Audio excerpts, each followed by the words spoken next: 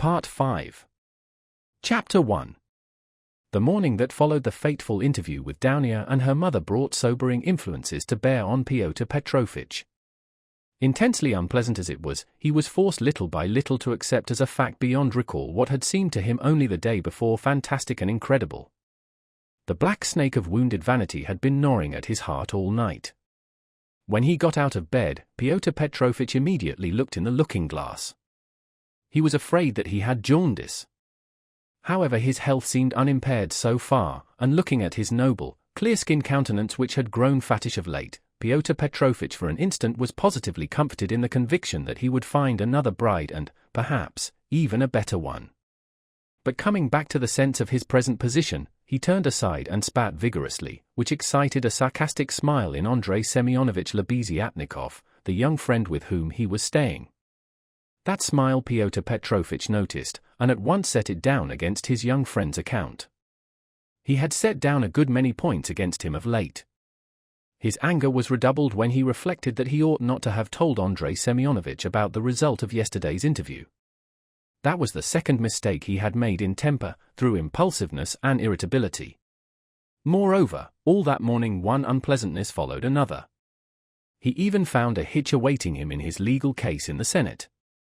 He was particularly irritated by the owner of the flat which had been taken in view of his approaching marriage and was being redecorated at his own expense. The owner, a rich German tradesman, would not entertain the idea of breaking the contract which had just been signed and insisted on the full forfeit money, though Pyotr Petrovitch would be giving him back the flat practically redecorated. In the same way the upholsterers refused to return a single ruble of the installment paid for the furniture purchased but not yet removed to the flat. Am I to get married simply for the sake of the furniture? Pyotr Petrovitch ground his teeth, and at the same time once more he had a gleam of desperate hope. Can all that be really so irrevocably over? Is it no use to make another effort?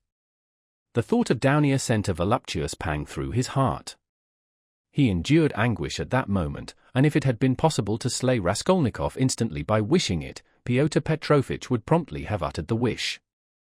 It was my mistake, too, not to have given them money, he thought, as he returned dejectedly to Lebeziatnikov's room, and why on earth was I such a Jew? It was false economy. I meant to keep them without a penny so that they should turn to me as their providence, and look at them. Phoo! If I'd spent some 1,500 rubles on them for the trousseau and presents, on knick-knacks, dressing cases, jewelry, materials, and all that sort of trash from Knops and the English shop, my position would have been better and stronger. They could not have refused me so easily. They are the sort of people that would feel bound to return money and presents if they broke it off, and they would find it hard to do it. And their conscience would prick them. How can we dismiss a man who has hitherto been so generous and delicate? I've made a blunder. And grinding his teeth again, Pyotr Petrovitch called himself a fool, but not aloud, of course. He returned home, twice as irritated and angry as before. The preparations for the funeral dinner at Katerina Ivanovna's excited his curiosity as he passed. He had heard about it the day before. He fancied, indeed, that he had been invited, but absorbed in his own cares he had paid no attention. Inquiring of Madame Lipovexel, who was busy laying the table while Katerina Ivanovna was away at the cemetery, he heard that the entertainment was to be a great affair, that all the lodgers had been invited, among them some who had not known the dead man, that even Andrei Semyonovitch Lebeziatnikov was invited in spite of his previous quarrel with Katerina Ivanovna, that he, Pyotr Petrovitch, was not only invited, but was eagerly expected as he was the most important of the lodgers.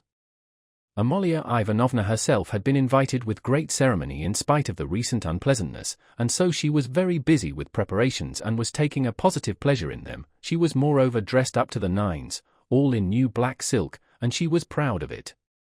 All this suggested an idea to Pyotr Petrovitch, and he went into his room, or rather Lebeziatnikov's, somewhat thoughtful.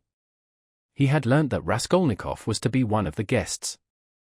Andrei Semyonovitch had been at home all the morning. The attitude of Pyotr Petrovitch to this gentleman was strange, though perhaps natural. Pyotr Petrovitch had despised and hated him from the day he came to stay with him, and at the same time he seemed somewhat afraid of him. He had not come to stay with him on his arrival in Petersburg simply from parsimony, though that had been perhaps his chief object. He had heard of Andrei Semyonovich, who had once been his ward, as a leading young progressive who was taking an important part in certain interesting circles, the doings of which were a legend in the provinces. It had impressed Pyotr Petrovitch. These powerful omniscient circles who despised everyone and showed everyone up had long inspired in him a peculiar but quite vague alarm. He had not, of course, been able to form even an approximate notion of what they meant. He, like everyone, had heard that there were, especially in Petersburg, progressives of some sort, nihilists and so on, and, like many people, he exaggerated and distorted the significance of those words to an absurd degree. What for many years past he had feared more than anything was being shown up, and this was the chief ground for his continual uneasiness at the thought of transferring his business to Petersburg. He was afraid of this as little children are sometimes panic-stricken. Some years before, when he was just entering on his own career, he had come upon two cases in which rather important personages in the province, patrons of his, had been cruelly shown up. One instance had ended in great scandal for the person attacked, and the other had very nearly ended in serious trouble. For this reason Pyotr Petrovitch intended to go into the subject as soon as he reached Petersburg and, if necessary, to anticipate contingencies by seeking the favor of our younger generation. He relied on Andrei Semyonovich for this, and before his visit to Raskolnikov he had succeeded in picking up some current phrases. He soon discovered that Andrei Semyonovich was a commonplace simpleton, but that by no means reassured Pyotr Petrovitch. Even if he had been certain that all the progressives were fools like him, it would not have allayed his uneasiness. All the doctrines, the ideas, the systems, with which Andrei Semyonovich pestered him had no interest for him. He had his own object. He simply wanted to find out at once what was happening here. Had these people any power or not? Had he anything to fear from them? Would they expose any enterprise of his? And what precisely was now the object of their attacks? Could he somehow make up to them and get round them if they really were powerful? Was this the thing to do or not? Couldn't he gain something through them? In fact, hundreds of questions presented themselves. Andrei Semyonovich was an anemic, scrofulous little man, with strangely flaxen mutton-chop whiskers of which he was very proud. He was a clerk and had almost always something wrong with his eyes. He was rather soft-hearted, but self-confident and sometimes extremely conceited in speech, which had an absurd effect, incongruous with his little figure. He was one of the lodgers most respected by Amalia Ivanovna, for he did not get drunk and paid regularly for his lodgings. Andrei Semyonovich really was rather stupid. He attached himself to the cause of progress and our younger generation from enthusiasm. He was one of the numerous and varied legion of dullards, of half-animate abortions, conceited, half-educated coxcombs, who attach themselves to the idea most in fashion only to vulgarize it, and who caricature every cause they serve, however sincerely. Though Lebeziatnikov was so good-natured, he, too, was beginning to dislike Pyotr Petrovitch. This happened on both sides unconsciously. However simple Andrei Semyonovich might be, he began to see that Pyotr Petrovitch was duping him and secretly despising him, and that he was not the right sort of man. He had tried expounding to him the system of Fourier and the Darwinian theory, but of late Pyotr Petrovitch began to listen too sarcastically and even to be rude. The fact was, he had begun instinctively to guess that Lebeziatnikov was not merely a commonplace simpleton, but, perhaps, a liar, too, and that he had no connections of any consequence even in his own circle, but had simply picked things up third-hand, and that very likely he did not even know much about his own work of propaganda, for he was in too great a muddle. A fine person he would be to show anyone up. It must be noted, by the way, that Pyotr Petrovitch had during those 10 days eagerly accepted the strangest praise from Andrei Semyonovich. He had not protested, for instance, when Andrei Semyonovich belauded him for being ready to contribute to the establishment of the new commune, or to abstain from christening his future children, or to acquiesce if Dounia were to take a lover a month after marriage, and so on. Pyotr Petrovitch so enjoyed hearing his own praises that he did not disdain even such virtues when they were attributed to him. Pyotr Petrovitch had had occasion that morning to realize some 5% bonds, and now he sat down to the table and counted over bundles of notes. Andrei Semyonovich, who hardly ever had any money, walked about the room pretending to himself to look at all those bank notes with indifference and even contempt. Nothing would have convinced Pyotr Petrovitch that Andrei Semyonovich could really look on the money unmoved, and the latter, on his side, kept thinking bitterly that Pyotr Petrovitch was capable of entertaining such an idea about him and was, perhaps, glad of the opportunity of teasing his young friend by reminding him of his inferiority and the great difference between them. He found him incredibly inattentive and irritable, though he, Andrei Semyonovitch, began enlarging on his favorite subject, the foundation of a new special commune.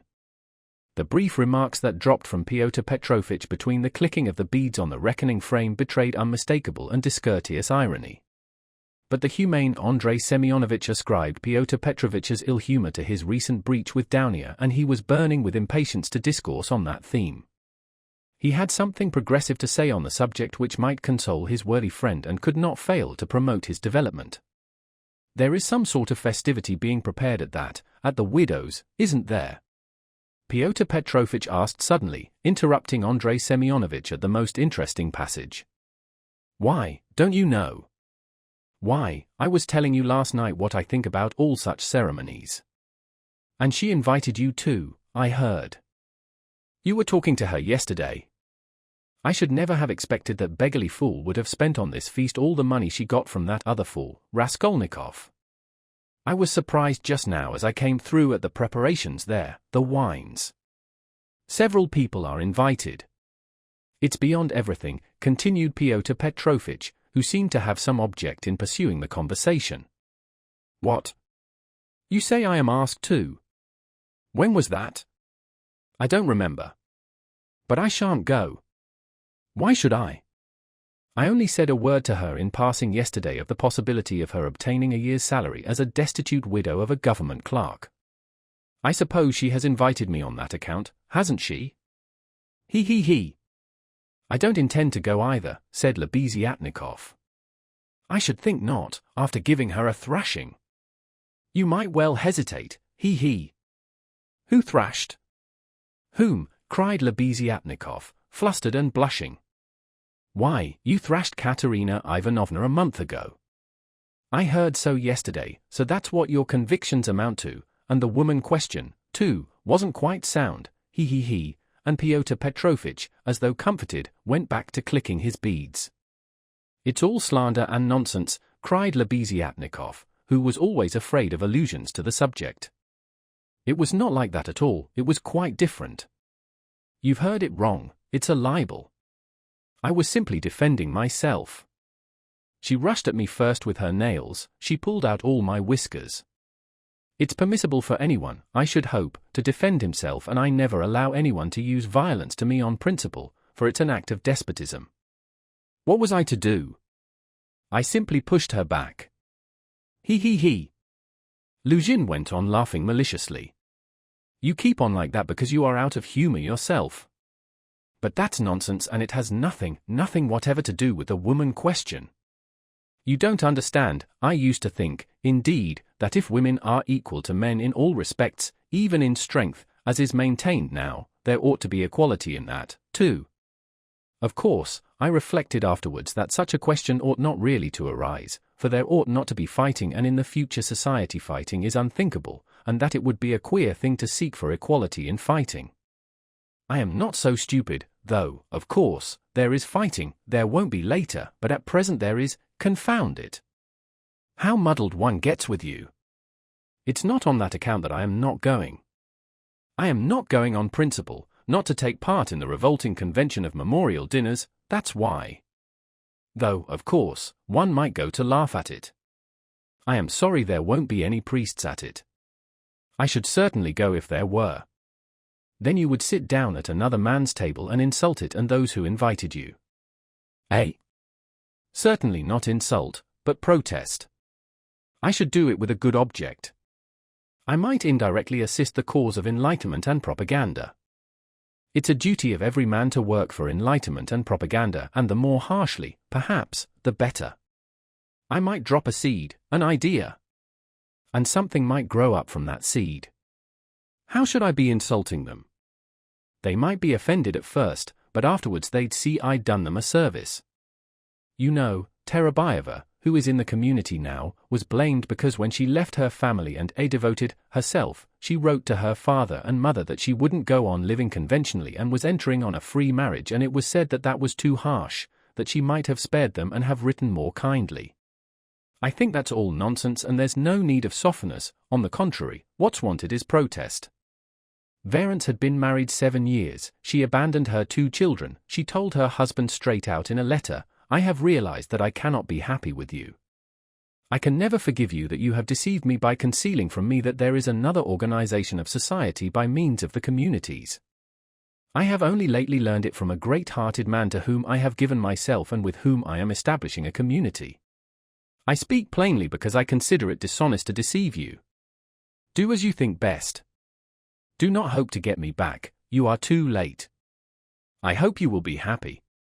That's how letters like that ought to be written. Is that Terabayeva the one you said had made a 3rd free marriage? No, it's only the 2nd, really. But what if it were the 4th, what if it were the 15th? That's all nonsense. And if ever I regretted the death of my father and mother, it is now, and I sometimes think if my parents were living what a protest I would have aimed at them. I would have done something on purpose. I would have shown them. I would have astonished them. I am really sorry there is no one to surprise. He. Well, be that as you will, Pyotr Petrovitch interrupted, but tell me this, do you know the dead man's daughter, the delicate-looking little thing? It's true what they say about her, isn't it? What of it? I think, that is, it is my own personal conviction that this is the normal condition of women. Why not? I mean, distinct ones. In our present society it is not altogether normal, because it is compulsory, but in the future society it will be perfectly normal, because it will be voluntary. Even as it is, she was quite right, she was suffering and that was her asset, so to speak, her capital which she had a perfect right to dispose of.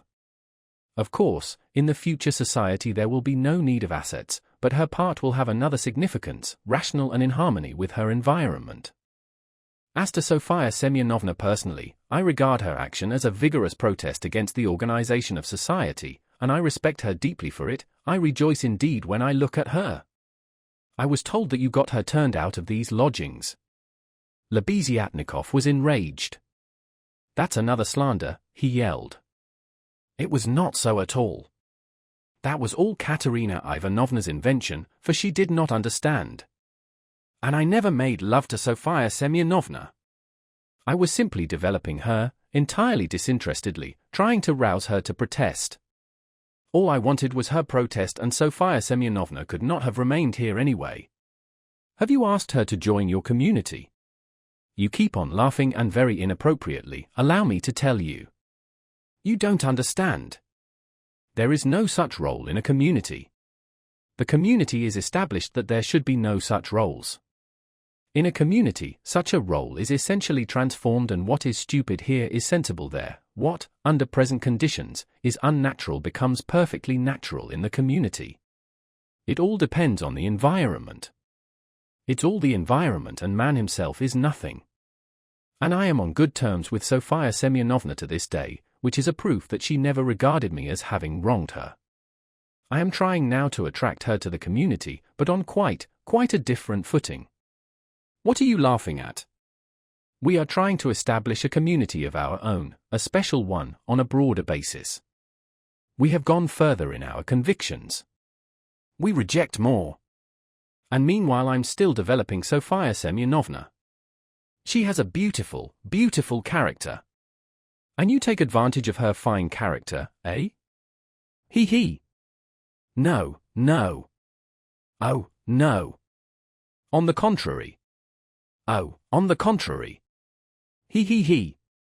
A queer thing to say. Believe me. Why should I disguise it? In fact, I feel it strange myself how timid, chaste and modern she is with me. And you, of course, are developing her, he. Trying to prove to her that all that modesty is nonsense. Not at all, not at all. How coarsely, how stupidly, excuse me saying so, you misunderstand the word development. Good heavens, how crude you still are.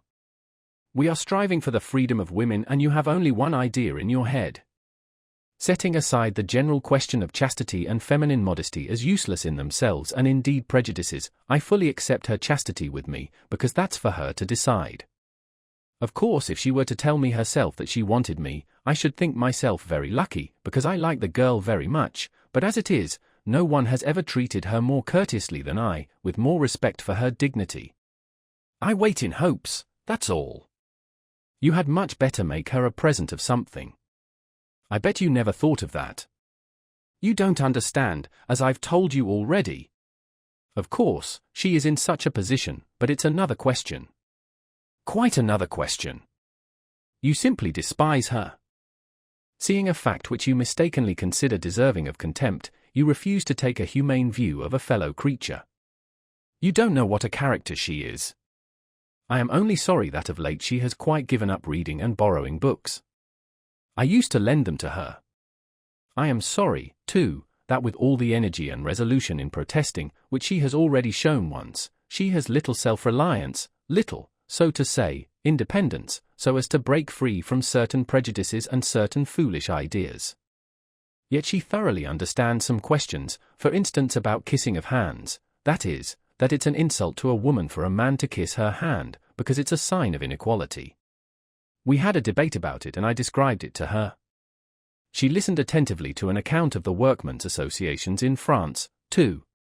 Now I am explaining the question of coming into the room in the future society. And what's that, pray? We had a debate lately on the question, has a member of the community the right to enter another member's room, whether man or woman, at any time, and we decided that he has. It might be at an inconvenient moment, he. Lebeziatnikov was really angry. You are always thinking of something unpleasant, he cried with aversion. TFU. How vexed I am that when I was expounding our system, I referred prematurely to the question of personal privacy. It's always a stumbling block to people like you, they turn it into ridicule before they understand it. And how proud they are of it, too. TFU. I've often maintained that that question should not be approached by a novice till he has a firm faith in the system. And tell me, please, what do you find so shameful even in cesspools? I should be the first to be ready to clean out any cesspool you like. And it's not a question of self-sacrifice, it's simply work, honorable, useful work which is as good as any other and much better than the work of a Raphael and a Pushkin, because it is more useful. And more honorable, he. What do you mean by more honorable? I don't understand such expressions to describe human activity. More honorable, nobler, all those are old-fashioned prejudices which I reject. Everything which is of use to mankind is honorable. I only understand one word, useful. You can snigger as much as you like, but that's so. Pyotr Petrovitch laughed heartily. He had finished counting the money and was putting it away. But some of the notes he left on the table. That cesspool question had already been a subject of dispute between them. What was absurd was that it made Lebeziatnikov really angry, while it amused Luzhin, and at that moment he particularly wanted to anger his young friend. It's your ill luck yesterday that makes you so ill-humored and annoying, blurted out Lebeziatnikov, who in spite of his independence and his protests did not venture to oppose Pyotr Petrovitch and still behaved to him with some of the respect habitual in earlier years. You'd better tell me this, Pyotr Petrovitch interrupted with haughty displeasure. Can you, or rather are you really friendly enough with that young person to ask her to step in here for a minute? I think they've all come back from the cemetery. I heard the sound of steps. I want to see her, that young person. What for? Lebeziatnikov asked with surprise. Oh, I want to. I am leaving here today or tomorrow and therefore I wanted to speak to her about. However, you may be present during the interview. It's better you should be, indeed. For there's no knowing what you might imagine. I shan't imagine anything. I only asked, and, if you've anything to say to her, nothing is easier than to call her in. I'll go directly and you may be sure I won't be in your way. 5 minutes later Lebeziatnikov came in with Sonia. She came in very much surprised and overcome with shyness as usual. She was always shy in such circumstances and was always afraid of new people. She had been as a child and was even more so now. Pyotr Petrovitch met her politely and affably, but with a certain shade of bantering familiarity which in his opinion was suitable for a man of his respectability and weight in dealing with a creature so young and so interesting as she. He hastened to reassure her and made her sit down facing him at the table. Sonia sat down, looked about her, at Lebeziatnikov, at the notes lying on the table and then again at Pyotr Petrovitch, and her eyes remained riveted on him. Lebeziatnikov was moving to the door. Pyotr Petrovitch signed to Sonia to remain seated and stopped Lebeziatnikov. "Is Raskolnikov in there?" "Has he come?" he asked him in a whisper. "Raskolnikov?" "Yes." "Why?" "Yes, he is there. I saw him just come in." "Why?" "Well, I particularly beg you to remain here with us and not to leave me alone with this young woman. I only want a few words with her, but God knows what they may make of it. I shouldn't like Raskolnikov to repeat anything. You understand what I mean?" "I understand." Lebeziatnikov saw the point. "Yes, you are right. Of course, I am convinced personally that you have no reason to be uneasy, but still, you are right. Certainly I'll stay. I'll stand here at the window and not be in your way."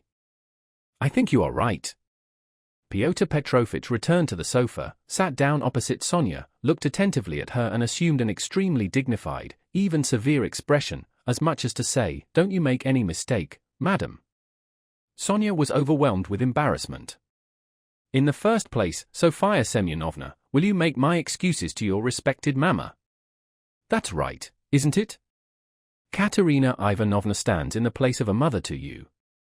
Pyotr Petrovitch began with great dignity, though affably. It was evident that his intentions were friendly. "Quite so, yes, the place of a mother," Sonia answered, timidly and hurriedly. "Then will you make my apologies to her?" "Through inevitable circumstances I am forced to be absent and shall not be at the dinner in spite of your mamma's kind invitation." "Yes. I'll tell her, at once." And Sonia hastily jumped up from her seat. "Wait, that's not all." Pyotr Petrovitch detained her, smiling at her simplicity and ignorance of good manners. "And you know me little, my dear Sofia Semyonovna, if you suppose I would have ventured to trouble a person like you for a matter of so little consequence affecting myself only. I have another object." Sonia sat down hurriedly. Her eyes rested again for an instant on the grey and rainbow-colored notes that remained on the table, but she quickly looked away and fixed her eyes on Pyotr Petrovitch. She felt it horribly indecorous, especially for her, to look at another person's money. She stared at the gold eyeglass which Pyotr Petrovitch held in his left hand and at the massive and extremely handsome ring with a yellow stone on his middle finger. But suddenly she looked away and, not knowing where to turn, ended by staring Pyotr Petrovitch again straight in the face. After a pause of still greater dignity he continued. "I chanced yesterday in passing to exchange a couple of words with Katerina Ivanovna, poor woman. That was sufficient to enable me to ascertain that she is in a position preternatural, if one may so express it." "Yes, preternatural," Sonia hurriedly assented.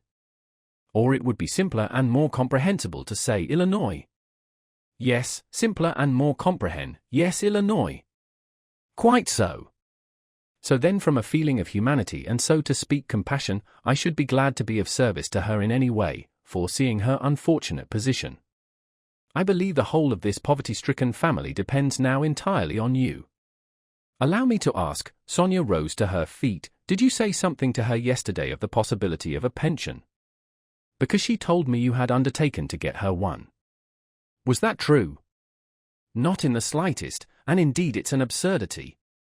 I merely hinted at her obtaining temporary assistance as the widow of an official who had died in the service, if only she has patronage, but apparently your late parent had not served his full term and had not indeed been in the service at all of late. In fact, if there could be any hope, it would be very ephemeral, because there would be no claim for assistance in that case, far from it. And she is dreaming of a pension already, he. A go-ahead lady. Yes, she is. For she is credulous and good-hearted, and she believes everything from the goodness of her heart and she is like that, yes." "You must excuse her," said Sonia, and again she got up to go. "But you haven't heard what I have to say." "No, I haven't heard, muttered Sonia. Then sit down. She was terribly confused. She sat down again a third time. Seeing her position with her unfortunate little ones, I should be glad, as I have said before, so far as lies in my power, to be of service, that is, so far as is in my power, not more. One might for instance get up a subscription for her, or a lottery, something of the sort, such as is always arranged in such cases by friends or even outsiders desirous of assisting people.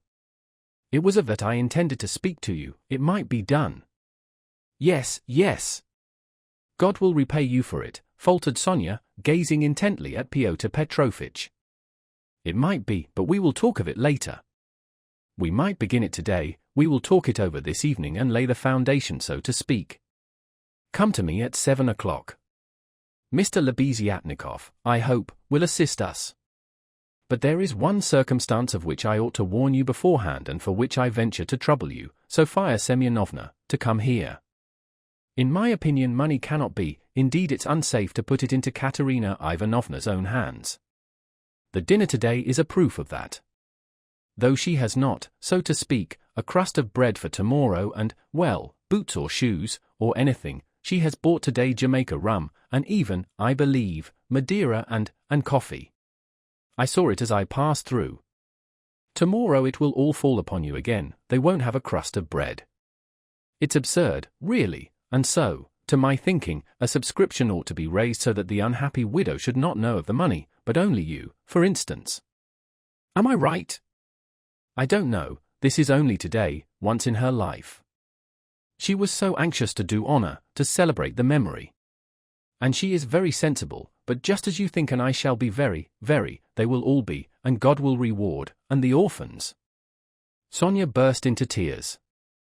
Very well, then, keep it in mind, and now will you accept for the benefit of your relation the small sum that I am able to spare, from me personally? I am very anxious that my name should not be mentioned in connection with it. Here, having so to speak anxieties of my own, I cannot do more.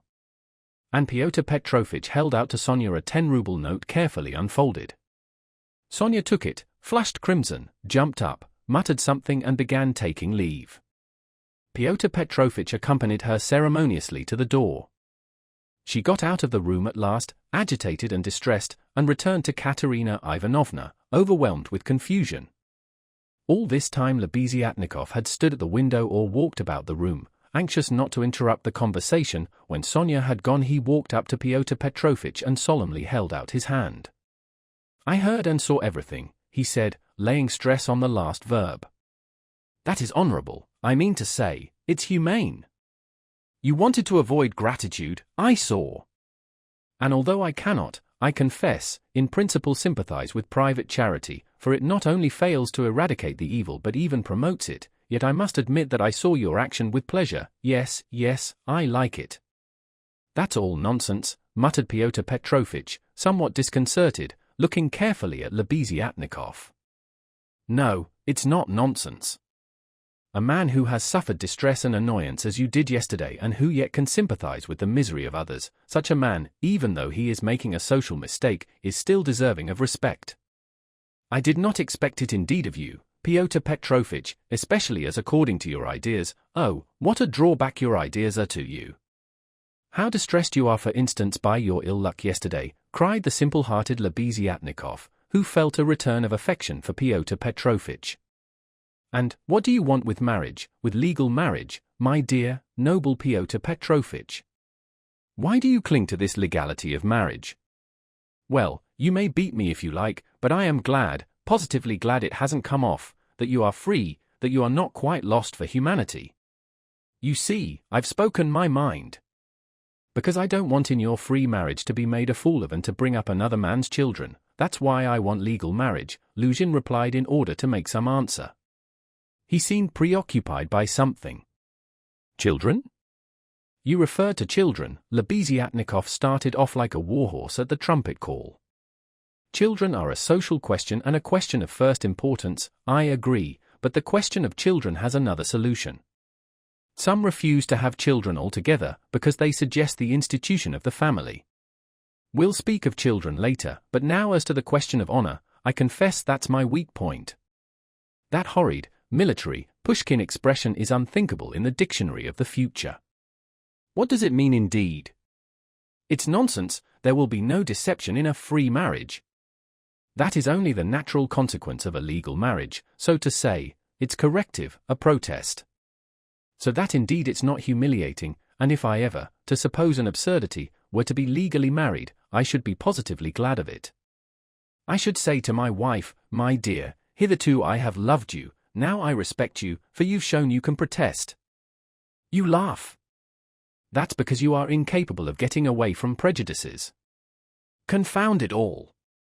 I understand now where the unpleasantness is of being deceived in a legal marriage, but it's simply a despicable consequence of a despicable position in which both are humiliated. When the deception is open, as in a free marriage, then it does not exist, it's unthinkable. Your wife will only prove how she respects you by considering you incapable of opposing her happiness and avenging yourself on her for her new husband. Damn it all! I sometimes dream if I were to be married, phoo! I mean if I were to marry, legally or not, it's just the same, I should present my wife with a lover if she had not found one for herself. My dear, I should say, I love you, but even more than that I desire you to respect me. See? Am I not right? Pyotr Petrovitch sniggered as he listened, but without much merriment. He hardly heard it indeed. He was preoccupied with something else, and even Lebeziatnikov at last noticed it. Pyotr Petrovitch seemed excited and rubbed his hands. Lebeziatnikov remembered all this and reflected upon it afterwards. Chapter 2. It would be difficult to explain exactly what could have originated the idea of that senseless dinner in Katerina Ivanovna's disordered brain. Nearly 10 of the 20 rubles, given by Raskolnikov for Marmeladov's funeral, were wasted upon it. Possibly Katerina Ivanovna felt obliged to honor the memory of the deceased suitably, that all the lodgers, and still more Amalia Ivanovna, might know that he was in no way their inferior, and perhaps very much their superior, and that no one had the right to turn up his nose at him. Perhaps the chief element was that peculiar poor man's pride, which compels many poor people to spend their last savings on some traditional social ceremony, simply in order to do like other people, and not to be looked down upon. It is very probable, too, that Katerina Ivanovna longed on this occasion, at the moment when she seemed to be abandoned by everyone, to show those wretched contemptible lodgers that she knew how to do things, how to entertain, and that she had been brought up in a genteel, she might almost say aristocratic colonel's family, and had not been meant for sweeping floors and washing the children's rags at night. Even the poorest and most broken-spirited people are sometimes liable to these paroxysms of pride and vanity which take the form of an irresistible nervous craving. And Katerina Ivanovna was not broken-spirited, she might have been killed by circumstance, but her spirit could not have been broken, that is, she could not have been intimidated, her will could not be crushed. Moreover, Sonia had said with good reason that her mind was unhinged. She could not be said to be insane, but for a year past she had been so harassed that her mind might well be overstrained. The later stages of consumption are apt, doctors tell us, to affect the intellect. There was no great variety of wines, nor was there Madeira, but wine there was. There was vodka, rum and Lisbon wine, all of the poorest quality but in sufficient quantity. Besides the traditional rice and honey, there were 3 or 4 dishes, one of which consisted of pancakes, all prepared in Amalia Ivanovna's kitchen. 2 samovars were boiling, that tea and punch might be offered after dinner. Katerina Ivanovna had herself seen to purchasing the provisions, with the help of one of the lodgers, an unfortunate little Pole who had somehow been stranded at Madame Lipovexel's. He promptly put himself at Katerina Ivanovna's disposal and had been all that morning and all the day before running about as fast as his legs could carry him, and very anxious that everyone should be aware of it. For every trifle he ran to Katerina Ivanovna, even hunting her out at the bazaar, at every instant called her Pony. She was heartily sick of him before the end, though she had declared at first that she could not have got on without this serviceable and magnanimous man. It was one of Katerina Ivanovna's characteristics to paint everyone she met in the most glowing colors. Her praises were so exaggerated as sometimes to be embarrassing. She would invent various circumstances to the credit of her new acquaintance and quite genuinely believe in their reality.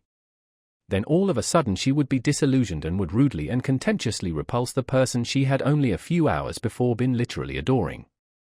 She was naturally of a gay, lively, and peace-loving disposition, but from continual failures and misfortune she had come to desire so keenly that all should live in peace and joy and should not dare to break the peace, that the slightest jar, the smallest disaster reduced her almost to frenzy, and she would pass in an instant from the brightest hopes and fancies to cursing her fate and raving, and knocking her head against the wall.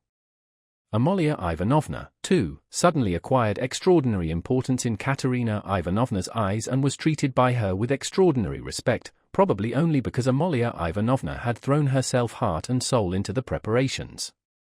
She had undertaken to lay the table, to provide the linen, crockery, etc., and to cook the dishes in her kitchen, and Katerina Ivanovna had left it all in her hands and gone herself to the cemetery. Everything had been well done. Even the tablecloth was nearly clean, the crockery, knives, forks and glasses were, of course, of all shapes and patterns, lent by different lodgers, but the table was properly laid at the time fixed, and Amalia Ivanovna, feeling she had done her work well, had put on a black silk dress and a cap with new mourning ribbons and met the returning party with some pride. This pride, though justifiable, displeased Katerina Ivanovna for some reason, as though the table could not have been laid except by Amalia Ivanovna. She disliked the cap with new ribbons, too. Could she be stuck up, the stupid German, because she was mistress of the house, and had consented as a favour to help her poor lodgers? As a favour! Fancy that! Katerina Ivanovna's father, who had been a colonel and almost a governor, had sometimes had the table set for 40 persons, and then anyone like Amalia Ivanovna, or rather Ludwigovna, would not have been allowed into the kitchen. Katerina Ivanovna, however, put off expressing her feelings for the time and contented herself with treating her coldly, though she decided inwardly that she would certainly have to put Amalia Ivanovna down and set her in her proper place, for goodness only knew what she was fancying herself. Katerina Ivanovna was irritated too by the fact that hardly any of the lodgers invited had come to the funeral, except the Pole who had just managed to run into the cemetery, while to the memorial dinner the poorest and most insignificant of them had turned up, the wretched creatures, many of them not quite sober. The older and more respectable of them all, as if by common consent, stayed away. Pyotr Petrovitch Luzhin, for instance, who might be said to be the most respectable of all the lodgers, did not appear, though Katerina Ivanovna had the evening before told all the world, that is Amalia Ivanovna, Polenka, Sonia, and the Pole, that he was the most generous, noble-hearted man with a large property and vast connections, who had been a friend of her first husband's, and a guest in her father's house, and that he had promised to use all his influence to secure her a considerable pension. It must be noted that when Katerina Ivanovna exalted anyone's connections and fortune, it was without any ulterior motive, quite disinterestedly, for the mere pleasure of adding to the consequence of the person praised. Probably taking his cue from Luzhin, that contemptible wretch Lebeziatnikov had not turned up either. What did he fancy himself? He was only asked out of kindness and because he was sharing the same room with Pyotr Petrovitch and was a friend of his, so that it would have been awkward not to invite him. Among those who failed to appear were the genteel lady and her old maidish daughter, who had only been lodgers in the house for the last fortnight, but had several times complained of the noise and uproar in Katerina Ivanovna's room, especially when Marmeladov had come back drunk. Katerina Ivanovna heard this from Amalia Ivanovna, who, quarrelling with Katerina Ivanovna, and threatening to turn the whole family out of doors, had shouted at her that they were not worth the foot of the honourable lodgers whom they were disturbing. Katerina Ivanovna determined now to invite this lady and her daughter, whose foot she was not worth, and who had turned away haughtily when she casually met them, so that they might know that she was more noble in her thoughts and feelings and did not harbour malice, and might see that she was not accustomed to her way of living. She had proposed to make this clear to them at dinner with allusions to her late father's governorship, and also at the same time to hint that it was exceedingly stupid of them to turn away on meeting her. The fat colonel-major, he was really a discharged officer of low rank, was also absent, but it appeared that he had been not himself for the last 2 days. The party consisted of the Pole, a wretched-looking clerk with a spotty face and a greasy coat, who had not a word to say for himself, and smelt abominably, a deaf and almost blind old man who had once been in the post office and who had been from immemorial ages maintained by someone at Amalia Ivanovna's. A retired clerk of the commissariat department came, too. He was drunk, had a loud and most unseemly laugh and only fancy was without a waistcoat. One of the visitors sat straight down to the table without even greeting Katerina Ivanovna. Finally, one person having no suit appeared in his dressing gown, but this was too much, and the efforts of Amalia Ivanovna and the Pole succeeded in removing him. The Pole brought with him, however, two other Poles who did not live at Amalia Ivanovna's and whom no one had seen here before. All this irritated Katerina Ivanovna intensely. For whom had they made all these preparations then? To make room for the visitors, the children had not even been laid for at the table, but the two little ones were sitting on a bench in the furthest corner with their dinner laid on a box, while Polenka as a big girl had to look after them, feed them, and keep their noses wiped like well-bred children's. Katerina Ivanovna, in fact, could hardly help meeting her guests with increased dignity, and even haughtiness. She stared at some of them with special severity, and loftily invited them to take their seats. Rushing to the conclusion that Amalia Ivanovna must be responsible for those who were absent, she began treating her with extreme nonchalance, which the latter promptly observed and resented.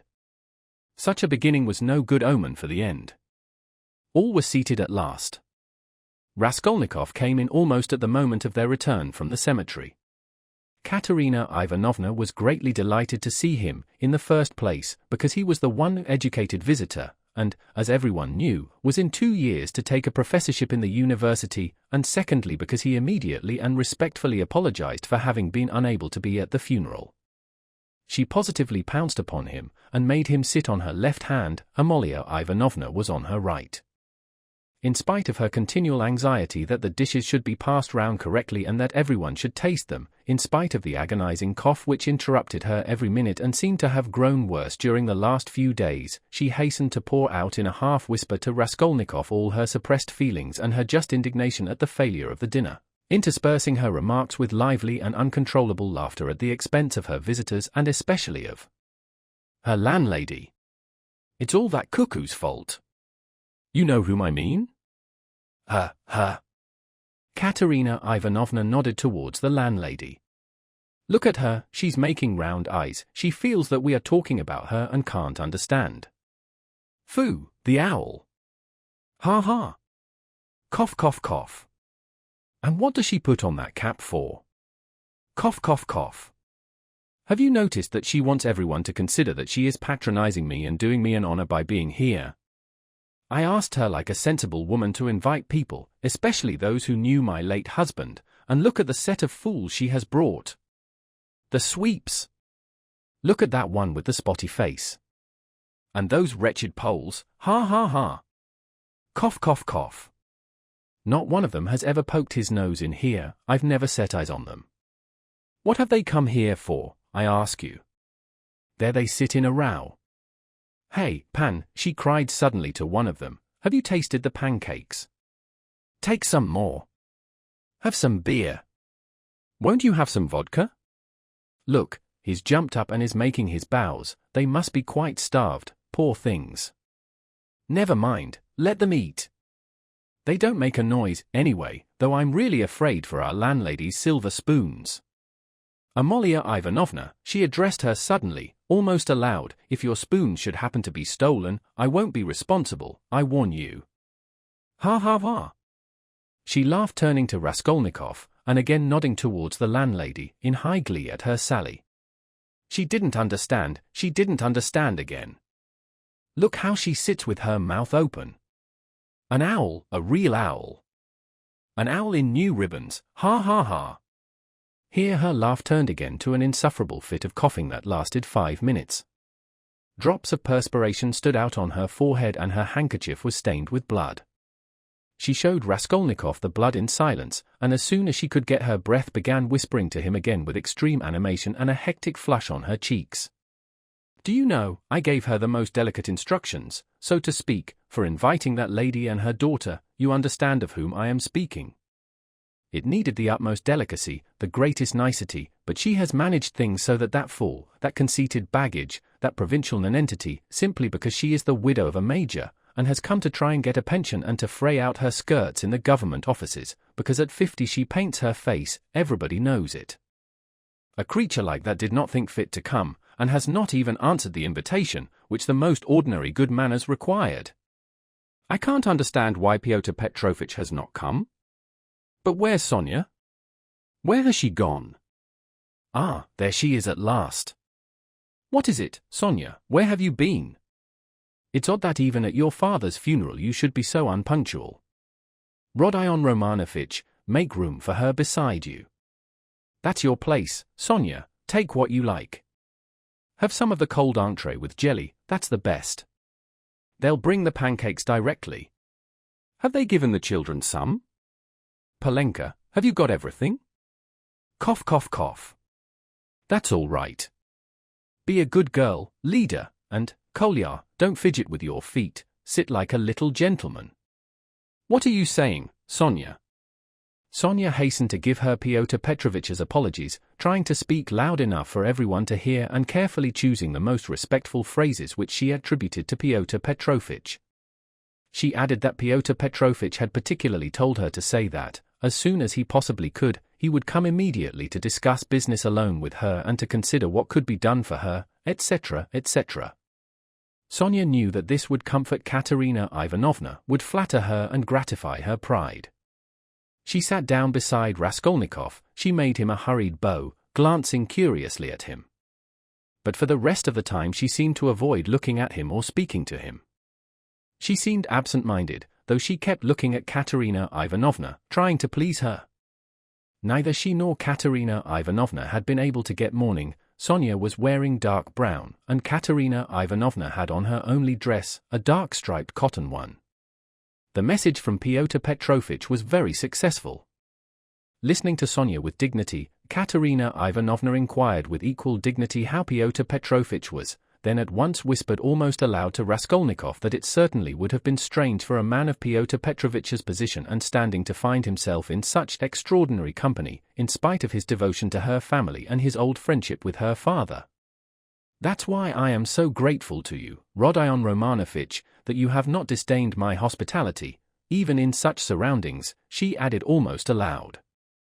But I am sure that it was only your special affection for my poor husband that has made you keep your promise. Then once more with pride and dignity she scanned her visitors, and suddenly inquired aloud across the table of the deaf man, wouldn't he have some more meat, and had he been given some wine? The old man made no answer and for a long while could not understand what he was asked, though his neighbors amused themselves by poking and shaking him. He simply gazed about him with his mouth open, which only increased the general mirth. What an imbecile! Look, look! Why was he brought? But as to Pyotr Petrovitch, I always had confidence in him, Katerina Ivanovna continued, and, of course, he is not like, with an extremely stern face she addressed Amalia Ivanovna so sharply and loudly that the latter was quite disconcerted, not like your dressed-up draggletails whom my father would not have taken as cooks into his kitchen, and my late husband would have done them honor if he had invited them in the goodness of his heart. Yes, he was fond of drink, he was fond of it, he did drink, cried the commissariat clerk, gulping down his 12th glass of vodka. My late husband certainly had that weakness, and everyone knows it. Katerina Ivanovna attacked him at once, but he was a kind and honorable man, who loved and respected his family. The worst of it was his good nature made him trust all sorts of disreputable people, and he drank with fellows who were not worth the sole of his shoe. Would you believe it, Rodion Romanovich, they found a gingerbread cock in his pocket, he was dead drunk, but he did not forget the children. A cock? Did you say a cock? Shouted the commissariat clerk. Katerina Ivanovna did not vouchsafe a reply. She sighed, lost in thought.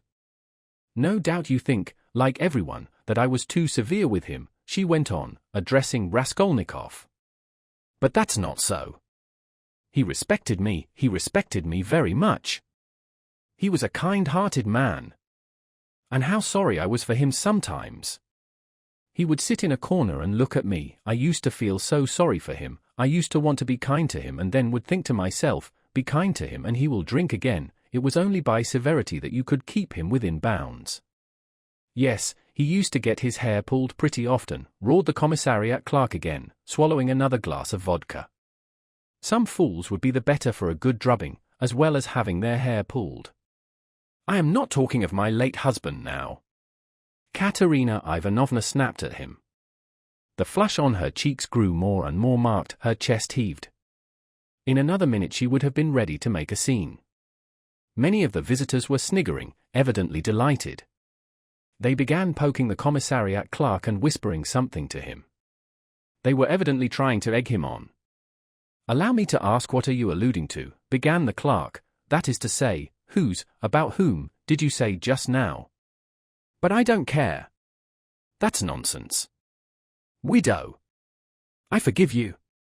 "Pass." And he took another drink of vodka. Raskolnikov sat in silence, listening with disgust. He only ate from politeness, just tasting the food that Katerina Ivanovna was continually putting on his plate, to avoid hurting her feelings. He watched Sonia intently.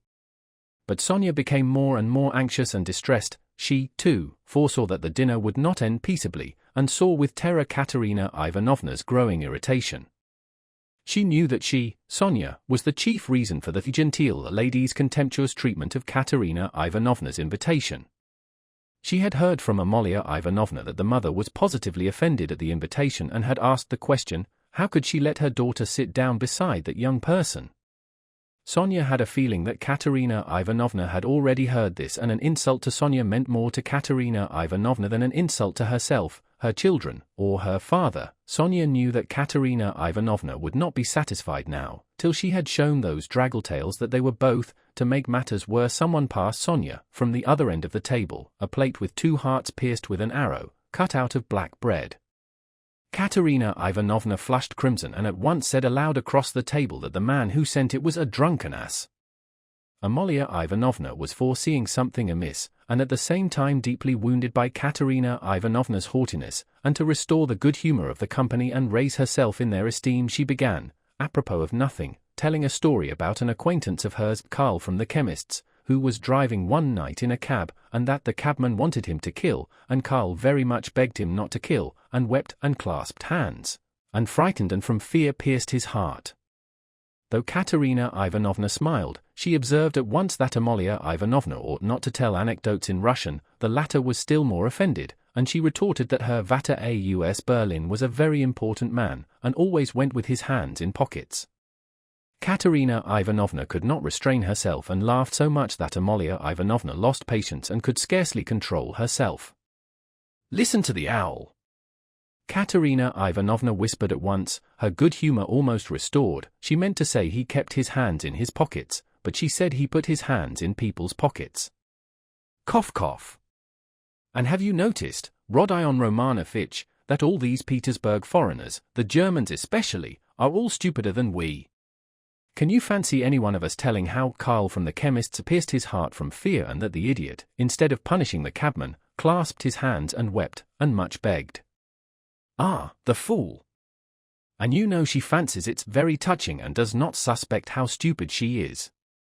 To my thinking that drunken commissariat clerk is a great deal cleverer. Anyway, one can see that he has addled his brains with drink, but you know, these foreigners are always so well behaved and serious. Look how she sits glaring. She is angry, ha ha. Cough cough cough." Regaining her good humor, Katerina Ivanovna began at once telling Raskolnikov that when she had obtained her pension, she intended to open a school for the daughters of gentlemen in her native town T. This was the first time she had spoken to him of the project, and she launched out into the most alluring details. It suddenly appeared that Katerina Ivanovna had in her hands the very certificate of honor of which Marmeladov had spoken to Raskolnikov in the tavern, when he told him that Katerina Ivanovna, his wife, had danced the shawl dance before the governor and other great personages on leaving school. This certificate of honor was obviously intended now to prove Katerina Ivanovna's right to open a boarding school, but she had armed herself with it chiefly with the object of overwhelming those 2 stuck-up draggle-tails if they came to the dinner, and proving incontestably that Katerina Ivanovna was of the most noble, she might even say aristocratic family, a colonel's daughter, and was far superior to certain adventuresses who have been so much to the fore of late. The certificate of honor immediately passed into the hands of the drunken guests, and Katerina Ivanovna did not try to retain it, for it actually contained the statement en toutes lettres, that her father was of the rank of a major, and also a companion of an order, so that she really was almost the daughter of a colonel. Warming up, Katerina Ivanovna proceeded to enlarge on the peaceful and happy life they would lead in T, on the gymnasium teachers whom she would engage to give lessons in her boarding school, one a most respectable old Frenchman, one Mangot, who had taught Katerina Ivanovna herself in old days and was still living in T, and would no doubt teach in her school on moderate terms. Next she spoke of Sonia, who would go with her to T, and help her in all her plans. At this someone at the further end of the table gave a sudden guffaw. Though Katerina Ivanovna tried to appear to be disdainfully unaware of it, she raised her voice and began at once speaking with conviction of Sonia's undoubted ability to assist her, of her gentleness, patience, devotion, generosity and good education, tapping Sonia on the cheek and kissing her warmly twice. Sonia flushed crimson, and Katerina Ivanovna suddenly burst into tears, immediately observing that she was nervous and silly, that she was too much upset, that it was time to finish, and as the dinner was over, it was time to hand round the tea. At that moment, Amalia Ivanovna, deeply aggrieved at taking no part in the conversation, and not being listened to, made one last effort, and with secret misgivings ventured on an exceedingly deep and weighty observation, that in the future boarding school she would have to pay particular attention to dye wash, and that there certainly must be a good dame to look after the linen, and secondly that the young ladies must not novels at night read. Katerina Ivanovna, who certainly was upset and very tired, as well as heartily sick of the dinner, at once cut short Amalia Ivanovna, saying she knew nothing about it and was talking nonsense, that it was the business of the laundry maid, and not of the directress of a high-class boarding school to look after dye wash, and as for novel reading, that was simply rudeness, and she begged her to be silent. Amalia Ivanovna fired up and getting angry observed that she only meant her good, and that she had meant her very good, and that it was long since she had paid her gold for the lodgings. Katerina Ivanovna at once set her down, saying that it was a lie to say she wished her good, because only yesterday when her dead husband was lying on the table, she had worried her about the lodgings. To this Amalia Ivanovna very appropriately observed that she had invited those ladies, but those ladies had not come, because those ladies are ladies and cannot come to a lady who is not a lady. Katerina Ivanovna at once pointed out to her, that as she was a slut she could not judge what made one really a lady. Amalia Ivanovna at once declared that her Vater aus Berlin was a very, very important man, and both hands in pockets went, and always used to say, "Puff, puff," and she leapt up from the table to represent her father, sticking her hands in her pockets, puffing her cheeks, and uttering vague sounds resembling puff, puff, amid loud laughter from all the lodgers, who purposely encouraged Amalia Ivanovna, hoping for a fight. But this was too much for Katerina Ivanovna, and she at once declared, so that all could hear, that Amalia Ivanovna probably never had a father but was simply a drunken Petersburg Finn, and had certainly once been a cook and probably something worse. Amalia Ivanovna turned as red as a lobster and squealed that perhaps Katerina Ivanovna never had a father, but she had a Vater aus Berlin and that he wore a long coat and always said puff puff puff. Katerina Ivanovna observed contemptuously that all knew what her family was and that on that very certificate of honor it was stated in print that her father was a colonel, while Amalia Ivanovna's father, if she really had one, was probably some Finnish milkman, but that probably she never had a father at all, since it was still uncertain whether her name was Amalia Ivanovna or Amalia Ludwigovna. At this Amalia Ivanovna, lashed to fury, struck the table with her fist, and shrieked that she was Amalia Ivanovna, and not Ludwigovna, that her Vater was named Johann and that he was a burgomeister, and that Katerina Ivanovna's Vater was quite never a burgomeister. Katerina Ivanovna rose from her chair, and with a stern and apparently calm voice, though she was pale and her chest was heaving, observed that if she dared for one moment to set her contemptible wretch of a father on a level with her papa, she, Katerina Ivanovna, would tear her cap off her head and trample it underfoot. Amalia Ivanovna ran about the room, shouting at the top of her voice, that she was mistress of the house and that Katerina Ivanovna should leave the lodgings that minute. Then she rushed for some reason to collect the silver spoons from the table. There was a great outcry and uproar, the children began crying. Sonia ran to restrain Katerina Ivanovna, but when Amalia Ivanovna shouted something about the yellow ticket, Katerina Ivanovna pushed Sonia away, and rushed at the landlady to carry out her threat. At that minute the door opened, and Pyotr Petrovitch Luzhin appeared on the threshold. He stood scanning the party with severe and vigilant eyes. Katerina Ivanovna rushed to him. Chapter 3.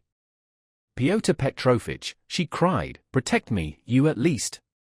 Make this foolish woman understand that she can't behave like this to a lady in misfortune, that there is a law for such things. I'll go to the Governor-General himself. She shall answer for it. Remembering my father's hospitality, protect these orphans. Allow me, madam. Allow me. Pyotr Petrovitch waved her off. Your papa, as you are well aware, I had not the honor of knowing. Someone laughed aloud, and I do not intend to take part in your everlasting squabbles with Amalia Ivanovna. I have come here to speak of my own affairs, and I want to have a word with your stepdaughter, Sofia Ivanovna, I think it is? Allow me to pass. Pyotr Petrovitch, edging by her, went to the opposite corner where Sonia was. Katerina Ivanovna remained standing where she was, as though thunderstruck. She could not understand how Pyotr Petrovitch could deny having enjoyed her father's hospitality. Though she had invented it herself, she believed in it firmly by this time. She was struck too by the businesslike, dry and even contemptuous menacing tone of Pyotr Petrovitch. All the clamour gradually died away at his entrance. Not only was this serious businessman strikingly incongruous with the rest of the party, but it was evident, too, that he had come upon some matter of consequence, that some exceptional cause must have brought him, and that therefore something was going to happen. Raskolnikov, standing beside Sonia, moved aside to let him pass. Pyotr Petrovitch did not seem to notice him. A minute later Lebeziatnikov, too, appeared in the doorway. He did not come in, but stood still, listening with marked interest, almost wonder, and seemed for a time perplexed. Excuse me for possibly interrupting you, but it's a matter of some importance, Pyotr Petrovitch observed, addressing the company generally. I am glad indeed to find other persons present. Amalia Ivanovna, I humbly beg you as mistress of the house to pay careful attention to what I have to say to Sofia Ivanovna. Sofia Ivanovna, he went on, addressing Sonia, who was very much surprised and already alarmed. Immediately after your visit I found that 100-ruble note was missing from my table, in the room of my friend Mr. Lebeziatnikov. If in any way whatever you know and will tell us where it is now, I assure you on my word of honor and call all present to witness that the matter shall end there. In the opposite case I shall be compelled to have recourse to very serious measures, and then you must blame yourself. Complete silence reigned in the room. Even the crying children were still. Sonia stood deadly pale, staring at Luzhin and unable to say a word. She seemed not to understand. Some seconds passed. Well, how is it to be then? He asked Luzhin, looking intently at her. I don't know. I know nothing about it, Sonia articulated faintly at last. No, you know nothing. Luzhin repeated, and again he paused for some seconds. Think a moment, mademoiselle, he began severely, but still, as it were, admonishing her. Reflect, I am prepared to give you time for consideration. Kindly observe this, if I were not so entirely convinced I should not, you may be sure, with my experience, venture to accuse you so directly. Seeing that for such direct accusation before witnesses, if false or even mistaken, I should myself in a certain sense be made responsible, I am aware of that. This morning I changed for my own purposes several 5% securities for the sum of approximately 3,000 rubles.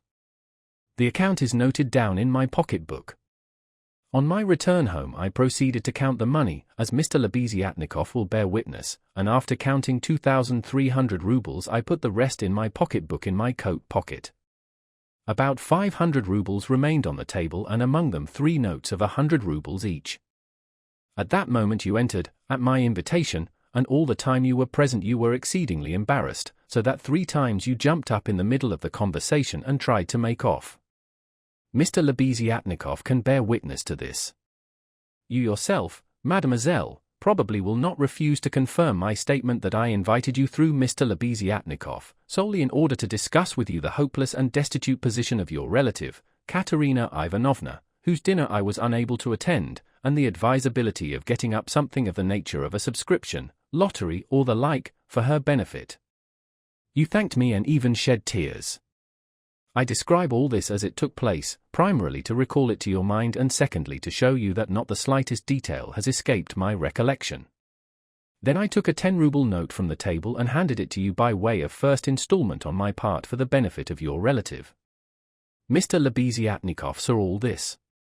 Then I accompanied you to the door, you being still in the same state of embarrassment, after which, being left alone with Mr. Lebeziatnikov, I talked to him for 10 minutes, then Mr. Lebeziatnikov went out and I returned to the table with the money lying on it, intending to count it and to put it aside, as I proposed doing before. To my surprise, 100-ruble note had disappeared. Kindly consider the position. Mr. Lebeziatnikov, I cannot suspect. I am ashamed to allude to such a supposition. I cannot have made a mistake in my reckoning, for the minute before your entrance I had finished my accounts and found the total correct. You will admit that, recollecting your embarrassment, your eagerness to get away, and the fact that you kept your hands for some time on the table, and taking into consideration your social position and the habits associated with it, I was, so to say, with horror and positively against my will, compelled to entertain a suspicion, a cruel, but justifiable suspicion. I will add further and repeat that in spite of my positive conviction, I realize that I run a certain risk in making this accusation, but as you see, I could not let it pass. I have taken action, and I will tell you why, solely, madam, solely, owing to your black ingratitude. Why? I invite you for the benefit of your destitute relative, I present you with my donation of 10 rubles, and you, on the spot, repay me for all that with such an action. It is too bad. You need a lesson. Reflect. Moreover, like a true friend, I beg you, and you could have no better friend at this moment, think what you are doing, otherwise I shall be immovable. Well, what do you say? I have taken nothing, Sonia whispered in terror. You gave me 10 rubles, here it is, take it. Sonia pulled her handkerchief out of her pocket, untied a corner of it, took out the 10-ruble note and gave it to Luzhin. And the 100 rubles you do not confess to taking, he insisted reproachfully, not taking the note. Sonia looked about her. All were looking at her with such awful, stern, ironical, hostile eyes. She looked at Raskolnikov. He stood against the wall, with his arms crossed, looking at her with glowing eyes. Good God, broke from Sonia. Amalia Ivanovna, we shall have to send word to the police, and therefore I humbly beg you meanwhile to send for the house porter, Luzhin said softly and even kindly. Gott der Barmherzige. I knew she was the thief, cried Amalia Ivanovna, throwing up her hands. You knew it? Luzhin caught her up. Then I suppose you had some reason before this for thinking so. I beg you, worthy Amalia Ivanovna, to remember your words which have been uttered before witnesses. There was a buzz of loud conversation on all sides. All were in movement. What? Cried Katerina Ivanovna, suddenly realizing the position, and she rushed at Luzhin. What? You accuse her of stealing? Sonia? Ah, the wretches, the wretches! And running to Sonia, she flung her wasted arms round her and held her as in a vice. Sonia! How dared you take 10 rubles from him? Foolish girl! Give it to me! Give me the 10 rubles at once, here! And snatching the note from Sonia, Katerina Ivanovna crumpled it up and flung it straight into Luzhin's face. It hit him in the eye and fell on the ground. Amalia Ivanovna hastened to pick it up. Pyotr Petrovitch lost his temper. Hold that mad woman, he shouted. At that moment several other persons, besides Lebeziatnikov, appeared in the doorway, among them the 2 ladies. What? Mad? Am I mad? Idiot, shrieked Katerina Ivanovna. You are an idiot yourself, pettifogging lawyer, base man. Sonia, Sonia, take his money. Sonia a thief. Why, she'd give away her last penny, and Katerina Ivanovna broke into hysterical laughter. Did you ever see such an idiot? She turned from side to side. And you too, she suddenly saw the landlady, and you too, sausage eater, you declare that she is a thief, you trashy Prussian hen's leg in a crinoline. She hasn't been out of this room, she came straight from you, you wretch, and sat down beside me, everyone saw her. She sat here, by Rodion Romanovitch. Search her. Since she's not left the room, the money would have to be on her. Search her, search her. But if you don't find it, then excuse me, my dear fellow, you'll answer for it.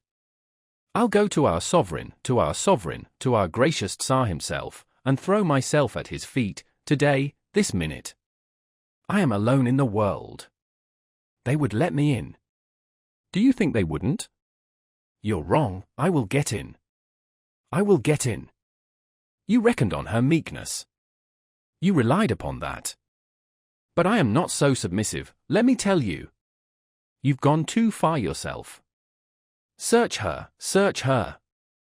And Katerina Ivanovna in a frenzy shook Luzhin and dragged him towards Sonia. I am ready, I'll be responsible, but calm yourself, madam, calm yourself. I see that you are not so submissive. Well, well, but as to that, Luzhin muttered, that ought to be before the police, though indeed there are witnesses enough as it is. I am ready. But in any case it's difficult for a man, on account of her sex. But with the help of Amalia Ivanovna, though, of course, it's not the way to do things. How is it to be done? As you will. Let anyone who likes search her, cried Katerina Ivanovna. Sonia, turn out your pockets. See. Look, monster, the pocket is empty, here was her handkerchief. Here is the other pocket, look. Do you see, do you see? And Katerina Ivanovna turned, or rather snatched, both pockets inside out. But from the right pocket a piece of paper flew out and describing a parabola in the air fell at Luzhin's feet. Everyone saw it, several cried out. Pyotr Petrovitch stooped down, picked up the paper in 2 fingers, lifted it where all could see it and opened it. It was a 100-ruble note folded in 8. Pyotr Petrovitch held up the note showing it to everyone. Thief! Out of my lodging! Police, police, yelled Amalia Ivanovna. They must to Siberia be sent. Away! Exclamations arose on all sides. Raskolnikov was silent, keeping his eyes fixed on Sonia, except for an occasional rapid glance at Luzhin. Sonia stood still, as though unconscious. She was hardly able to feel surprise. Suddenly the color rushed to her cheeks, she uttered a cry and hid her face in her hands. No, it wasn't I. I didn't take it. I know nothing about it, she cried with a heart-rending wail, and she ran to Katerina Ivanovna, who clasped her tightly in her arms, as though she would shelter her from all the world. Sonia! Sonia! I don't believe it! You see, I don't believe it, she cried in the face of the obvious fact, swaying her to and fro in her arms like a baby, kissing her face continually, then snatching at her hands and kissing them, too. You took it. How stupid these people are! Oh dear! You are fools, fools, she cried, addressing the whole room. You don't know what a heart she has, what a girl she is. She'd take it, she? She'd sell her last rag, she'd go barefoot to help you if you needed it, that's what she is. She has the yellow passport because my children were starving, she sold herself for us. Ah, husband, husband! Do you see? Do you see? What a memorial dinner for you! Merciful heavens! Defend her, why are you all standing still?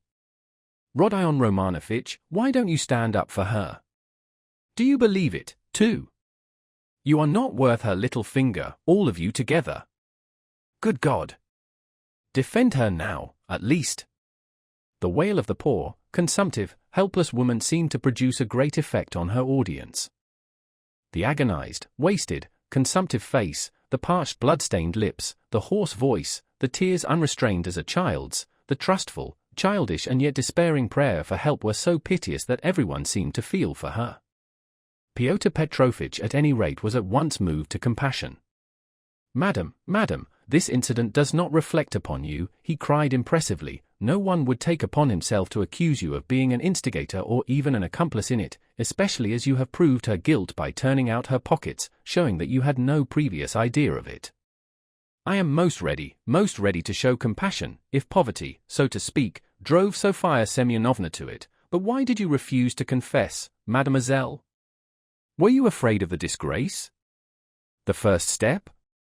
You lost your head, perhaps? One can quite understand it.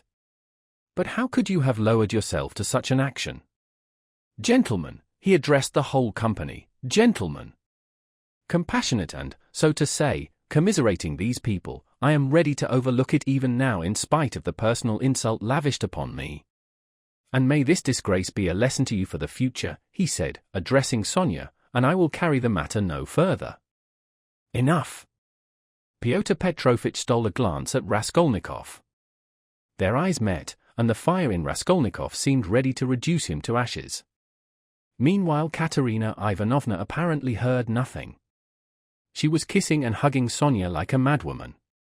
The children, too, were embracing Sonia on all sides, and Polenka, though she did not fully understand what was wrong, was drowned in tears and shaking with sobs, as she hid her pretty little face, swollen with weeping, on Sonia's shoulder. "How vile!" a loud voice cried suddenly in the doorway. Pyotr Petrovitch looked round quickly. "What vileness?" Lebeziatnikov repeated, staring him straight in the face. Pyotr Petrovitch gave a positive start. All noticed it and recalled it afterwards. Lebeziatnikov strode into the room. "And you dared to call me as witness," he said, going up to Pyotr Petrovitch. "What do you mean?" "What are you talking about?" muttered Luzhin. "I mean that you are a slanderer, that's what my words mean," Lebeziatnikov said hotly, looking sternly at him with his short-sighted eyes. He was extremely angry. Raskolnikov gazed intently at him, as though seizing and weighing each word. Again there was a silence. Pyotr Petrovitch indeed seemed almost dumbfounded for the first moment. "If you mean that for me," he began, stammering. "But what's the matter with you? Are you out of your mind?" "I'm in my mind, but you are a scoundrel." "Ah, how vile!" "I have heard everything. I kept waiting on purpose to understand it, for I must own even now it is not quite logical. What you have done it all for I can't understand." "Why, what have I done then?" "Give over talking in your nonsensical riddles. Or maybe you are drunk." "You may be a drunkard, perhaps, vile man, but I am not. I never touch vodka, for it's against my convictions. Would you believe it, he himself, with his own hands gave Sofia Semyonovna that 100-ruble note. I saw it, I was a witness, I'll take my oath." "He did it, he," repeated Lebeziatnikov, addressing all. "Are you crazy, milksop?" squealed Luzhin. "She is herself before you, she herself here declared just now before everyone that I gave her only 10 rubles. How could I have given it to her?" I saw it, Lebeziatnikov repeated, "and though it is against my principles, I am ready this very minute to take any oath you like before the court, for I saw how you slipped it in her pocket. Only like a fool I thought you did it out of kindness. When you were saying goodbye to her at the door, while you held her hand in one hand, with the other, the left, you slipped the note into her pocket." I saw it. Luzhin turned pale. "What lies?" he cried impudently. "Why, how could you, standing by the window, see the note? You fancied it with your short-sighted eyes. You are raving." "No, I didn't fancy it. And though I was standing some way off, I saw it all. And though it certainly would be hard to distinguish a note from the window, that's true, I knew for certain that it was a 100-ruble note, because, when you were going to give Sofia Semyonovna 10 rubles, you took up from the table a 100-ruble note. I saw it because I was standing near then, and an idea struck me at once, so that I did not forget you had it in your hand. You folded it and kept it in your hand all the time. I didn't think of it again until, when you were getting up, you changed it from your right hand to your left and nearly dropped it. I noticed it because the same idea struck me again, that you meant to do her a kindness without my seeing. You can fancy how I watched you and I saw how you succeeded in slipping it into her pocket. I saw it, I'll take my oath." Lebeziatnikov was almost breathless. Exclamations arose on all hands, chiefly expressive of wonder, but some were menacing in tone. They all crowded round Pyotr Petrovitch. Katerina Ivanovna flew to Lebeziatnikov. "I was mistaken in you. Protect her. You are the only one to take her part. She is an orphan. God has sent you." Katerina Ivanovna, hardly knowing what she was doing, sank on her knees before him. "A pack of nonsense," yelled Luzhin, roused to fury. "It's all nonsense you've been talking. An idea struck you, you didn't think, you noticed, what does it amount to? So I gave it to her on the sly on purpose? What for? With what object? What have I to do with this? What for? That's what I can't understand, but that what I am telling you is the fact, that's certain. So far from my being mistaken, you infamous criminal man, I remember how, on account of it, a question occurred to me at once, just when I was thanking you and pressing your hand. What made you put it secretly in her pocket? Why you did it secretly, I mean? Could it be simply to conceal it from me, knowing that my convictions are opposed to yours and that I do not approve of private benevolence, which effects no radical cure? Well, I decided that you really were ashamed of giving such a large sum before me. Perhaps, too, I thought, he wants to give her a surprise when she finds a whole 100-ruble note in her pocket. For I know, some benevolent people are very fond of decking out their charitable actions in that way. Then the idea struck me, too, that you wanted to test her, to see whether, when she found it, she would come to thank you. Then, too, that you wanted to avoid thanks and that, as the saying is, your right hand should not know, something of that sort, in fact. I thought of so many possibilities that I put off considering it, but still thought it indelicate to show you that I knew your secret. But another idea struck me again, that Sofia Semyonovna might easily lose the money before she noticed it. That was why I decided to come in here to call her out of the room and to tell her that you put 100 rubles in her pocket. But on my way I went first to Madame Kobylatnikov's to take them the general treatise on the positive method and especially to recommend Pidrid's article and also Wagner's. Then I come on here and what a state of things I find. Now could I have all these ideas and reflections if I had not seen you put the 100-ruble note in her pocket? When Lebeziatnikov finished his long-winded harangue with a logical deduction at the end, he was quite tired, and the perspiration streamed from his face. He could not, alas, even express himself correctly in Russian, though he knew no other language, so that he was quite exhausted, almost emaciated after this heroic exploit. But his speech produced a powerful effect.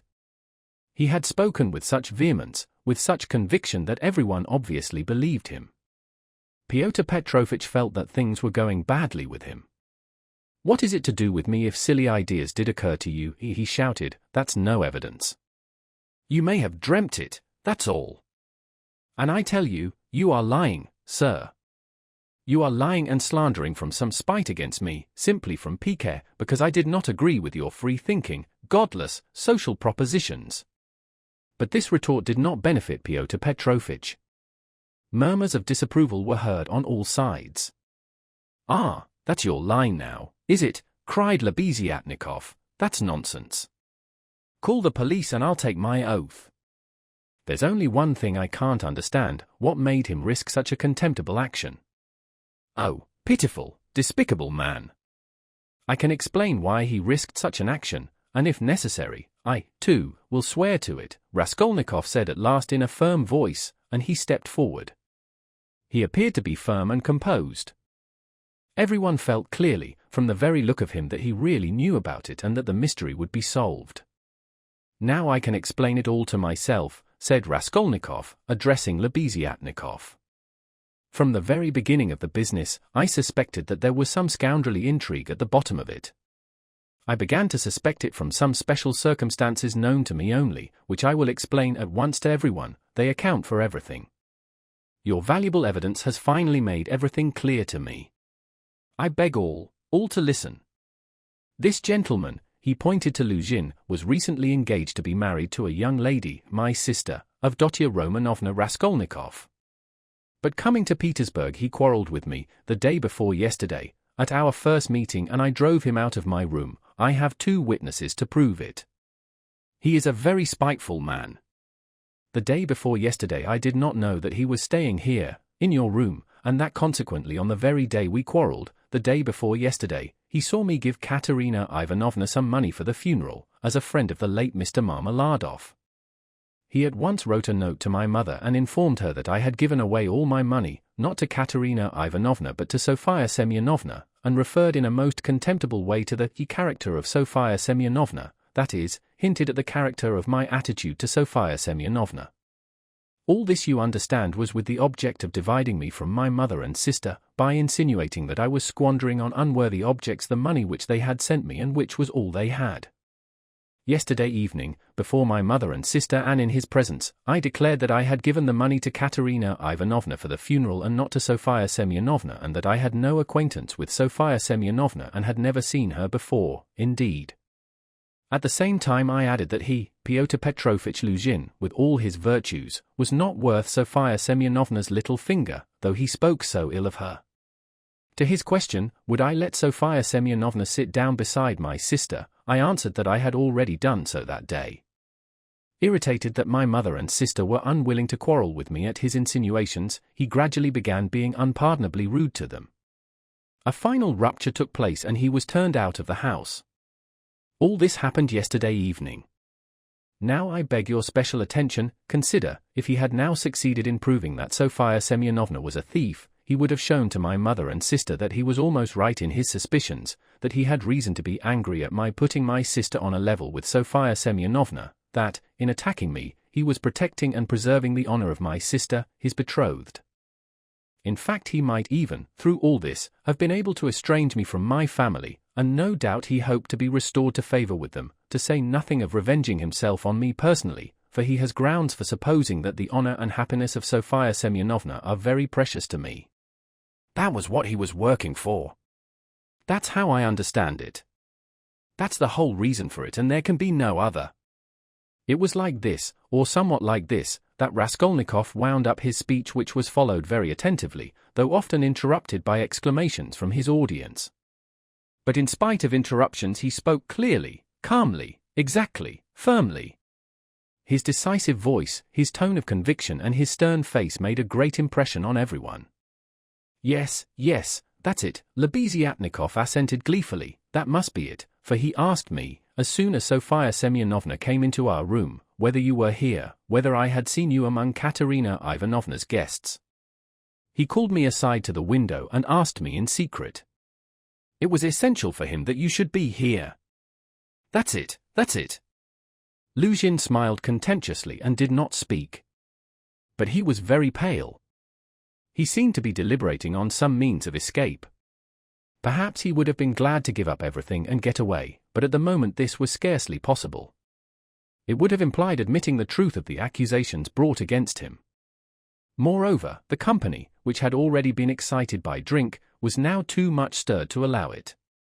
The commissariat clerk, though indeed he had not grasped the whole position, was shouting louder than anyone and was making some suggestions very unpleasant to Luzhin. But not all those present were drunk. Lodgers came in from all the rooms. The three Poles were tremendously excited and were continually shouting at him, "The pan is a lajdak," and muttering threats in Polish. Sonia had been listening with strained attention, though she too seemed unable to grasp it all. She seemed as though she had just returned to consciousness. She did not take her eyes off Raskolnikov, feeling that all her safety lay in him. Katerina Ivanovna breathed hard and painfully and seemed fearfully exhausted. Amalia Ivanovna stood looking more stupid than anyone, with her mouth wide open, unable to make out what had happened. She only saw that Pyotr Petrovitch had somehow come to grief. Raskolnikov was attempting to speak again, but they did not let him. Everyone was crowding round Luzhin with threats and shouts of abuse. But Pyotr Petrovitch was not intimidated. Seeing that his accusation of Sonia had completely failed, he had recourse to insolence. "Allow me, gentlemen, allow me. Don't squeeze, let me pass," he said, making his way through the crowd. "And no threats, if you please. I assure you it will be useless, you will gain nothing by it. On the contrary, you'll have to answer, gentlemen, for violently obstructing the course of justice. The thief has been more than unmasked, and I shall prosecute. Our judges are not so blind and not so drunk, and will not believe the testimony of two notorious infidels, agitators, and atheists, who accuse me from motives of personal revenge which they are foolish enough to admit. Yes, allow me to pass. Don't let me find a trace of you in my room. Kindly leave at once, and everything is at an end between us. When I think of the trouble I've been taking, the way I've been expounding, all this fortnight. I told you myself today that I was going, when you tried to keep me, and now I will simply add that you are a fool. I advise you to see a doctor for your brains and your short sight. Let me pass, gentlemen. He forced his way through. But the commissariat clerk was unwilling to let him off so easily. He picked up a glass from the table, brandished it in the air and flung it at Pyotr Petrovitch, but the glass flew straight at Amalia Ivanovna. She screamed, and the clerk, overbalancing, fell heavily under the table. Pyotr Petrovitch made his way to his room and half an hour later had left the house. Sonia, timid by nature, had felt before that day that she could be ill-treated more easily than anyone, and that she could be wronged with impunity. Yet till that moment she had fancied that she might escape misfortune by care, gentleness and submissiveness before everyone. Her disappointment was too great. She could, of course, bear with patience and almost without murmur anything, even this. But for the first minute she felt it too bitter. In spite of her triumph and her justification, when her first terror and stupefaction had passed and she could understand it all clearly, the feeling of her helplessness and of the wrong done to her made her heart throb with anguish and she was overcome with hysterical weeping. At last, unable to bear any more, she rushed out of the room and ran home, almost immediately after Luzhin's departure.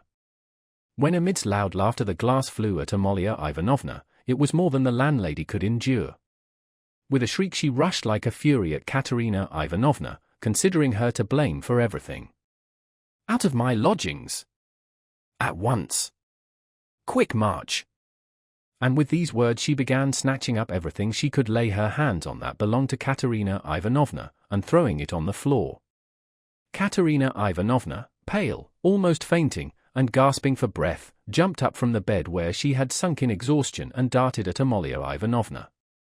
But the battle was too unequal, the landlady waved her away like a feather. "What? As though that godless calumny was not enough, this vile creature attacks me. What? On the day of my husband's funeral I am turned out of my lodging. After eating my bread and salt she turns me into the street, with my orphans. Where am I to go?" wailed the poor woman, sobbing and gasping. "Good God," she cried with flashing eyes, "is there no justice upon earth? Whom should you protect if not us orphans? We shall see. There is law and justice on earth, there is, I will find it. Wait a bit, godless creature. Polenka, stay with the children, I'll come back. Wait for me, if you have to wait in the street. We will see whether there is justice on earth." And throwing over her head that green shawl which Marmeladov had mentioned to Raskolnikov, Katerina Ivanovna squeezed her way through the disorderly and drunken crowd of lodgers who still filled the room, and, wailing and tearful, she ran into the street, with a vague intention of going at once somewhere to find justice.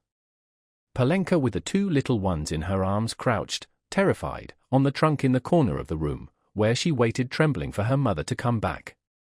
Amalia Ivanovna raged about the room, shrieking, lamenting and throwing everything she came across on the floor. The lodgers talked incoherently, some commented to the best of their ability on what had happened, others quarreled and swore at one another, while others struck up a song. "Now it's time for me to go," thought Raskolnikov. "Well, Sofia Semyonovna, we shall see what you'll say now." And he set off in the direction of Sonia's lodgings. Chapter 4. Raskolnikov had been a vigorous and active champion of Sonia against Luzhin, although he had such a load of horror and anguish in his own heart. But having gone through so much in the morning, he found a sort of relief in a change of sensations, apart from the strong personal feeling which impelled him to defend Sonia. He was agitated too, especially at some moments, by the thought of his approaching interview with Sonia. He had to tell her who had killed Lizaveta. He knew the terrible suffering it would be to him and, as it were, brushed away the thought of it. So when he cried as he left Katerina Ivanovna's, "Well, Sofia Semyonovna, we shall see what you'll say now," he was still superficially excited, still vigorous and defiant from his triumph over Luzhin. But, strange to say, by the time he reached Sonia's lodging, he felt a sudden impotence and fear. He stood still in hesitation at the door, asking himself the strange question, must he tell her who killed Lizaveta? It was a strange question because he felt at the very time not only that he could not help telling her, but also that he could not put off the telling. He did not yet know why it must be so, he only felt it, and the agonizing sense of his impotence before the inevitable almost crushed him. To cut short his hesitation and suffering, he he quickly opened the door and looked at Sonia from the doorway. She was sitting with her elbows on the table and her face in her hands, but seeing Raskolnikov she got up at once and came to meet him as though she were expecting him. "What would have become of me but for you?" she said quickly, meeting him in the middle of the room. Evidently she was in haste to say this to him. It was what she had been waiting for. Raskolnikov went to the table and sat down on the chair from which she had only just risen. She stood facing him, 2 steps away, just as she had done the day before. "Well, Sonia," he said, and felt that his voice was trembling. "It was all due to your social position and the habits associated with it. Did you understand that just now?" Her face showed her distress. "Only don't talk to me as you did yesterday," she interrupted him. "Please don't begin it. There is misery enough without that." She made haste to smile, afraid that he might not like the reproach. "I was silly to come away from there. What is happening there now? I wanted to go back directly, but I kept thinking that you would come." He told her that Amalia Ivanovna was turning them out of their lodging and that Katerina Ivanovna had run off somewhere to seek justice. "My God," cried Sonia, "let's go at once." And she snatched up her cape. "It's everlastingly the same thing," said Raskolnikov, irritably. "You've no thought except for them. Stay a little with me." "But Katerina Ivanovna." "You won't lose Katerina Ivanovna, you may be sure. She'll come to you herself since she has run out," he added peevishly. "If she doesn't find you here, you'll be blamed for it." Sonia sat down in painful suspense. Raskolnikov was silent, gazing at the floor and deliberating. "This time Luzhin did not want to prosecute you," he began, not looking at Sonia, "but if he had wanted to, if it had suited his plans, he would have sent you to prison if it had not been for Lebeziatnikov and me." "Ah. Yes," she assented in a faint voice. "Yes," she repeated, preoccupied and distressed. "But I might easily not have been there. And it was quite an accident Lebeziatnikov's turning up." Sonia was silent. "And if you'd gone to prison, what then? Do you remember what I said yesterday?" Again she did not answer. He waited. "I thought you would cry out again, 'Don't speak of it, leave off.'" Raskolnikov gave a laugh, but rather a forced one. "What, silence again?" he asked a minute later. "We must talk about something, you know. It would be interesting for me to know how you would decide a certain problem, as Lebeziatnikov would say." He was beginning to lose the thread. "No, really, I am serious. Imagine, Sonia, that you had known all Luzhin's intentions beforehand. Known, that is, for a fact, that they would be the ruin of Katerina Ivanovna and the children and yourself thrown in, since you don't count yourself for anything, Polenka too, for she'll go the same way. Well, if suddenly it all depended on your decision whether he or they should go on living, that is whether Luzhin should go on living and doing wicked things, or Katerina Ivanovna should die. How would you decide which of them was to die? I ask you." Sonia looked uneasily at him.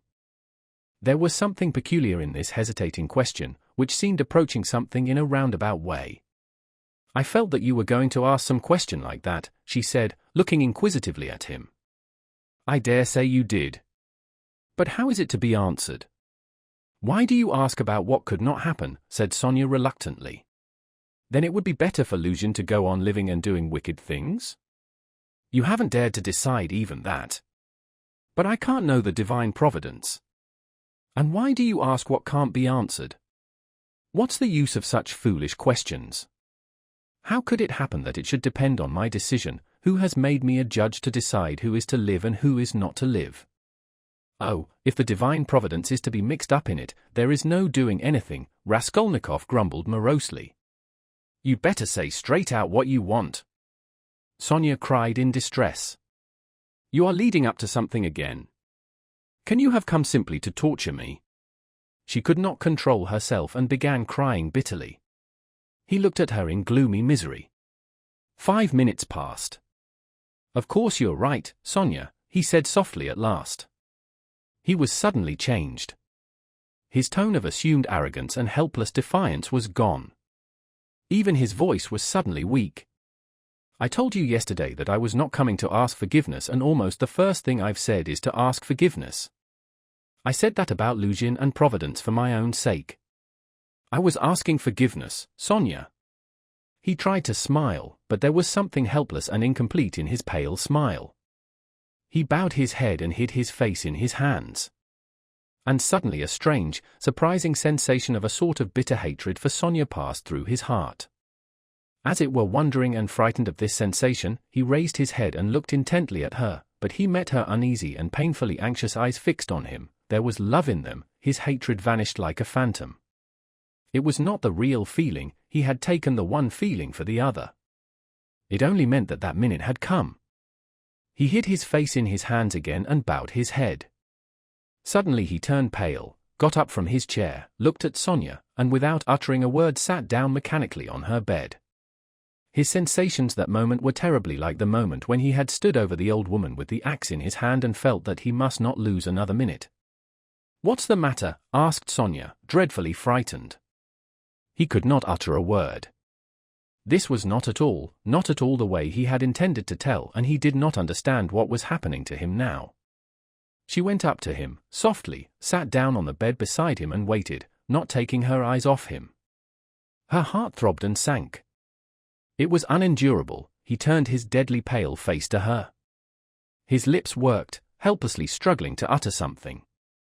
A pang of terror passed through Sonia's heart. "What's the matter?" she repeated, drawing a little away from him. "Nothing, Sonia, don't be frightened.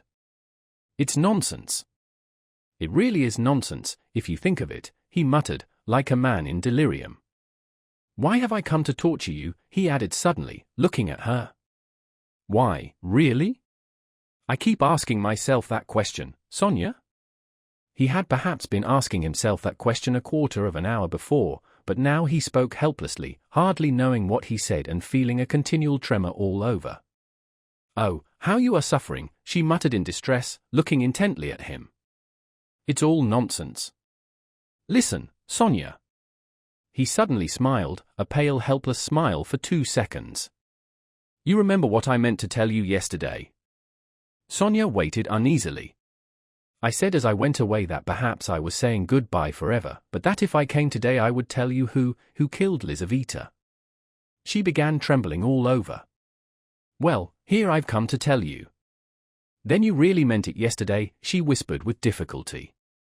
"How do you know?" she asked quickly, as though suddenly regaining her reason.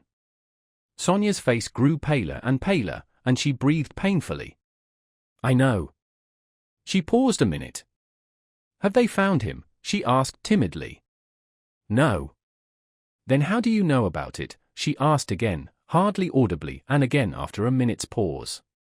He turned to her and looked very intently at her.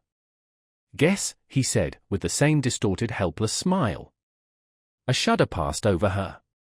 "But why do you frighten me like this?" she said, smiling like a child. "I must be a great friend of his, since I know," Raskolnikov went on, still gazing into her face, as though he could not turn his eyes away. "He did not mean to kill that Lizaveta, he killed her accidentally. He meant to kill the old woman when she was alone and he went there, and then Lizaveta came in, he killed her too." Another awful moment passed. Both still gazed at one another. "You can't guess, then?" he asked suddenly, feeling as though he were flinging himself down from a steeple. "No," whispered Sonia. "Take a good look." As soon as he had said this again, the same familiar sensation froze his heart. He looked at her and all at once seemed to see in her face the face of Lizaveta.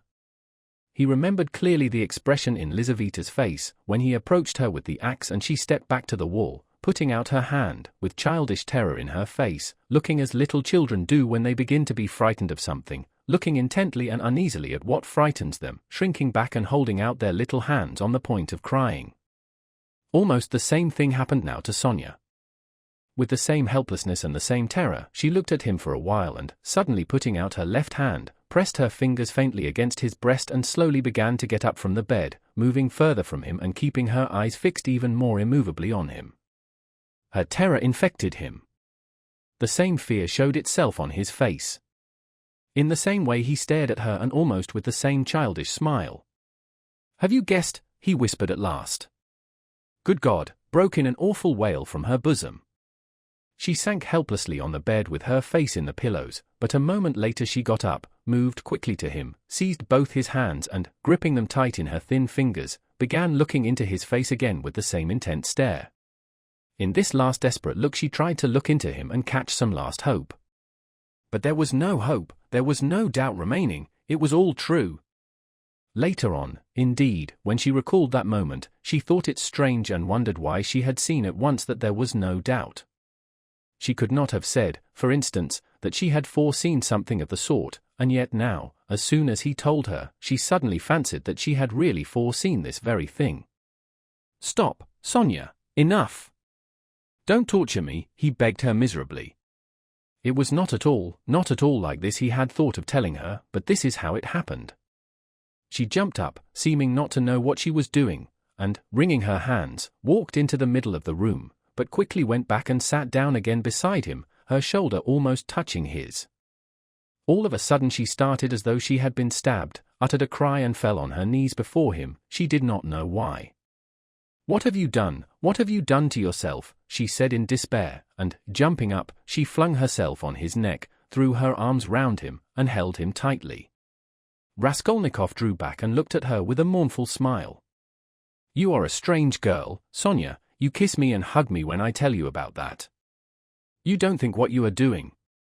There is no one in the whole world now so unhappy as you, she cried in a frenzy, not hearing what he said, and she suddenly broke into violent hysterical weeping. A feeling long unfamiliar to him flooded his heart and softened it at once. He did not struggle against it. 2 tears started into his eyes and hung on his eyelashes. Then you won't leave me, Sonia, he said, looking at her almost with hope. No, never, nowhere, cried Sonia. I will follow you everywhere. Oh, my God. Oh, how miserable I am. Why didn't I know you before? Why didn't you come before? Oh, dear. Here I have come. Yes, now. What's to be done now? Together, she repeated as it were unconsciously, and she hugged him again. I'll follow you to Siberia. He recoiled at this, and the same hostile, almost haughty smile came to his lips. Perhaps I don't want to go to Siberia yet, Sonia, he said. Sonia looked at him quickly. Again, after her first passionate, agonizing sympathy for the unhappy man, the terrible idea of the murder overwhelmed her. In his changed tone she seemed to hear the murderer speaking. She looked at him bewildered. She knew nothing as yet, why, how, with what object it had been. Now all these questions rushed at once into her mind. And again she could not believe it. He is a murderer. Could it be true? What's the meaning of it? Where am I? She said in complete bewilderment, as though still unable to recover herself. How could you, a man like you? How could you bring yourself to it? What does it mean? Oh, well, to plunder. Leave off, Sonia, he answered wearily, almost with vexation. Sonia stood as though struck dumb, but suddenly she cried. You were hungry. It was to help your mother? Yes? No, Sonia, no, he muttered, turning away and hanging his head. I was not so hungry. I certainly did want to help my mother, but that's not the real thing either. Don't torture me, Sonia. Sonia clasped her hands. Could it all be true? Good God, what a truth! Who could believe it? And how could you give away your last farthing and yet rob and murder? Ah, she cried suddenly, that money you gave Katerina Ivanovna, that money. Can that money? No, Sonia, he broke in hurriedly, that money was not it. Don't worry yourself. That money my mother sent me and it came when I was ill, the day I gave it to you. Razumihin saw it, he received it for me. That money was mine, my own. Sonia listened to him in bewilderment and did her utmost to comprehend. And that money? I don't even know really whether there was any money, he added softly, as though reflecting. I took a purse off her neck, made of chamois leather, a purse stuffed full of something, but I didn't look in it, I suppose I hadn't time. And the things, chains and trinkets, I buried under a stone with the purse next morning in a yard off the VU Prospect. They are all there now. Sonia strained every nerve to listen. Then why, you said you did it to rob, but you took nothing, she asked quickly, catching at a straw. I don't know. I haven't yet decided whether to take that money or not, he said, musing again, and, seeming to wake up with a start, he gave a brief ironical smile. Ack, what silly stuff I am talking, eh? The thought flashed through Sonia's mind, wasn't he mad? But she dismissed it at once. No, it was something else. She could make nothing of it, nothing. Do you know, Sonia, he said suddenly with conviction, let me tell you, if I'd simply killed because I was hungry, laying stress on every word and looking enigmatically but sincerely at her, I should be happy now. You must believe that. What would it matter to you, he cried a moment later with a sort of despair, what would it matter to you if I were to confess that I did wrong? What do you gain by such a stupid triumph over me? Ah, Sonia, was it for that I've come to you today? Again Sonia tried to say something, but did not speak. I asked you to go with me yesterday because you are all I have left. Go where? Asked Sonia timidly. Not to steal and not to murder, don't be anxious, he smiled bitterly. We are so different. And you know, Sonia, it's only now, only this moment that I understand where I asked you to go with me yesterday. Yesterday when I said it I did not know where. I asked you for one thing, I came to you for one thing, not to leave me. You won't leave me, Sonia? She squeezed his hand. And why did I tell her? Why did I let her know? He cried a minute later in despair, looking with infinite anguish at her. Here you expect an explanation from me, Sonia, you are sitting and waiting for it, I see that. But what can I tell you? You won't understand and will only suffer misery, on my account. Well, you are crying and embracing me again. Why do you do it? Because I couldn't bear my burden and have come to throw it on another, you suffer too, and I shall feel better. And can you love such a mean wretch? But aren't you suffering, too? Cried Sonia. Again a wave of the same feeling surged into his heart, and again for an instant softened it. Sonia, I have a bad heart, take note of that. It may explain a great deal. I have come because I am bad. There are men who wouldn't have come. But I am a coward and a mean wretch. But never mind. That's not the point. I must speak now, but I don't know how to begin. He paused and sank into thought. Ack, we are so different, he cried again, we are not alike. And why did I come? I shall never forgive myself that. No, it was a good thing you came, cried Sonia. It's better I should know, far better. He looked at her with anguish. What if it were really that, he said, as though reaching a conclusion. Yes, that's what it was. I wanted to become a Napoleon, that is why I killed her. Do you understand now? No, Sonia whispered naively and timidly. Only speak, I shall understand in myself, she kept begging him. You'll understand? Very well, we shall see. He paused and was for some time lost in meditation.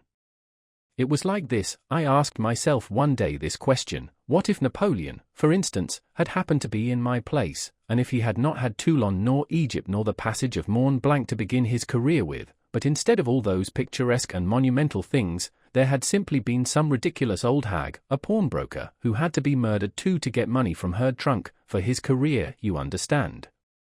Well, would he have brought himself to that if there had been no other means? Wouldn't he have felt a pang at its being so far from monumental and sinful, too? Well, I must tell you that I worried myself fearfully over that question so that I was awfully ashamed when I guessed at last, all of a sudden, somehow, that it would not have given him the least pang, that it would not even have struck him that it was not monumental, that he would not have seen that there was anything in it to pause over, and that, if he had had no other way, he would have strangled her in a minute without thinking about it. Well, I too, left off thinking about it, murdered her, following his example. And that's exactly how it was. Do you think it funny? Yes, Sonia, the funniest thing of all is that perhaps that's just how it was. Sonia did not think it at all funny. You had better tell me straight out, without examples, she begged, still more timidly and scarcely audibly. He turned to her, looked sadly at her and took her hands. You are right again, Sonia. Of course that's all nonsense, it's almost all talk. You see, you know of course that my mother has scarcely anything, my sister happened to have a good education and was condemned to drudge as a governess. All their hopes were centered on me. I was a student, but I couldn't keep myself at the university and was forced for a time to leave it. Even if I had lingered on like that, in 10 or 12 years I might, with luck, hope to be some sort of teacher or clerk with a salary of 1,000 rubles. He repeated it as though it were a lesson, and by that time my mother would be worn out with grief and anxiety and I could not succeed in keeping her in comfort while my sister, well, my sister might well have fared worse. And it's a hard thing to pass everything by all one's life, to turn one's back upon everything, to forget one's mother and decorously accept the insults inflicted on one's sister. Why should one? When one has buried them to burden oneself with others, wife and children, and to leave them again without a farthing. So I resolved to gain possession of the old woman's money and to use it for my first years without worrying my mother, to keep myself at the university and for a little while after leaving it, and to do this all on a broad, thorough scale, so as to build up a completely new career and enter upon a new life of independence. Well, that's all. Well, of course in killing the old woman I did wrong. Well, that's enough. He struggled to the end of his speech in exhaustion and let his head sink. Oh, that's not it, Sonia cried in distress. How could one? No, that's not right, not right. You see yourself that it's not right. But I've spoken truly, it's the truth. As though that could be the truth. Good God. I've only killed a louse, Sonia, a useless, loathsome, harmful creature. A human being, a louse. I too know it wasn't a louse, he answered, looking strangely at her.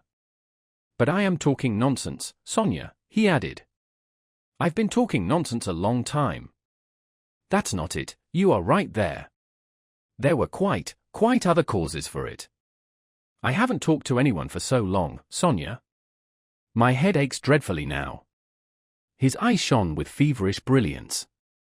He was almost delirious, an uneasy smile strayed on his lips. His terrible exhaustion could be seen through his excitement. Sonia saw how he was suffering.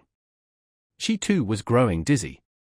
And he talked so strangely, it seemed somehow comprehensible, but yet. But how? Good God! And she wrung her hands in despair.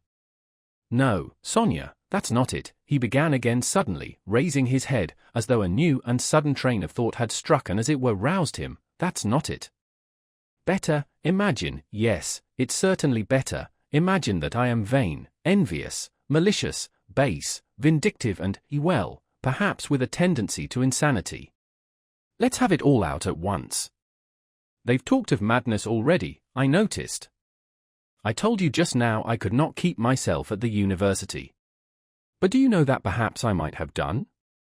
My mother would have sent me what I needed for the fees and I could have earned enough for clothes, boots and food, no doubt. Lessons had turned up at half a ruble.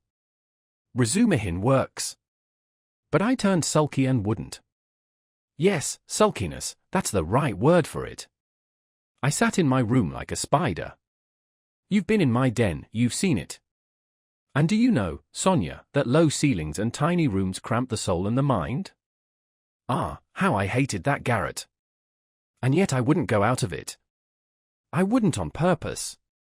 I didn't go out for days together, and I wouldn't work, I wouldn't even eat, I just lay there doing nothing. If Nastasia brought me anything, I ate it, if she didn't, I went all day without, I wouldn't ask, on purpose, from sulkiness.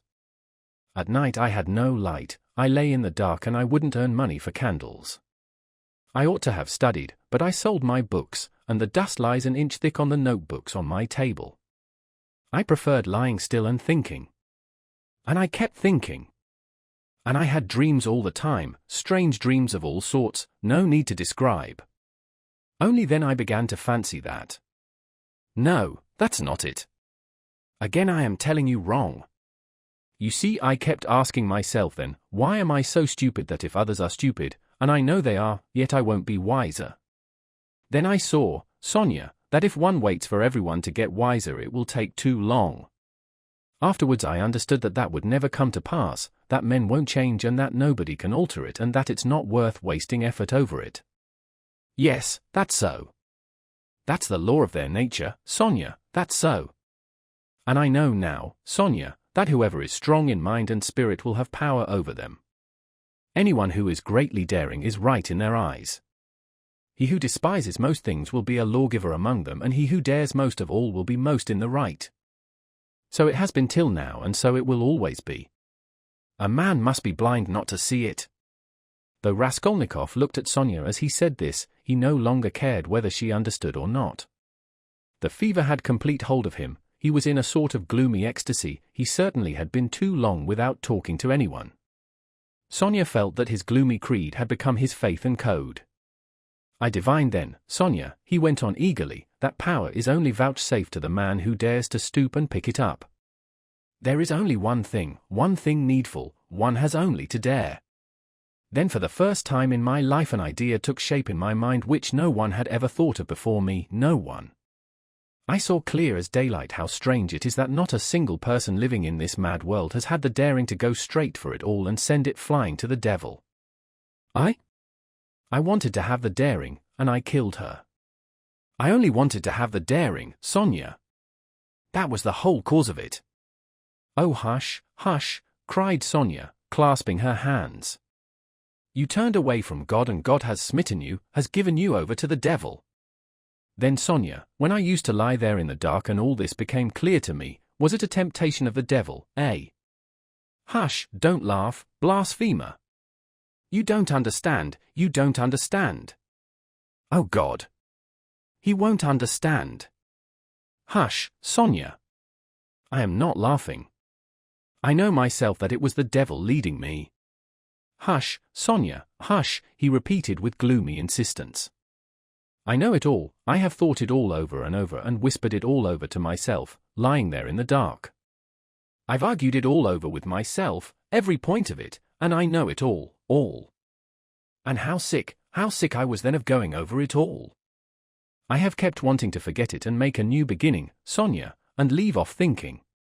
And you don't suppose that I went into it headlong like a fool? I went into it like a wise man, and that was just my destruction. And you mustn't suppose that I didn't know, for instance, that if I began to question myself whether I had the right to gain power, I certainly hadn't the right, or that if I asked myself whether a human being is a louse it proved that it wasn't so for me, though it might be for a man who would go straight to his goal without asking questions. If I worried myself all those days, wondering whether Napoleon would have done it or not, I felt clearly of course that I wasn't Napoleon. I had to endure all the agony of that battle of ideas, Sonia, and I longed to throw it off. I wanted to murder without casuistry, to murder for my own sake, for myself alone. I didn't want to lie about it even to myself. It wasn't to help my mother I did the murder, that's nonsense. I didn't do the murder to gain wealth and power and to become a benefactor of mankind. Nonsense. I simply did it, I did the murder for myself alone, and whether I became a benefactor to others, or spent my life like a spider catching men in my web and sucking the life out of men, I couldn't have cared at that moment. And it was not the money I wanted, Sonia, when I did it.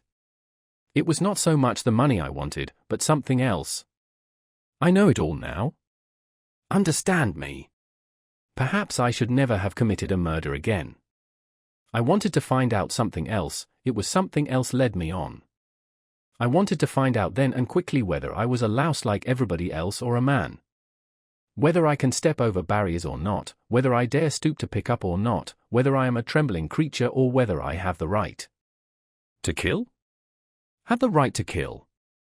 Sonia clasped her hands. Ach, Sonia, he cried irritably and seemed about to make some retort, but was contemptuously silent. Don't interrupt me, Sonia. I want to prove one thing only, that the devil led me on then and he has shown me since that I had not the right to take that path, because I am just such a louse as all the rest. He was mocking me and here I've come to you now. Welcome your guest. If I were not a louse, should I have come to you? Listen, when I went then to the old woman's I only went to try. You may be sure of that. And you murdered her. But how did I murder her? Is that how men do murders? Do men go to commit a murder as I went then? I will tell you some day how I went. Did I murder the old woman? I murdered myself, not her. I crushed myself once for all, forever. But it was the devil that killed that old woman, not I. Enough, enough, Sonia, enough. Let me be, he cried in a sudden spasm of agony. Let me be. He leaned his elbows on his knees and squeezed his head in his hands as in a vice. What suffering? A wail of anguish broke from Sonia. Well, what am I to do now? He asked, suddenly raising his head and looking at her with a face hideously distorted by despair. What are you to do? She cried, jumping up, and her eyes that had been full of tears suddenly began to shine. Stand up! She seized him by the shoulder. He got up, looking at her almost bewildered. Go at once, this very minute, stand at the crossroads, bow down, first kiss the earth which you have defiled and then bow down to all the world and say to all men aloud, I am a murderer. Then God will send you life again. Will you go, will you go? She asked him, trembling all over, snatching his two hands, squeezing them tight in hers and gazing at him with eyes full of fire. He was amazed at her sudden ecstasy. You mean Siberia, Sonia? I must give myself up, he asked gloomily. Suffer and expiate your sin by it, that's what you must do. No. I am not going to them, Sonia. But how will you go on living? What will you live for? Cried Sonia. How is it possible now? Why, how can you talk to your mother? Oh, what will become of them now? But what am I saying? You have abandoned your mother and your sister already. He has abandoned them already. Oh, God, she cried, why, he knows it all himself. How can he live by himself? What will become of you now? Don't be a child, Sonia, he said softly. What wrong have I done them? Why should I go to them? What should I say to them? That's only a phantom. They destroy men by millions themselves and look on it as a virtue. They are knaves and scoundrels, Sonia. I am not going to them. And what should I say to them, that I murdered her, but did not dare to take the money and hid it under a stone, he added with a bitter smile. Why, they would laugh at me, and would call me a fool for not getting it. A coward and a fool. They wouldn't understand and they don't deserve to understand. Why should I go to them? I won't. Don't be a child, Sonia. It will be too much for you to bear, too much, she repeated, holding out her hands in despairing supplication. Perhaps I've been unfair to myself, he observed gloomily, pondering, perhaps after all I am a man and not a louse and I've been in too great a hurry to condemn myself. I'll make another fight for it. A haughty smile appeared on his lips. What a burden to bear! And your whole life, your whole life. I shall get used to it, he said grimly and thoughtfully. Listen, he began a minute later, stop crying, it's time to talk of the facts. I've come to tell you that the police are after me, on my track. Ack! Sonia cried in terror. Well, why do you cry out? You want me to go to Siberia and now you are frightened? But let me tell you, I shall not give myself up. I shall make a struggle for it and they won't do anything to me. They've no real evidence. Yesterday I was in great danger and believed I was lost, but today things are going better. All the facts they know can be explained two ways, that's to say I can turn their accusations to my credit, do you understand? And I shall, for I've learnt my lesson. But they will certainly arrest me. If it had not been for something that happened, they would have done so today for certain, perhaps even now they will arrest me today. But that's no matter, Sonia, they'll let me out again, for there isn't any real proof against me, and there won't be, I give you my word for it. And they can't convict a man on what they have against me. Enough. I only tell you that you may know. I will try to manage somehow to put it to my mother and sister so that they won't be frightened. My sister's future is secure, however, now, I believe, and my mother's must be too. Well, that's all. Be careful, though. Will you come and see me in prison when I am there? "Oh, I will, I will." They sat side by side, both mournful and dejected, as though they had been cast up by the tempest alone on some deserted shore. He looked at Sonia and felt how great was her love for him, and strange to say he felt it suddenly burdensome and painful to be so loved. Yes, it was a strange and awful sensation. On his way to see Sonia he had felt that all his hopes rested on her, he expected to be rid of at least part of his suffering, and now, when all her heart turned towards him, he suddenly felt that he was immeasurably unhappier than before. "Sonia," he said, "you'd better not come and see me when I am in prison." Sonia did not answer, she was crying. Several minutes passed. "Have you a cross on you?" she asked, as though suddenly thinking of it. He did not at first understand the question. "No, of course not." "Here, take this one, of cypress wood. I have another, a copper one that belonged to Lizaveta. I changed with Lizaveta, she gave me her cross and I gave her my little icon. I will wear Lizaveta's now and give you this. Take it, it's mine." "It's mine, you know," she begged him. "We will go to suffer together, and together we will bear our cross." "Give it me," said Raskolnikov. He did not want to hurt her feelings. But immediately he drew back the hand he held out for the cross. "Not now, Sonia. Better later," he added to comfort her. "Yes, yes, better," she repeated with conviction, "when you go to meet your suffering, then put it on. You will come to me, I'll put it on you, we will pray and go together." At that moment someone knocked 3 times at the door. "Sofia Semyonovna, may I come in?" they heard in a very familiar and polite voice. Sonia rushed to the door in a fright. The flaxen head of Mr. Lebeziatnikov appeared at the door.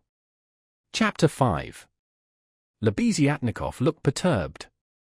"I've come to you, Sofia Semyonovna," he began. "Excuse me.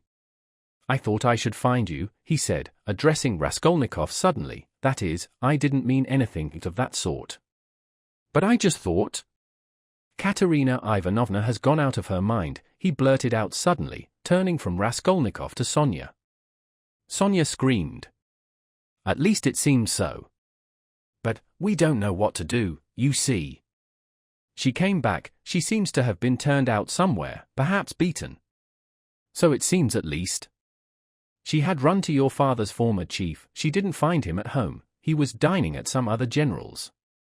Only fancy, she rushed off there, to the other general's, and, imagine, she was so persistent that she managed to get the chief to see her, had him fetched out from dinner, it seems. You can imagine what happened. She was turned out, of course, but, according to her own story, she abused him and threw something at him. One may well believe it. How it is she wasn't taken up, I can't understand. Now she is telling everyone, including Amalia Ivanovna, but it's difficult to understand her, she is screaming and flinging herself about. Oh yes, she shouts that since everyone has abandoned her, she will take the children and go into the street with a barrel organ, and the children will sing and dance, and she too, and collect money, and will go every day under the general's window. To let everyone see well-born children, whose father was an official, begging in the street. She keeps beating the children and they are all crying. She is teaching Lida to sing My Village, the boy to dance, Palenka the same. She is tearing up all the clothes, and making them little caps like actors. She means to carry a tin basin and make it tinkle, instead of music. She won't listen to anything. Imagine the state of things. It's beyond anything. Lebeziatnikov would have gone on, but Sonia, who had heard him almost breathless, snatched up her cloak and hat, and ran out of the room, putting on her things as she went. Raskolnikov followed her and Lebeziatnikov came after him. She has certainly gone mad, he said to Raskolnikov, as they went out into the street. I didn't want to frighten Sofia Semyonovna, so I said it seemed like it, but there isn't a doubt of it. They say that in consumption the tubercles sometimes occur in the brain, it's a pity I know nothing of medicine. I did try to persuade her, but she wouldn't listen. Did you talk to her about the tubercles? Not precisely of the tubercles. Besides, she wouldn't have understood. But what I say is, that if you convince a person logically that he has nothing to cry about, he'll stop crying. That's clear. Is it your conviction that he won't? Life would be too easy if it were so, answered Raskolnikov. Excuse me, of course it would be rather difficult for Katerina Ivanovna to understand, but do you know that in Paris they have been conducting serious experiments as to the possibility of curing the insane, simply by logical argument? One professor there, a scientific man of standing, lately dead, believed in the possibility of such treatment. His idea was that there's nothing really wrong with the physical organism of the insane, and that insanity is, so to say, a logical mistake, an error of judgment, an incorrect view of things. He gradually showed the madman his error and, would you believe it, they say he was successful? But as he made use of douches too, how far success was due to that treatment remains uncertain. So it seems at least. Raskolnikov had long ceased to listen. Reaching the house where he lived, he nodded to Lebeziatnikov and went in at the gate. Lebeziatnikov woke up with a start, looked about him and hurried on. Raskolnikov went into his little room and stood still in the middle of it. Why had he come back here? He looked at the yellow and tattered paper, at the dust, at his sofa. From the yard came a loud continuous knocking, someone seemed to be hammering. He went to the window, rose on tiptoe and looked out into the yard for a long time with an air of absorbed attention. But the yard was empty and he could not see who was hammering. In the house on the left he saw some open windows, on the window sills were pots of sickly-looking geraniums. Linen was hung out of the windows. He knew it all by heart. He turned away and sat down on the sofa. Never had he felt himself so fearfully alone. Yes, he felt once more that he would perhaps come to hate Sonia, now that he had made her more miserable. Why had he gone to her to beg for her tears? What need had he to poison her life? Oh, the meanness of it! I will remain alone, he said resolutely, and she shall not come to the prison. 5 minutes later he raised his head with a strained smile. That was a strange thought. Perhaps it really would be better in Siberia, he thought suddenly. He could not have said how long he sat there with vague thoughts surging through his mind. All at once the door opened and Downia came in. At first she stood still and looked at him from the doorway, just as he had done at Sonia, then she came in and sat down in the same place as yesterday, on the chair facing him. He looked silently and almost vacantly at her. Don't be angry, brother, I've only come for 1 minute, said Downia. Her face looked thoughtful but not stern. Her eyes were bright and soft. He saw that she too had come to him with love. Brother, now I know all. Dmitri Prokofitch has explained and told me everything. They are worrying and persecuting you through a stupid and contemptible suspicion. Dmitri Prokofitch told me that there is no danger, and that you are wrong in looking upon it with such horror. I don't think so, and I fully understand how indignant you must be, and that indignation may have a permanent effect on you. That's what I am afraid of. As for your cutting yourself off from us, I don't judge you, I don't venture to judge you, and forgive me for having blamed you for it. I feel that I too, if I had so great a trouble, should keep away from everyone. I shall tell mother nothing of this, but I shall talk about you continually and shall tell her from you that you will come very soon. Don't worry about her, I will set her mind at rest, but don't you try her too much, come once at least, remember that she is your mother. And now I have come simply to say, Downia began to get up, that if you should need me or should need, all my life or anything, call me, and I'll come. Goodbye. She turned abruptly and went towards the door. Downia! Raskolnikov stopped her and went towards her. That Razumihin, Dmitri Prokofitch, is a very good fellow. Downia flushed slightly. Well, she asked, waiting a moment. He is competent, hard-working, honest and capable of real love. Goodbye, Downia. Downia flushed crimson, then suddenly she took alarm. But what does it mean, brother? Are we really parting forever that you give me such a parting message? Never mind. Goodbye. He turned away, and walked to the window. She stood a moment, looked at him uneasily, and went out troubled. No, he was not cold to her. There was an instant, the very last one, when he had longed to take her in his arms and say goodbye to her, and even to tell her, but he had not dared even to touch her hand. Afterwards she may shudder when she remembers that I embraced her, and will feel that I stole her kiss. And would she stand that test? He went on a few minutes later to himself. No, she wouldn't. Girls like that can't stand things. They never do. And he thought of Sonia.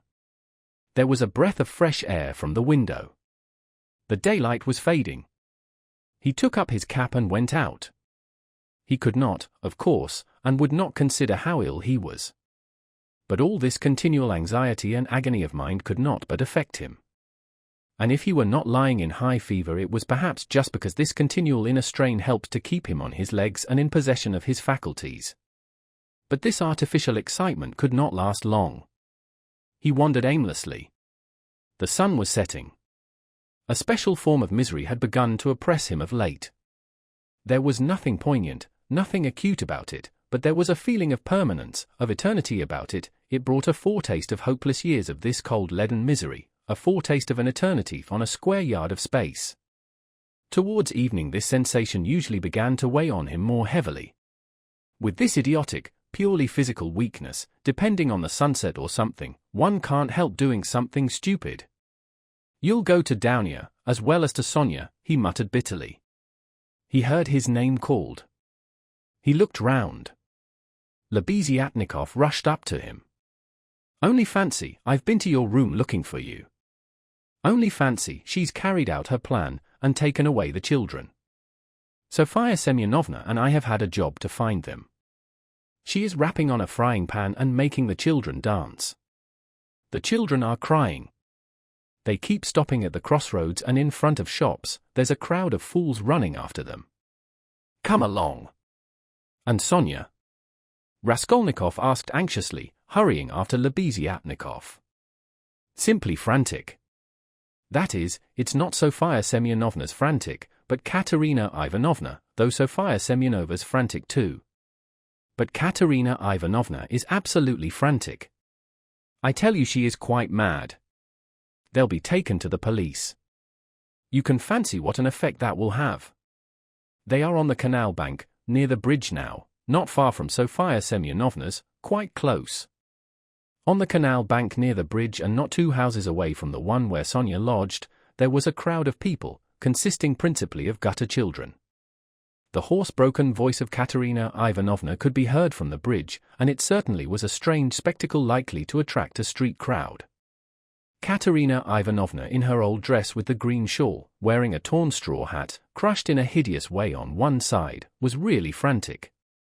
She was exhausted and breathless. Her wasted consumptive face looked more suffering than ever, and indeed out of doors in the sunshine a consumptive always looks worse than at home. But her excitement did not flag, and every moment her irritation grew more intense. She rushed at the children, shouted at them, coaxed them, told them before the crowd how to dance and what to sing, began explaining to them why it was necessary, and driven to desperation by their not understanding, beat them. Then she would make a rush at the crowd. If she noticed any decently dressed person stopping to look, she immediately appealed to him to see what these children from a genteel, one may say aristocratic, house had been brought to. If she heard laughter or jeering in the crowd, she would rush at once at the scoffers and begin squabbling with them. Some people laughed, others shook their heads, but everyone felt curious at the sight of the madwoman with the frightened children. The frying pan of which Lebeziatnikov had spoken was not there, at least Raskolnikov did not see it. But instead of rapping on the pan, Katerina Ivanovna began clapping her wasted hands, when she made Lida and Kolya dance and Polenka sing. She too joined in the singing, but broke down at the second note with a fearful cough, which made her curse in despair and even shed tears. What made her most furious was the weeping and terror of Kolya and Lida. Some effort had been made to dress the children up as street singers are dressed. The boy had on a turban made of something red and white to look like a Turk. There had been no costume for Lida, she simply had a red knitted cap, or rather a nightcap that had belonged to Marmeladov, decorated with a broken piece of white ostrich feather which had been Katerina Ivanovna's grandmother's and had been preserved as a family possession. Polenka was in her everyday dress. She looked in timid perplexity at her mother, and kept at her side, hiding her tears. She dimly realized her mother's condition, and looked uneasily about her. She was terribly frightened of the street and the crowd. Sonia followed Katerina Ivanovna, weeping and beseeching her to return home, but Katerina Ivanovna was not to be persuaded. "Leave off, Sonia, leave off," she shouted, speaking fast, panting and coughing. "You don't know what you ask, you are like a child. I've told you before that I am not coming back to that drunken German. Let everyone, let all Petersburg see the children begging in the streets, though their father was an honorable man who served all his life in truth and fidelity, and one may say died in the service." Katerina Ivanovna had by now invented this fantastic story and thoroughly believed it. "Let that wretch of a general see it. And you are silly, Sonia, what have we to eat? Tell me that. We have worried you enough, I won't go on so." "Ah, Rodion Romanovitch, is that you?" she cried, seeing Raskolnikov and rushing up to him. "Explain to this silly girl, please, that nothing better could be done. Even organ grinders earn their living, and everyone will see at once that we are different, that we are an honorable and bereaved family reduced to beggary. And that general will lose his post, you'll see. We shall perform under his windows every day, and if the Tsar drives by, I'll fall on my knees, put the children before me, show them to him, and say a defender's father. He is the father of the fatherless, he is merciful, he'll protect us, you'll see, and that wretch of a general. Leader, tenez vaus droit. Kolya, you'll dance again. Why are you whimpering? Whimpering again? What are you afraid of, stupid? Goodness, what am I to do with them, Rodion Romanovitch? If you only knew how stupid they are. What's one to do with such children?" And she, almost crying herself, which did not stop her uninterrupted, rapid flow of talk, pointed to the crying children. Raskolnikov tried to persuade her to go home, and even said, hoping to work on her vanity, that it was unseemly for her to be wandering about the streets like an organ grinder, as she was intending to become the principal of a boarding school. "A boarding school, ha ha ha!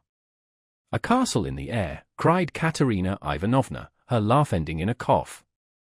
"No, Rodion Romanovitch, that dream is over. All have forsaken us. And that general. You know, Rodion Romanovitch, I threw an ink pot at him, it happened to be standing in the waiting room by the paper where you sign your name.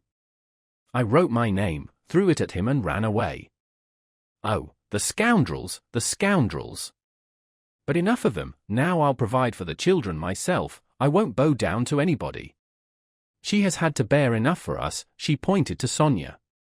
"Polenka, how much have you got? Show me." "What, only 2 farthings? Oh, the mean wretches! They give us nothing, only run after us, putting their tongues out. There, what is that blockhead laughing at?" She pointed to a man in the crowd. "It's all because Kolya here is so stupid, I have such a bother with him. What do you want, Polenka? Tell me in French, parlez-moi français. Why, I've taught you, you know some phrases. Else how are you to show that you are of good family, well-brought-up children, and not at all like other organ grinders? We aren't going to have a Punch and Judy show in the street, but to sing a genteel song." "Ah, yes. What are we to sing? You keep putting me out, but you see, we are standing here, Rodion Romanovitch, to find something to sing and get money, something Kolya can dance to. For, as you can fancy, our performance is all impromptu. We must talk it over and rehearse it all thoroughly, and then we shall go to Nevsky, where there are far more people of good society, and we shall be noticed at once. Leader knows my village only, nothing but my village, and everyone sings that. We must sing something far more genteel. Well, have you thought of anything, Polenka? If only you'd help your mother. My memory's quite gone, or I should have thought of something. We really can't sing then huzzah. Ah, let us sing in French, cinq sous, I have taught it you, I have taught it you. And as it is in French, people will see at once that you are children of good family, and that will be much more touching. You might sing a Marlborough Senvatenge, for that's quite a child's song and is sung as a lullaby in all the aristocratic houses. Marlborough Senvatenge any sate quant reviendra, she began singing. But no, better sing cinq sous. Now, Kolya, your hands on your hips, make haste, and you, leader, keep turning the other way, and Palenka and I will sing and clap our hands. Cinq sous pour monter notre ménage. Cough, cough, cough. Set your dress straight, Palenka, it slipped down on your shoulders, she observed, panting from coughing. Now it's particularly necessary to behave nicely and genteelly, that all may see that you are well-born children. I said at the time that the bodice should be cut longer and made of 2 widths. It was your fault, Sonia, with your advice to make it shorter, and now you see the child is quite deformed by it. Why, you're all crying again. What's the matter, stupids? Come, Kolyar, begin. Make haste, make haste. Oh, what an unbearable child. Cinq sous. A policeman again. What do you want? A policeman was indeed forcing his way through the crowd. But at that moment a gentleman in civilian uniform and an overcoat, a solid-looking official of about 50 with a decoration on his neck, which delighted Katerina Ivanovna and had its effect on the policeman, approached and without a word handed her a green 3-ruble note. His face wore a look of genuine sympathy. Katerina Ivanovna took it and gave him a polite, even ceremonious, bow. I thank you, honored sir, she began loftily. The causes that have induced us, take the money, Palenka, you see there are generous and honorable people who are ready to help a poor gentlewoman in distress. You see, honored sir, these orphans of good family, I might even say of aristocratic connections, and that wretch of a general sat eating grouse, and stamped at my disturbing him. Your Excellency, I said, protect the orphans, for you knew my late husband, Semyon Zaharovich, and on the very day of his death the basest of scoundrels slandered his only daughter. That policeman again. Protect me, she cried to the official. Why is that policeman edging up to me? We have only just run away from one of them. What do you want, fool? It's forbidden in the streets. You mustn't make a disturbance. It's you're making a disturbance. It's just the same as if I were grinding an organ. What business is it of yours? You have to get a license for an organ, and you haven't got one, and in that way you collect a crowd. Where do you lodge? What, a license? Wailed Katerina Ivanovna. I buried my husband today.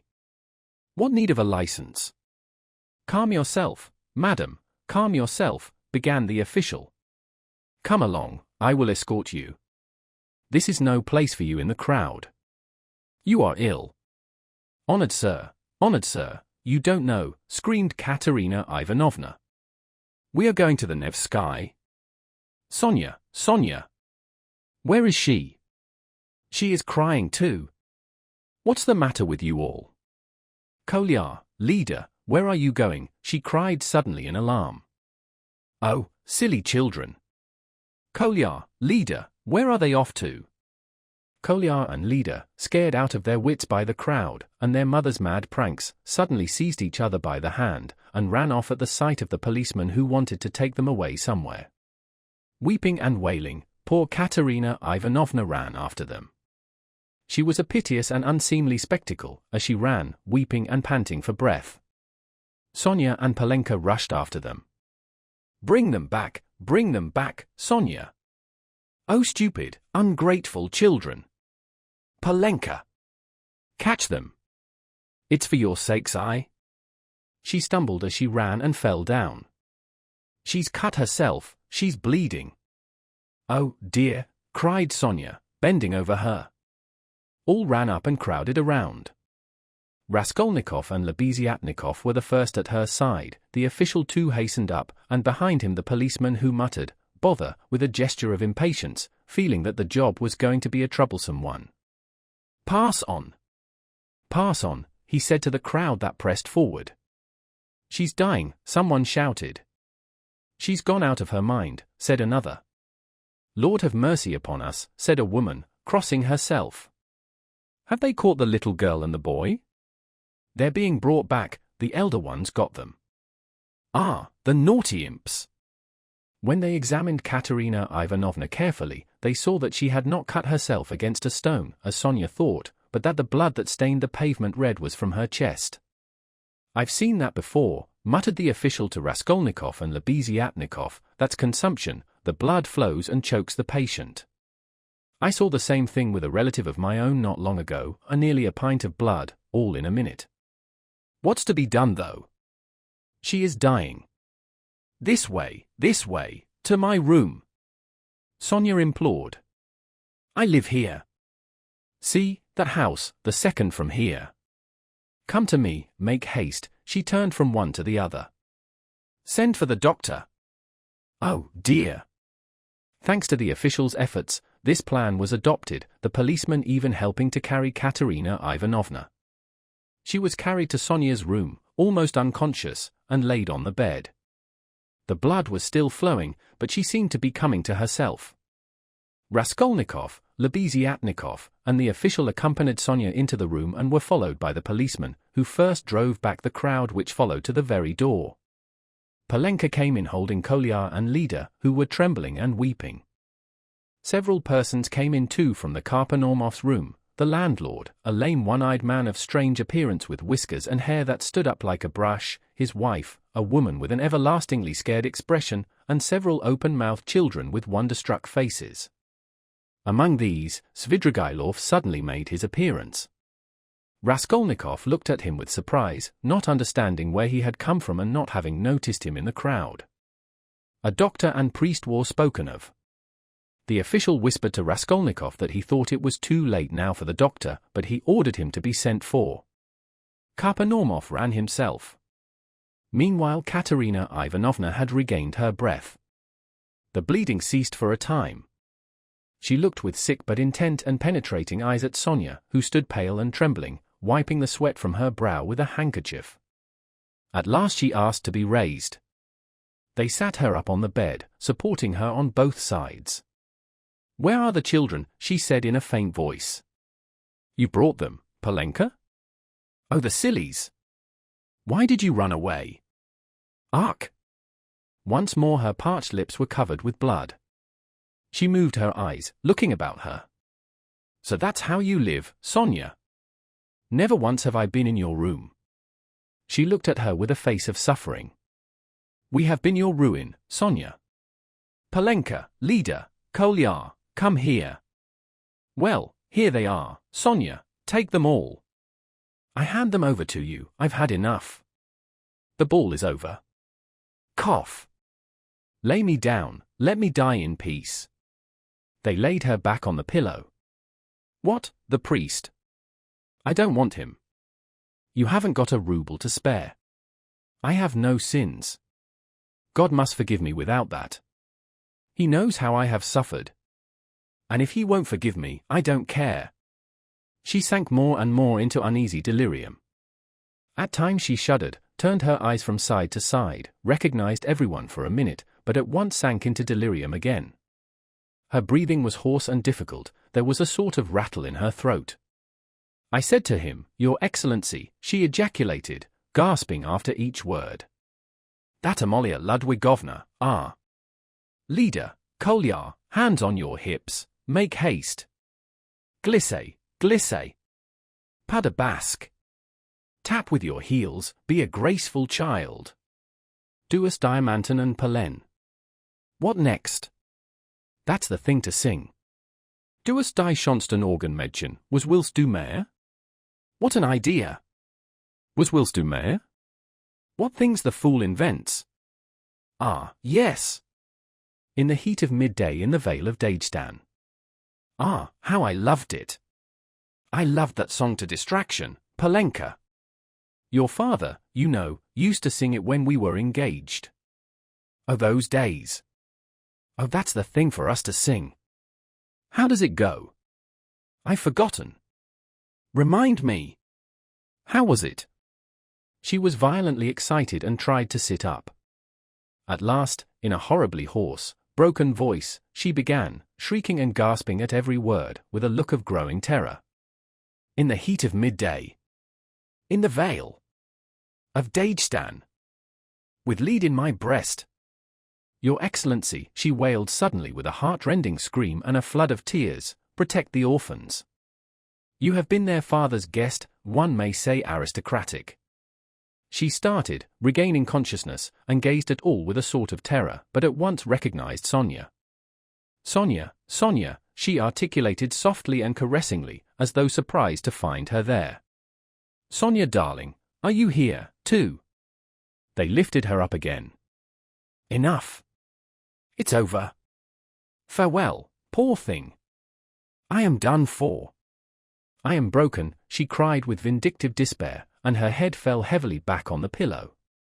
She sank into unconsciousness again, but this time it did not last long. Her pale, yellow, wasted face dropped back, her mouth fell open, her leg moved convulsively, she gave a deep, deep sigh and died. Sonia fell upon her, flung her arms about her, and remained motionless with her head pressed to the dead woman's wasted bosom. Polenka threw herself at her mother's feet, kissing them and weeping violently. Though Kolya and Lida did not understand what had happened, they had a feeling that it was something terrible. They put their hands on each other's little shoulders, stared straight at one another, and both at once opened their mouths and began screaming. They were both still in their fancy dress, one in a turban, the other in the cap with the ostrich feather. And how did the certificate of merit come to be on the bed beside Katerina Ivanovna? It lay there by the pillow. Raskolnikov saw it. He walked away to the window. Lebeziatnikov skipped up to him. "She is dead," he said. "Rodion Romanovich, I must have 2 words with you," said Svidrigailov, coming up to them. Lebeziatnikov at once made room for him and delicately withdrew. Svidrigailov drew Raskolnikov further away. "I will undertake all the arrangements, the funeral and that. You know it's a question of money and, as I told you, I have plenty to spare. I will put those 2 little ones and Polenka into some good orphan asylum, and I will settle 1,500 rubles to be paid to each on coming of age, so that Sofia Semyonovna need have no anxiety about them. And I will pull her out of the mud too, for she is a good girl, isn't she? So tell Avdotya Romanovna that is how I am spending her 10,000. What is your motive for such benevolence?" asked Raskolnikov. "Ah, you skeptical person," laughed Svidrigailov. "I told you I had no need of that money. Won't you admit that it's simply done from humanity? She wasn't a louse, you know," he pointed to the corner where the dead woman lay, "was she, like some old pawnbroker woman? Come, you'll agree, is Luzhin to go on living, and doing wicked things, or is she to die? And if I didn't help them, Polenka would go the same way." He said this with an air of a sort of gay winking slyness, keeping his eyes fixed on Raskolnikov, who turned white and cold, hearing his own phrases, spoken to Sonia. He quickly stepped back and looked wildly at Svidrigailov. "How do you know?" he whispered, hardly able to breathe. "Why, I lodge here at Madame Reslich's, the other side of the wall. Here is Karpanormov, and there lives Madame Reslich, an old and devoted friend of mine. I am a neighbor." "You?" "Yes," continued Svidrigailov, shaking with laughter. "I assure you on my honor, dear Rodion Romanovich, that you have interested me enormously. I told you we should become friends, I foretold it. Well, here we have. And you will see what an accommodating person I am. You'll see that you can get on with me." Part 6. Chapter 1. A strange period began for Raskolnikov. It was as though a fog had fallen upon him and wrapped him in a dreary solitude from which there was no escape. Recalling that period long after, he believed that his mind had been clouded at times, and that it had continued so, with intervals, till the final catastrophe. He was convinced that he had been mistaken about many things at that time, for instance as to the date of certain events. Anyway, when he tried later on to piece his recollections together, he learnt a great deal about himself from what other people told him. He had mixed up incidents and had explained events as due to circumstances which existed only in his imagination. At times he was a prey to agonies of morbid uneasiness, amounting sometimes to panic. But he remembered, too, moments, hours, perhaps whole days, of complete apathy, which came upon him as a reaction from his previous terror and might be compared with the abnormal insensibility sometimes seen in the dying. He seemed to be trying in that latter stage to escape from a full and clear understanding of his position. Certain essential facts which required immediate consideration were particularly irksome to him. How glad he would have been to be free from some cares, the neglect of which would have threatened him with complete, inevitable ruin. He was particularly worried about Svidrigailov. He might be said to be permanently thinking of Svidrigailov. From the time of Svidrigailov's two menacing and unmistakable words in Sonia's room at the moment of Katerina Ivanovna's death, the normal working of his mind seemed to break down. But although this new fact caused him extreme uneasiness, Raskolnikov was in no hurry for an explanation of it. At times, finding himself in a solitary and remote part of the town, in some wretched eating house, sitting alone lost in thought, hardly knowing how he had come there, he suddenly thought of Svidrigailov. He recognized suddenly, clearly, and with dismay that he ought at once to come to an understanding with that man and to make what terms he could. Walking outside the city gates one day, he positively fancied that they had fixed a meeting there, that he was waiting for Svidrigailov. Another time he woke up before daybreak lying on the ground under some bushes and could not at first understand how he had come there. But during the 2 or 3 days after Katerina Ivanovna's death, he had 2 or 3 times met Svidrigailov at Sonia's lodging, where he had gone aimlessly for a moment. They exchanged a few words and made no reference to the vital subject, as though they were tacitly agreed not to speak of it for a time. Katerina Ivanovna's body was still lying in the coffin. Svidrigailov was busy making arrangements for the funeral. Sonia too was very busy. At their last meeting Svidrigailov informed Raskolnikov that he had made an arrangement, and a very satisfactory one, for Katerina Ivanovna's children, that he had, through certain connections, succeeded in getting hold of certain personages by whose help the 3 orphans could be at once placed in very suitable institutions, that the money he had settled on them had been of great assistance, as it is much easier to place orphans with some property than destitute ones. He said something too about Sonia and promised to come himself in a day or 2 to see Raskolnikov, mentioning that he would like to consult with him, that there were things they must talk over. This conversation took place in the passage on the stairs. Svidrigailov looked intently at Raskolnikov and suddenly, after a brief pause, dropping his voice, asked, "But how is it, Rodion Romanovich, you don't seem yourself? You look and you listen, but you don't seem to understand. Cheer up. We'll talk things over. I am only sorry, I've so much to do of my own business and other people's. Ah, Rodion Romanovich," he added suddenly, "what all men need is fresh air more than anything." He moved to one side to make way for the priest and server, who were coming up the stairs. They had come for the requiem service. By Svidrigailov's orders it was sung twice a day punctually. Svidrigailov went his way. Raskolnikov stood still a moment, thought, and followed the priest into Sonia's room. He stood at the door. They began quietly, slowly, and mournfully singing the service. From his childhood the thought of death and the presence of death had something oppressive and mysteriously awful, and it was long since he had heard the requiem service. And there was something else here as well, too awful and disturbing. He looked at the children, they were all kneeling by the coffin. Polenka was weeping. Behind them Sonia prayed, softly and, as it were, timidly weeping. "These last 2 days she hasn't said a word to me, she hasn't glanced at me," Raskolnikov thought suddenly. The sunlight was bright in the room, the incense rose in clouds, the priest read, "Give rest, O Lord." Raskolnikov stayed all through the service. As he blessed them and took his leave, the priest looked round strangely. After the service, Raskolnikov went up to Sonia. She took both his hands and let her head sink on his shoulder. This slight friendly gesture bewildered Raskolnikov. It seemed strange to him that there was no trace of repugnance, no trace of disgust, no tremor in her hand. It was the furthest limit of self-abnegation, at least so he interpreted it. Sonia said nothing. Raskolnikov pressed her hand and went out. He felt very miserable. If it had been possible to escape to some solitude, he would have thought himself lucky, even if he had to spend his whole life there. But although he had almost always been by himself of late, he had never been able to feel alone. Sometimes he walked out of the town onto the high road, once he had even reached a little wood, but the lonelier the place was, the more he seemed to be aware of an uneasy presence near him. It did not frighten him, but greatly annoyed him, so that he made haste to return to the town, to mingle with the crowd, to enter restaurants and taverns, to walk in busy thoroughfares. There he felt easier and even more solitary. One day at dusk he sat for an hour listening to songs in a tavern, and he remembered that he positively enjoyed it. But at last he had suddenly felt the same uneasiness again, as though his conscience smote him. Here I sit listening to singing, is that what I ought to be doing, he thought. Yet he felt at once that that was not the only cause of his uneasiness. There was something requiring immediate decision, but it was something he could not clearly understand or put into words. It was a hopeless tangle. No, better the struggle again.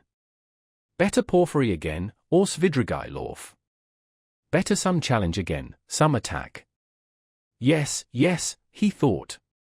He went out of the tavern and rushed away almost at a run. The thought of Dounia and his mother suddenly reduced him almost to a panic. That night he woke up before morning among some bushes in Krestovsky Island, trembling all over with fever. He walked home, and it was early morning when he arrived.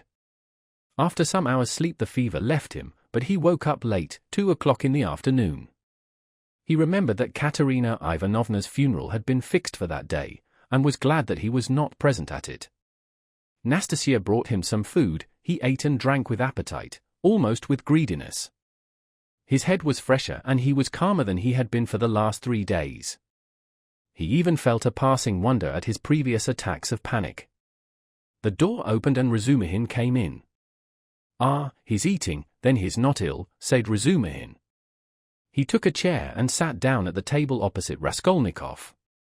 He was troubled and did not attempt to conceal it. He spoke with evident annoyance, but without hurry or raising his voice. He looked as though he had some special fixed determination. "Listen," he began resolutely. "As far as I am concerned, you may all go to hell, but from what I see, it's clear to me that I can't make head or tail of it. Please don't think I've come to ask you questions. I don't want to know, hang it. If you begin telling me your secrets, I dare say I shouldn't stay to listen, I should go away cursing. I have only come to find out once for all whether it's a fact that you are mad. There is a conviction in the air that you are mad or very nearly so. I admit I've been disposed to that opinion myself, judging from your stupid, repulsive and quite inexplicable actions, and from your recent behavior to your mother and sister. Only a monster or a madman could treat them as you have, so you must be mad. When did you see them last? Just now. Haven't you seen them since then? What have you been doing with yourself? Tell me, please. I've been to you 3 times already. Your mother has been seriously ill since yesterday. She had made up her mind to come to you. Avdotya Romanovna tried to prevent her, she wouldn't hear a word. If he is ill, if his mind is giving way, who can look after him like his mother, she said. We all came here together, we couldn't let her come alone all the way. We kept begging her to be calm. We came in, you weren't here, she sat down and stayed 10 minutes, while we stood waiting in silence. She got up and said, if he's gone out, that is, if he is well, and has forgotten his mother, it's humiliating and unseemly for his mother to stand at his door begging for kindness. She returned home and took to her bed, now she is in a fever. I see, she said, that he has time for his girl. She means by your girl Sofia Semyonovna, your betrothed or your mistress, I don't know. I went at once to Sofia Semyonovna's, for I wanted to know what was going on. I looked round, I saw the coffin, the children crying, and Sofia Semyonovna trying them on morning dresses. No sign of you. I apologized, came away, and reported to Avdotya Romanovna. So that's all nonsense and you haven't got a girl, the most likely thing is that you are mad. But here you sit, guzzling boiled beef as though you'd not had a bite for 3 days. Though as far as that goes, madmen eat too, but though you have not said a word to me yet, you are not mad. That I'd swear. Above all, you are not mad. So you may go to hell, all of you, for there's some mystery, some secret about it, and I don't intend to worry my brains over your secrets. So I've simply come to swear at you, he finished, getting up, to relieve my mind. And I know what to do now. What do you mean to do now? What business is it of yours what I mean to do? You are going in for a drinking bout. How did you know? Why, it's pretty plain. Razumihin paused for a minute. You always have been a very rational person and you've never been mad, never, he observed suddenly with warmth. You're right, I shall drink. Goodbye. And he moved to go out. I was talking with my sister the day before yesterday. I think it was about you, Razumihin. About me? But? Where can you have seen her the day before yesterday? Razumihin stopped short and even turned a little pale. One could see that his heart was throbbing slowly and violently. She came here by herself, sat there and talked to me. She did? Yes. What did you say to her? I mean, about me. I told her you were a very good, honest, and industrious man. I didn't tell her you love her, because she knows that herself. She knows that herself. Well, it's pretty plain. Wherever I might go, whatever happened to me, you would remain to look after them. I, so to speak, give them into your keeping, Razumihin. I say this because I know quite well how you love her, and am convinced of the purity of your heart. I know that she too may love you and perhaps does love you already. Now decide for yourself, as you know best, whether you need go in for a drinking bout or not. Rodya. You see, well. Ack, damn it. But where do you mean to go? Of course, if it's all a secret, never mind. But I? I shall find out the secret, and I am sure that it must be some ridiculous nonsense and that you've made it all up. Anyway, you are a capital fellow, a capital fellow. That was just what I wanted to add, only you interrupted, that was a very good decision of yours not to find out these secrets. Leave it to time, don't worry about it. You'll know it all in time when it must be. Yesterday a man said to me that what a man needs is fresh air, fresh air, fresh air. I mean to go to him directly to find out what he meant by that. Razumihin stood lost in thought and excitement, making a silent conclusion. He's a political conspirator. He must be. And he's on the eve of some desperate step, that's certain. It can only be that. And Downia knows, he thought suddenly. So Avdotya Romanovna comes to see you, he said, weighing each syllable, and you're going to see a man who says we need more air, and so of course that letter, that too must have something to do with it, he concluded to himself. What letter? She got a letter today. It upset her very much indeed. Too much so. I began speaking of you, she begged me not to. Then she said that perhaps we should very soon have to part, then she began warmly thanking me for something, then she went to her room and locked herself in. She got a letter? Raskolnikov asked thoughtfully. Yes, and you didn't know? H.M. They were both silent. Goodbye, Rodion. There was a time, brother, when I... Never mind, goodbye. You see, there was a time. Well, goodbye. I must be off too. I am not going to drink. There's no need now. That's all stuff. He hurried out, but when he had almost closed the door behind him, he suddenly opened it again, and said, looking away. Oh, by the way, do you remember that murder, you know Porphyry's, that old woman? Do you know the murderer has been found, he has confessed and given the proofs. It's one of those very workmen, the painter, only fancy. Do you remember I defended them here? Would you believe it, all that scene of fighting and laughing with his companions on the stairs while the porter and the two witnesses were going up, he got up on purpose to disarm suspicion. The cunning, the presence of mind of the young dog. One can hardly credit it, but it's his own explanation, he has confessed it all. And what a fool I was about it! Well, he's simply a genius of hypocrisy and resourcefulness in disarming the suspicions of the lawyers, so there's nothing much to wonder at, I suppose.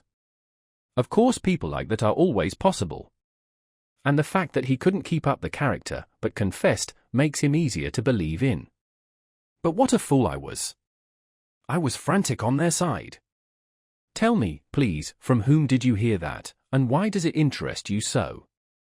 Raskolnikov asked with unmistakable agitation. What next? You ask me why it interests me. Well, I heard it from Porphyry, among others. It was from him I heard almost all about it. From Porphyry? From Porphyry? What did he say? Raskolnikov asked in dismay. He gave me a capital explanation of it. Psychologically, after his fashion. He explained it? Explained it himself. Yes, goodbye. I'll tell you all about it another time, but now I'm busy. There was a time when I fancied. But no matter, another time. What need is there for me to drink now? You have made me drunk without wine. I am drunk, Roger. Goodbye, I'm going. I'll come again very soon. He went out. He's a political conspirator, there's not a doubt about it, Razumihin decided, as he slowly descended the stairs. And he's drawn his sister in, that's quite in keeping with Avdotya Romanovna's character. There are interviews between them. She hinted at it too. So many of her words.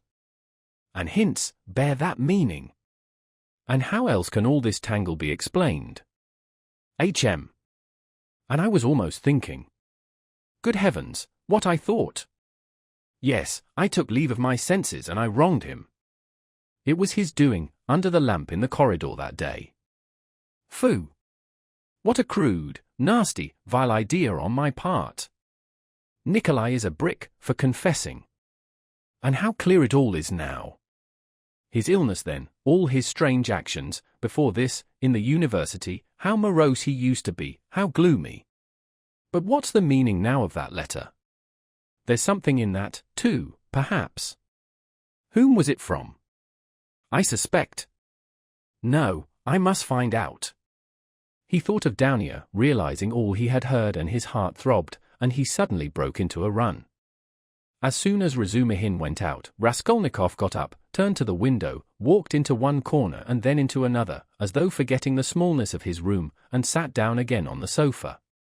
He felt, so to speak, renewed again the struggle, so a means of escape had come. Yes, a means of escape had come. It had been too stifling, too cramping, the burden had been too agonizing. A lethargy had come upon him at times. From the moment of the scene with Nikolai at Porfiry's he had been suffocating, penned in without hope of escape. After Nikolai's confession, on that very day had come the scene with Sonia. His behavior and his last words had been utterly unlike anything he could have imagined beforehand. He had grown feebler, instantly and fundamentally. And he had agreed at the time with Sonia, he had agreed in his heart he could not go on living alone with such a thing on his mind. And Svidrigailov was a riddle. He worried him, that was true, but somehow not on the same point. He might still have a struggle to come with Svidrigailov. Svidrigailov, too, might be a means of escape, but Porfiry was a different matter. And so Porfiry himself had explained it to Razumihin, had explained it psychologically. He had begun bringing in his damned psychology again. Porfiry? But to think that Porfiry should for one moment believe that Nikolai was guilty, after what had passed between them before Nikolai's appearance, after that tete-a-tete interview, which could have only one explanation. During those days Raskolnikov had often recalled passages in that scene with Porfiry. He could not bear to let his mind rest on it. Such words, such gestures had passed between them, they had exchanged such glances, things had been said in such a tone and had reached such a pass, that Nikolai, whom Porfiry had seen through at the first word, at the first gesture, could not have shaken his conviction. And to think that even Razumihin had begun to suspect. The scene in the corridor under the lamp had produced its effect then. He had rushed to Porfiry. But what had induced the latter to receive him like that? What had been his object in putting Razumihin off with Nikolai? He must have some plan, there was some design, but what was it? It was true that a long time had passed since that morning, too long a time, and no sight nor sound of Porfiry. Well, that was a bad sign. Raskolnikov took his cap and went out of the room, still pondering. It was the first time for a long while that he had felt clear in his mind, at least. I must settle Svidrigailov, he thought, and as soon as possible. He, too, seems to be waiting for me to come to him of my own accord. And at that moment there was such a rush of hate in his weary heart that he might have killed either of those two, Porfiry or Svidrigailov. At least he felt that he would be capable of doing it later, if not now. We shall see, he repeated to himself. But no sooner had he opened the door than he stumbled upon Porfiry himself in the passage. He was coming in to see him. Raskolnikov was dumbfounded for a minute, but only for 1 minute. Strange to say, he was not very much astonished at seeing Porfiry and scarcely afraid of him. He was simply startled, but was quickly, instantly, on his guard. Perhaps this will mean the end? But how could Porfiry have approached so quietly, like a cat, so that he had heard nothing? Could he have been listening at the door? You didn't expect a visitor, Rodion Romanovitch, Porfiry explained, laughing. I've been meaning to look in a long time. I was passing by and thought, why not go in for 5 minutes? Are you going out? I won't keep you long. Just let me have 1 cigarette. Sit down, Porfiry Petrovitch, sit down. Raskolnikov gave his visitor a seat with so pleased and friendly an expression that he would have marveled at himself if he could have seen it. The last moment had come, the last drops had to be drained. So a man will sometimes go through half an hour of mortal terror with a brigand, yet when the knife is at his throat at last, he feels no fear. Raskolnikov seated himself directly facing Porfiry and looked at him without flinching. Porfiry screwed up his eyes and began lighting a cigarette. Speak, speak, seemed as though it would burst from Raskolnikov's heart. Come, why don't you speak? Chapter 2. Are these cigarettes? Porfiry Petrovitch ejaculated at last, having lighted one. They are pernicious, positively pernicious, and yet I can't give them up. I cough, I begin to have tickling in my throat and a difficulty in breathing. You know I am a coward. I went lately to Dr. B.N. He always gives at least half an hour to each patient. He positively laughed looking at me. He sounded me. Tobacco's bad for you, he said. Your lungs are affected. But how am I to give it up? What is there to take its place? I don't drink, that's the mischief, that I don't. Everything is relative, Rodion Romanovitch, everything is relative. Why, he's playing his professional tricks again, Raskolnikov thought with disgust. All the circumstances of their last interview suddenly came back to him, and he felt a rush of the feeling that had come upon him then. I came to see you the day before yesterday, in the evening, you didn't know. Porfiry Petrovitch went on, looking round the room. I came into this very room. I was passing by, just as I did today, and I thought I'd return your call. I walked in as your door was wide open, I looked round, waited and went out without leaving my name with your servant. Don't you lock your door? Raskolnikov's face grew more and more gloomy. Porfiry seemed to guess his state of mind. I've come to have it out with you, Rodion Romanovitch, my dear fellow. I owe you an explanation and must give it to you, he continued with a slight smile, just patting Raskolnikov's knee. But almost at the same instant a serious and careworn look came into his face. To his surprise Raskolnikov saw a touch of sadness in it. He had never seen and never suspected such an expression in his face. A strange scene passed between us last time we met, Rodion Romanovitch. Our first interview, too, was a strange one, but then, and one thing after another. This is the point, I have perhaps acted unfairly to you, or I feel it. Do you remember how we parted? Your nerves were unhinged and your knees were shaking and so were mine. And, you know, our behavior was unseemly, even ungentlemanly. And yet we are gentlemen, above all, in any case, gentlemen, that must be understood. Do you remember what we came to? And it was quite indecorous. What is he up to? What does he take me for? Raskolnikov asked himself in amazement, raising his head and looking with open eyes on Porfiry. I decided openness is better between us, Porfiry Petrovitch went on, turning his head away and dropping his eyes, as though unwilling to disconcert his former victim and as though disdaining his former wiles. Yes, such suspicions and such scenes cannot continue for long. Nikolai put a stop to it, or I don't know what we might not have come to. That damned workman was sitting at the time in the next room, can you realize that? You know that, of course, and I am aware that he came to you afterwards. But what you supposed then was not true. I had not sent for anyone, I had made no kind of arrangements. You ask why I hadn't? What shall I say to you? It had all come upon me so suddenly. I had scarcely sent for the porters, you noticed them as you went out, I dare say. An idea flashed upon me, I was firmly convinced at the time, you see, Rodion Romanovich. Come, I thought, even if I let one thing slip for a time, I shall get hold of something else, I shan't lose what I want, anyway. You are nervously irritable, Rodion Romanovich. By temperament, it's out of proportion with other qualities of your heart and character, which I flatter myself I have to some extent divined. Of course I did reflect even then that it does not always happen that a man gets up and blurts out his whole story. It does happen sometimes, if you make a man lose all patience, though even then it's rare. I was capable of realizing that. If I only had a fact, I thought, the least little fact to go upon, something I could lay hold of, something tangible, not merely psychological. For if a man is guilty, you must be able to get something substantial out of him, one may reckon upon most surprising results indeed. I was reckoning on your temperament, Rodion Romanovich, on your temperament above all things. I had great hopes of you at that time. But what are you driving at now? Raskolnikov muttered at last, asking the question without thinking. What is he talking about? He wondered distractedly. Does he really take me to be innocent? What am I driving at? I've come to explain myself, I consider it my duty, so to speak. I want to make clear to you how the whole business, the whole misunderstanding arose. I've caused you a great deal of suffering, Rodion Romanovich.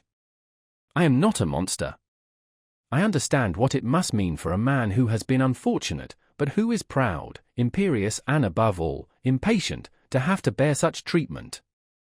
I regard you in any case as a man of noble character and not without elements of magnanimity, though I don't agree with all your convictions. I wanted to tell you this first, frankly and quite sincerely, for above all I don't want to deceive you. When I made your acquaintance, I felt attracted by you. Perhaps you will laugh at my saying so. You have a right to. I know you dislike me from the first, and indeed you've no reason to like me.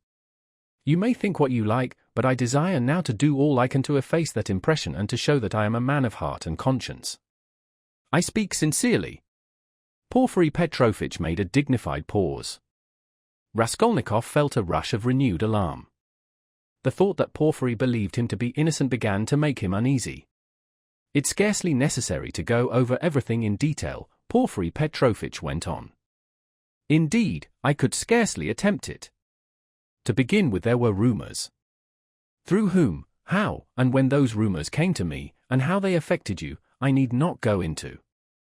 My suspicions were aroused by a complete accident, which might just as easily not have happened. What was it? I believe there is no need to go into that either. Those rumors and that accident led to one idea in my mind. I admit it openly, for one may as well make a clean breast of it, I was the first to pitch on you. The old woman's notes on the pledges and the rest of it, that all came to nothing. Yours was one of 100. I happened, too, to hear of the scene at the office, from a man who described it capitally, unconsciously reproducing the scene with great vividness. It was just one thing after another, Rodion Romanovich, my dear fellow.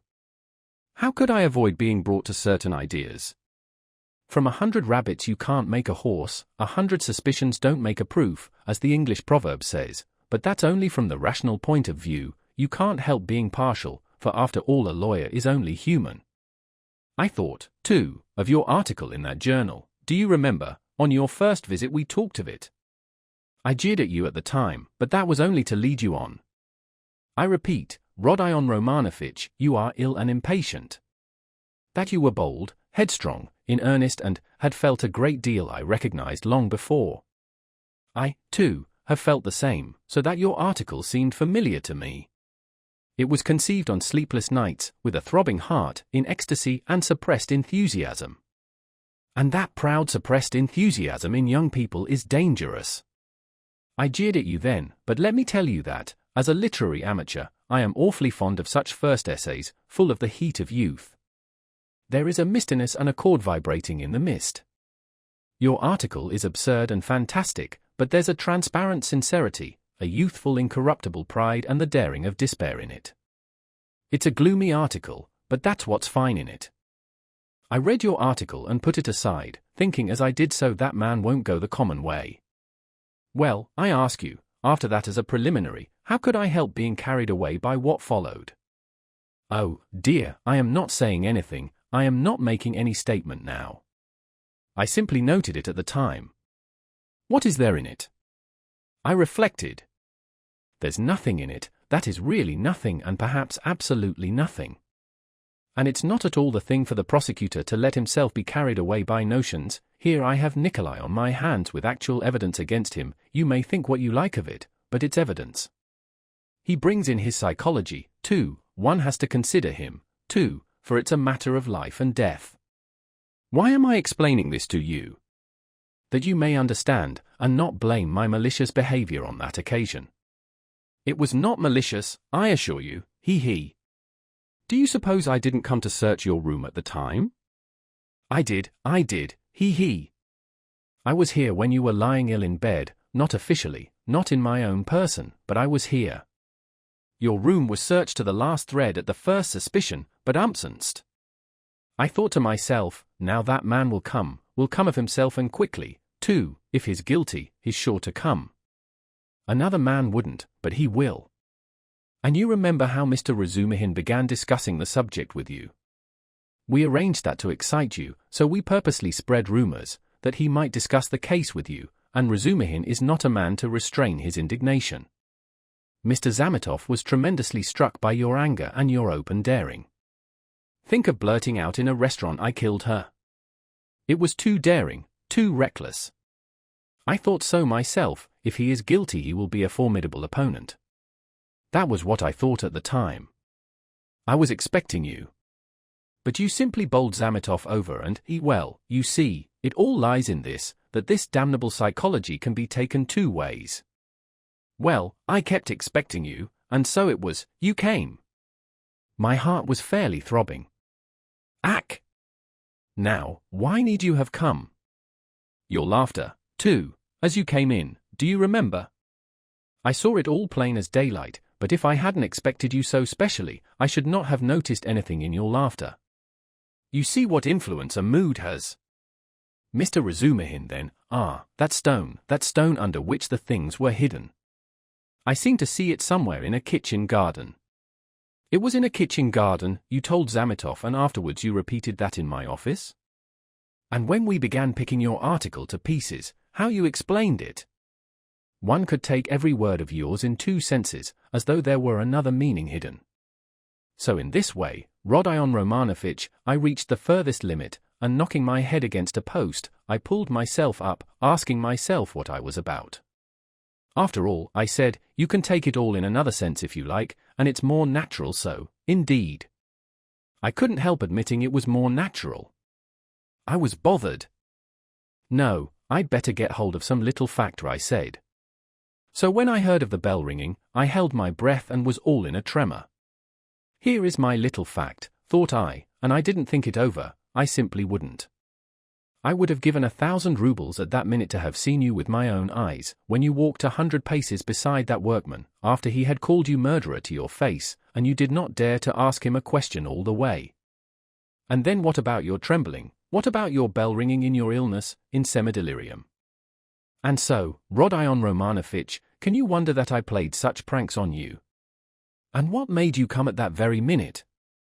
Someone seemed to have sent you, by Jove. And if Nikolai had not parted us, and do you remember Nikolai at the time? Do you remember him clearly? It was a thunderbolt, a regular thunderbolt. And how I met him. I didn't believe in the thunderbolt, not for a minute. You could see it for yourself, and how could I? Even afterwards, when you had gone and he began making very, very plausible answers on certain points, so that I was surprised at him myself, even then I didn't believe his story. You see what it is to be as firm as a rock. No, thought I, Morgenfrau. What has Nikolai got to do with it? Razumihin told me just now that you think Nikolai guilty and had yourself assured him of it. His voice failed him, and he broke off. He had been listening in indescribable agitation, as this man who had seen through and through him, went back upon himself. He was afraid of believing it and did not believe it. In those still ambiguous words he kept eagerly looking for something more definite and conclusive. Mr. Razumihin, cried Porfiry Petrovitch, seeming glad of a question from Raskolnikov, who had till then been silent. He. But I had to put Mr. Razumihin off. 2 is company, 3 is none. Mr. Razumihin is not the right man, besides he is an outsider. He came running to me with a pale face. But never mind him, why bring him in? To return to Nikolai, would you like to know what sort of a type he is, how I understand him, that is? To begin with, he is still a child and not exactly a coward, but something by way of an artist. Really, don't laugh at my describing him so. He is innocent and responsive to influence. He has a heart, and is a fantastic fellow. He sings and dances, he tells stories, they say, so that people come from other villages to hear him. He attends school too, and laughs till he cries if you hold up a finger to him. He will drink himself senseless, not as a regular vice, but at times, when people treat him like a child. And he stole, too, then, without knowing it himself, for how can it be stealing, if one picks it up? And do you know he is an old believer, or rather a dissenter?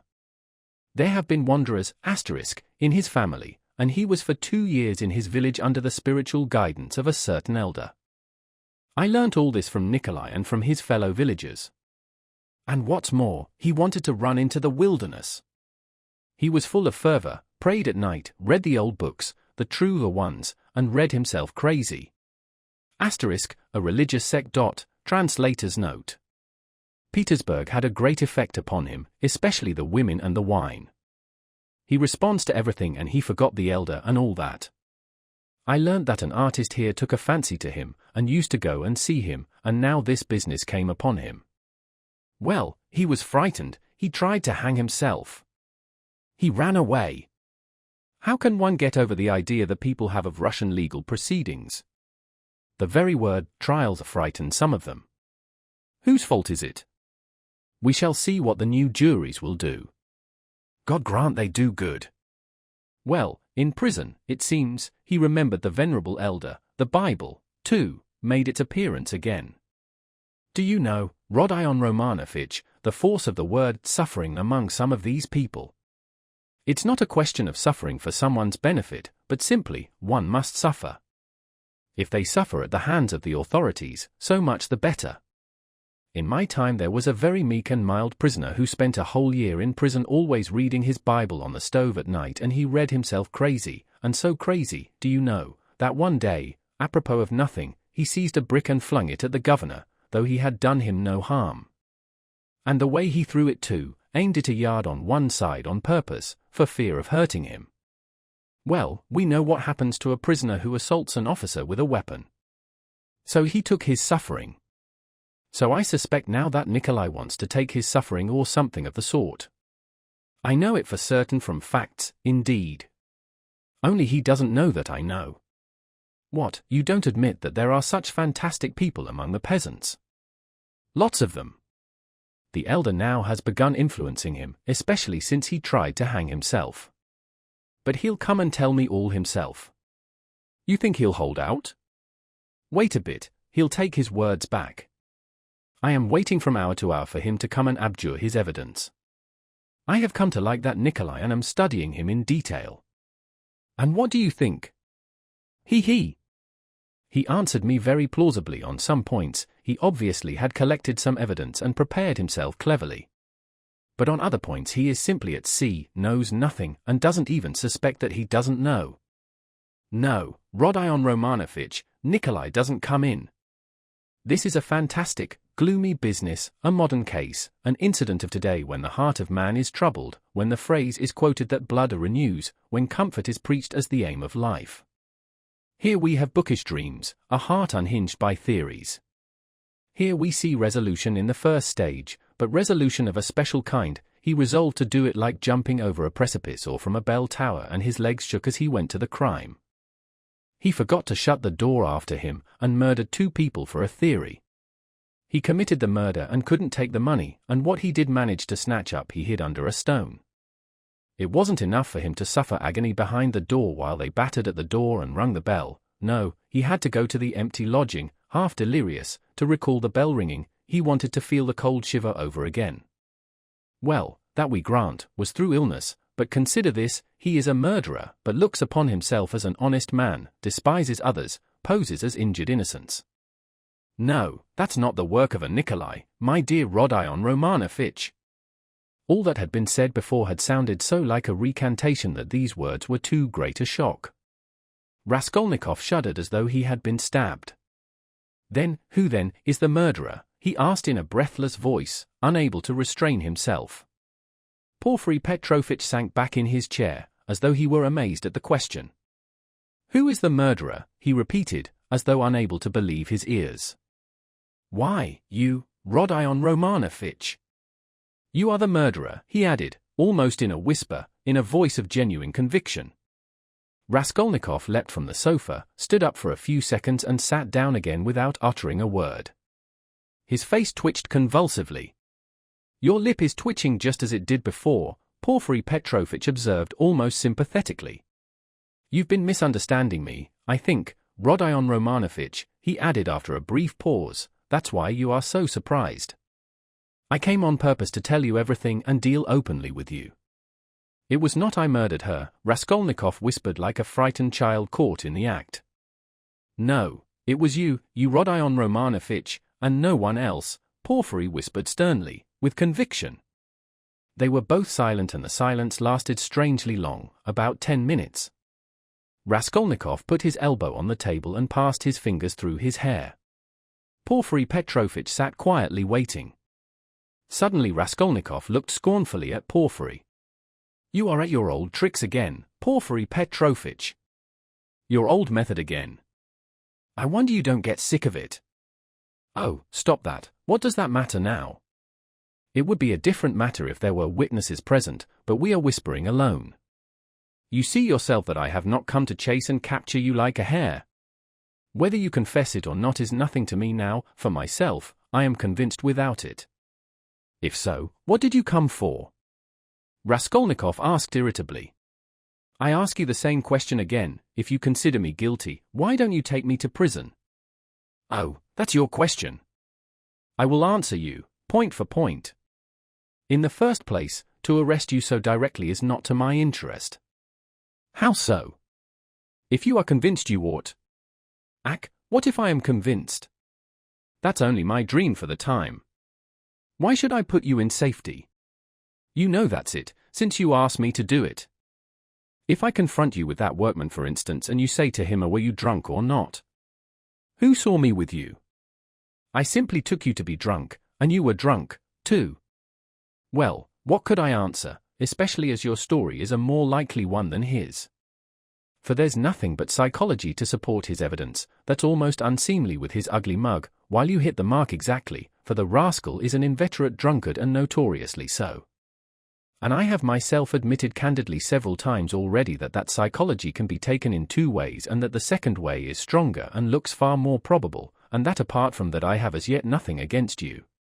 And though I shall put you in prison and indeed have come, quite contrary to etiquette, to inform you of it beforehand, yet I tell you frankly, also contrary to etiquette, that it won't be to my advantage.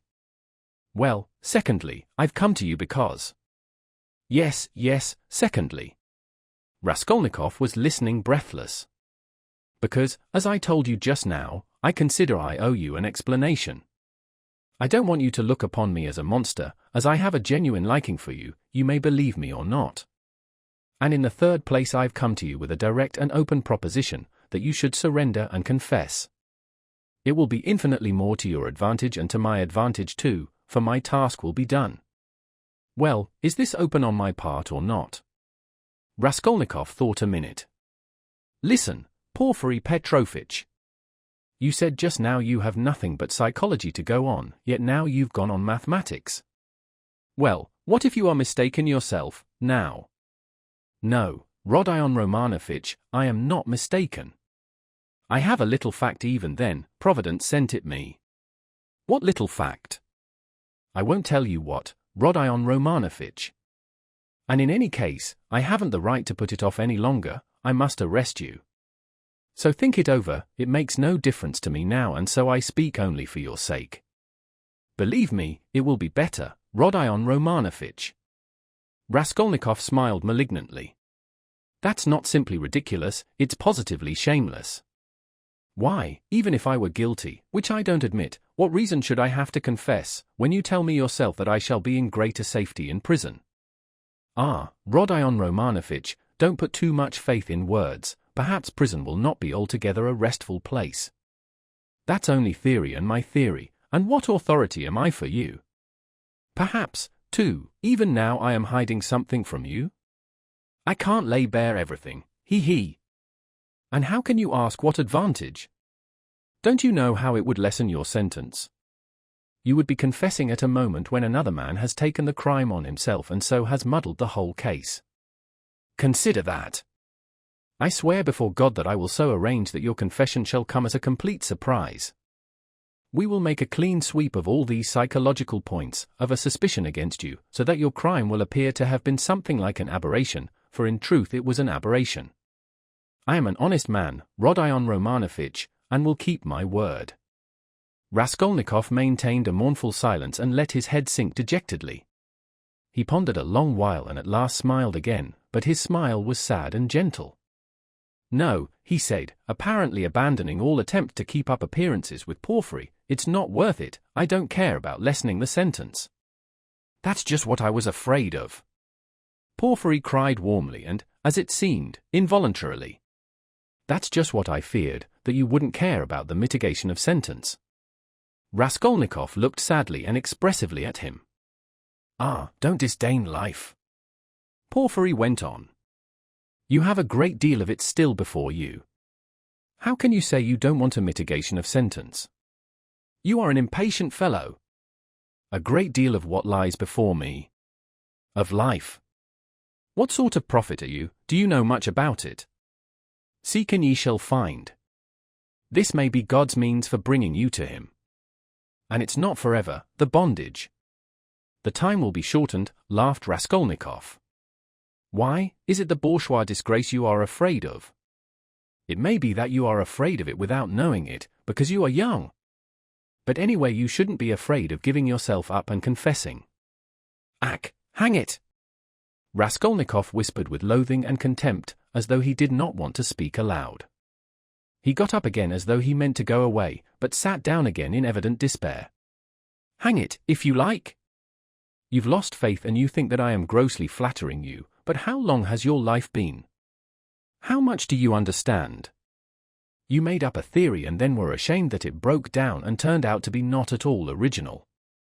It turned out something base, that's true, but you are not hopelessly base. By no means so base. At least you didn't deceive yourself for long, you went straight to the furthest point at one bound. How do I regard you?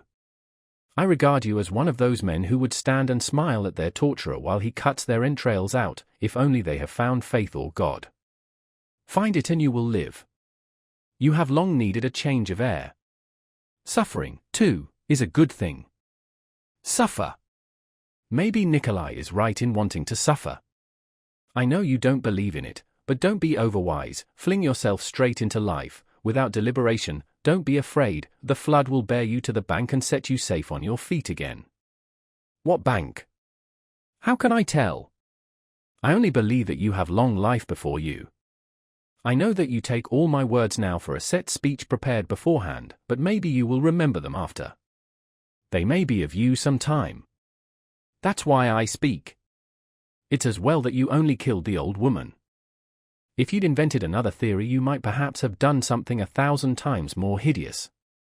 You ought to thank God, perhaps. How do you know? Perhaps God is saving you for something. But keep a good heart and have less fear. Are you afraid of the great expiation before you? No, it would be shameful to be afraid of it. Since you have taken such a step, you must harden your heart. There is justice in it. You must fulfill the demands of justice. I know that you don't believe it, but indeed, life will bring you through. You will live it down in time. What you need now is fresh air, fresh air, fresh air. Raskolnikov positively started. But who are you? What prophet are you? From the height of what majestic calm do you proclaim these words of wisdom? Who am I? I am a man with nothing to hope for, that's all. A man perhaps of feeling and sympathy, maybe of some knowledge too, but my day is over. But you are a different matter, there is life waiting for you. Though, who knows? Maybe your life, too, will pass off in smoke and come to nothing. Come, what does it matter, that you will pass into another class of men? It's not comfort you regret, with your heart. What of it that perhaps no one will see you for so long? It's not time, but yourself that will decide that. Be the sun and all will see you. The sun has before all to be the sun. Why are you smiling again? At my being such a shiller? I bet you're imagining that I am trying to get round you by flattery. Well, perhaps I am, he. Perhaps you'd better not believe my word, perhaps you'd better never believe it altogether, I'm made that way, I confess it. But let me add, you can judge for yourself, I think, how far I am a base sort of man and how far I am honest. When do you mean to arrest me? Well, I can let you walk about another day or two. Think it over, my dear fellow, and pray to God. It's more in your interest, believe me. And what if I run away? Asked Raskolnikov with a strained smile. No, you won't run away. A peasant would run away, a fashionable dissenter would run away, the flunky of another man's thought, for you've only to show him the end of your little finger and he'll be ready to believe in anything for the rest of his life. But you've ceased to believe in your theory already, what will you run away with? And what would you do in hiding? It would be hateful and difficult for you, and what you need more than anything in life is a definite position, an atmosphere to suit you. And what sort of atmosphere would you have? If you ran away, you'd come back to yourself. You can't get on without us. And if I put you in prison, say you've been there a month, or 2, or 3, remember my word, you'll confess of yourself and perhaps to your own surprise. You won't know an hour beforehand that you are coming with a confession. I am convinced that you will decide to take your suffering. You don't believe my words now, but you'll come to it of yourself. For suffering, Rodion Romanovitch, is a great thing. Never mind my having grown fat, I know all the same. Don't laugh at it, there's an idea in suffering, Nikolai is right. No, you won't run away, Rodion Romanovitch. Raskolnikov got up and took his cap. Porfiry Petrovitch also rose. Are you going for a walk? The evening will be fine if only we don't have a storm. Though it would be a good thing to freshen the air. He, too, took his cap. Porfiry Petrovitch, please don't take up the notion that I have confessed to you today, Raskolnikov pronounced with sullen insistence. You're a strange man and I have listened to you from simple curiosity. But I have admitted nothing, remember that. Oh, I know that, I'll remember. Look at him, he's trembling. Don't be uneasy, my dear fellow, have it your own way. Walk about a bit, you won't be able to walk too far. If anything happens, I have one request to make of you, he added, dropping his voice. It's an awkward one, but important. If anything were to happen, though indeed I don't believe in it and think you quite incapable of it, yet in case you were taken during these 40 or 50 hours with the notion of putting an end to the business in some other way, in some fantastic fashion, laying hands on yourself, it's an absurd proposition, but you must forgive me for it, do leave a brief but precise note, only 2 lines, and mention the stone. It will be more generous. Come, till we meet. Good thoughts and sound decisions to you. Porfiry went out, stooping and avoiding looking at Raskolnikov. The latter went to the window and waited with irritable impatience till he calculated that Porfiry had reached the street and moved away. Then he too went hurriedly out of the room. Chapter 3. He hurried to Svidrigailov's.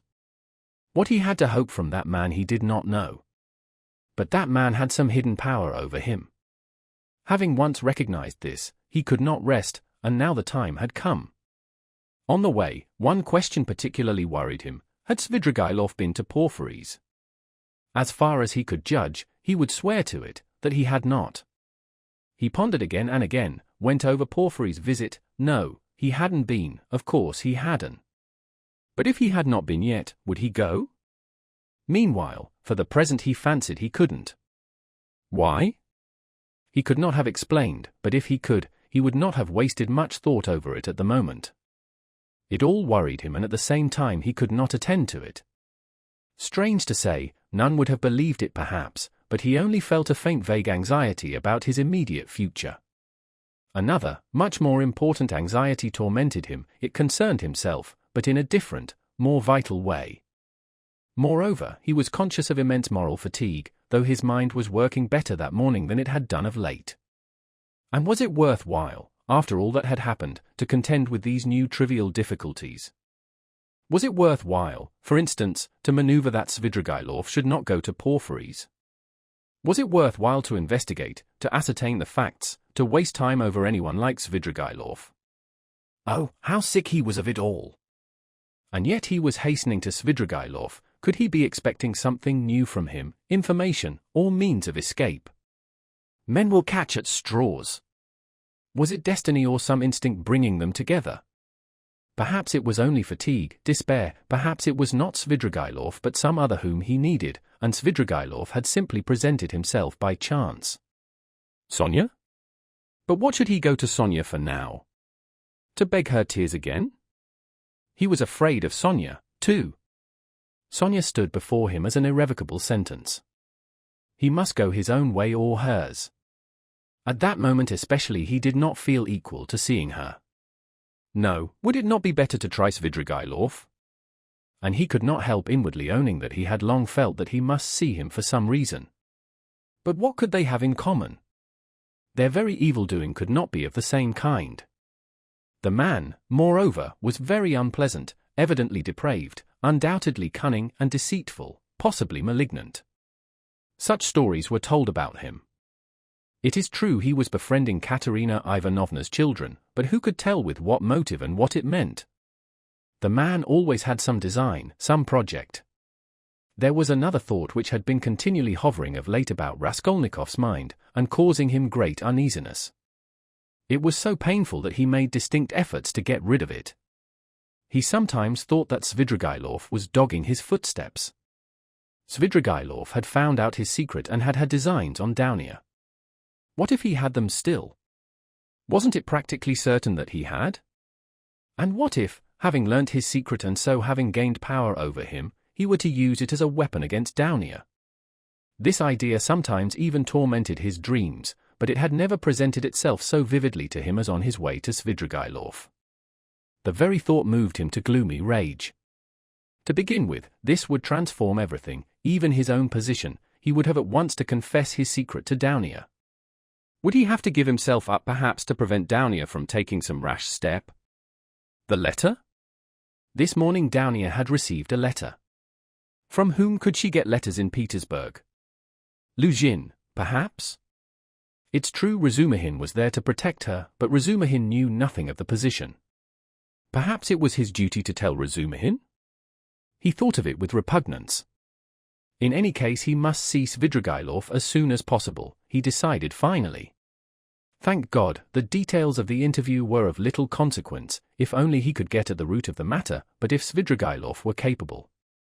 If he were intriguing against Downia, then. Raskolnikov was so exhausted by what he had passed through that month that he could only decide such questions in one way. Then I shall kill him, he thought in cold despair. A sudden anguish oppressed his heart. He stood still in the middle of the street and began looking about to see where he was and which way he was going. He found himself in X Prospect, 30 or 40 paces from the Hay Market, through which he had come. The whole second story of the house on the left was used as a tavern.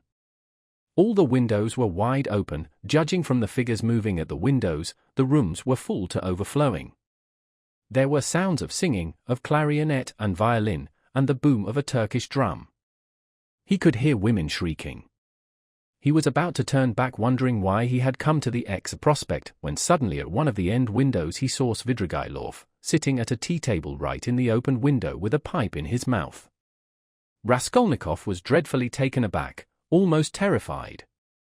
Svidrigailov was silently watching and scrutinizing him, and, what struck Raskolnikov at once, seemed to be meaning to get up and slip away unobserved. Raskolnikov at once pretended not to have seen him, but to be looking absent-mindedly away, while he watched him out of the corner of his eye. His heart was beating violently. Yet, it was evident that Svidrigailov did not want to be seen. he took the pipe out of his mouth and was on the point of concealing himself, but as he got up and moved back his chair, he seemed to have become suddenly aware that Raskolnikov had seen him, and was watching him. What had passed between them was much the same as what happened at their first meeting in Raskolnikov's room. A sly smile came into Svidrigailov's face and grew broader and broader. Each knew that he was seen and watched by the other. At last Svidrigailov broke into a loud laugh. "Well, well, come in if you want me, I am here," he shouted from the window. Raskolnikov went up into the tavern. He found Svidrigailov in a tiny back room, adjoining the saloon in which merchants, clerks and numbers of people of all sorts were drinking tea at 20 little tables to the desperate bawling of a chorus of singers. The click of billiard balls could be heard in the distance. On the table before Svidrigailov stood an open bottle and a glass half full of champagne. In the room he found also a boy with a little hand organ, a healthy-looking red-cheeked girl of 18, wearing a tucked-up striped skirt, and a Tyrolese hat with ribbons. In spite of the chorus in the other room, she was singing some servants' hall song in a rather husky contralto, to the accompaniment of the organ. "Come, that's enough," Svidrigailov stopped her at Raskolnikov's entrance. The girl at once broke off and stood waiting respectfully. She had sung her guttural rhymes, too, with a serious and respectful expression in her face. "Hey, Philip, a glass," shouted Svidrigailov. "I won't drink anything," said Raskolnikov. "As you like, I didn't mean it for you." "Drink, Katya." "I don't want anything more today, you can go." He poured her out a full glass, and laid down a yellow note. Katya drank off her glass of wine, as women do, without putting it down, in 20 gulps, took the note and kissed Svidrigailov's hand, which he allowed quite seriously. She went out of the room and the boy trailed after her with the organ. Both had been brought in from the street. Svidrigailov had not been a week in Petersburg, but everything about him was already, so to speak, on a patriarchal footing. The waiter, Philip, was by now an old friend and very obsequious. The door leading to the saloon had a lock on it. Svidrigailov was at home in this room and perhaps spent whole days in it. The tavern was dirty and wretched, not even second-rate. "I was going to see you and looking for you," Raskolnikov began, "but I don't know what made me turn from the Haymarket into the Prospect just now. I never take this turning. I turn to the right from the Haymarket. And this isn't the way to you. I simply turned and here you are. It is strange. Why don't you say at once it's a miracle? Because it may be only chance." "Oh, that's the way with all you folk," laughed Svidrigailov. "You won't admit it, even if you do inwardly believe it a miracle. Here you say that it may be only chance. And what cowards they all are here, about having an opinion of their own, you can't fancy, Rodion Romanovitch. I don't mean you, you have an opinion of your own and are not afraid to have it. That's how it was you attracted my curiosity. Nothing else? Well, that's enough, you know." Svidrigailov was obviously exhilarated, but only slightly so. He had not had more than half a glass of wine. "I fancy you came to see me before you knew that I was capable of having what you call an opinion of my own," observed Raskolnikov. "Oh, well, it was a different matter. Everyone has his own plans. And apropos of the miracle, let me tell you that I think you have been asleep for the last 2 or 3 days. I told you of this tavern myself, there is no miracle in your coming straight here. I explained the way myself, told you where it was, and the hours you could find me here. Do you remember?" "I don't remember," answered Raskolnikov with surprise. "I believe you. I told you twice. The address has been stamped mechanically on your memory. You turned this way mechanically and yet precisely according to the direction, though you are not aware of it. When I told you then, I hardly hoped you understood me. You give yourself away too much, Rodion Romanovitch. And another thing, I'm convinced there are lots of people in Petersburg who talk to themselves as they walk. This is a town of crazy people. If only we had scientific men, doctors, lawyers, and philosophers might make most valuable investigations in Petersburg, each in his own line. There are few places where there are so many gloomy, strong, and queer influences on the soul of man as in Petersburg. The mere influences of climate mean so much. And it's the administrative center of all Russia, and its character must be reflected on the whole country. But that is neither here nor there now. The point is that I have several times watched you. You walk out of your house, holding your head high, 20 paces from home you let it sink, and fold your hands behind your back. You look and evidently see nothing before nor beside you. At last you begin moving your lips and talking to yourself, and sometimes you wave one hand and declaim, and at last stand still in the middle of the road. That's not at all the thing. Someone may be watching you besides me, and it won't do you any good. It's nothing really to do with me, and I can't cure you, but, of course, you understand me.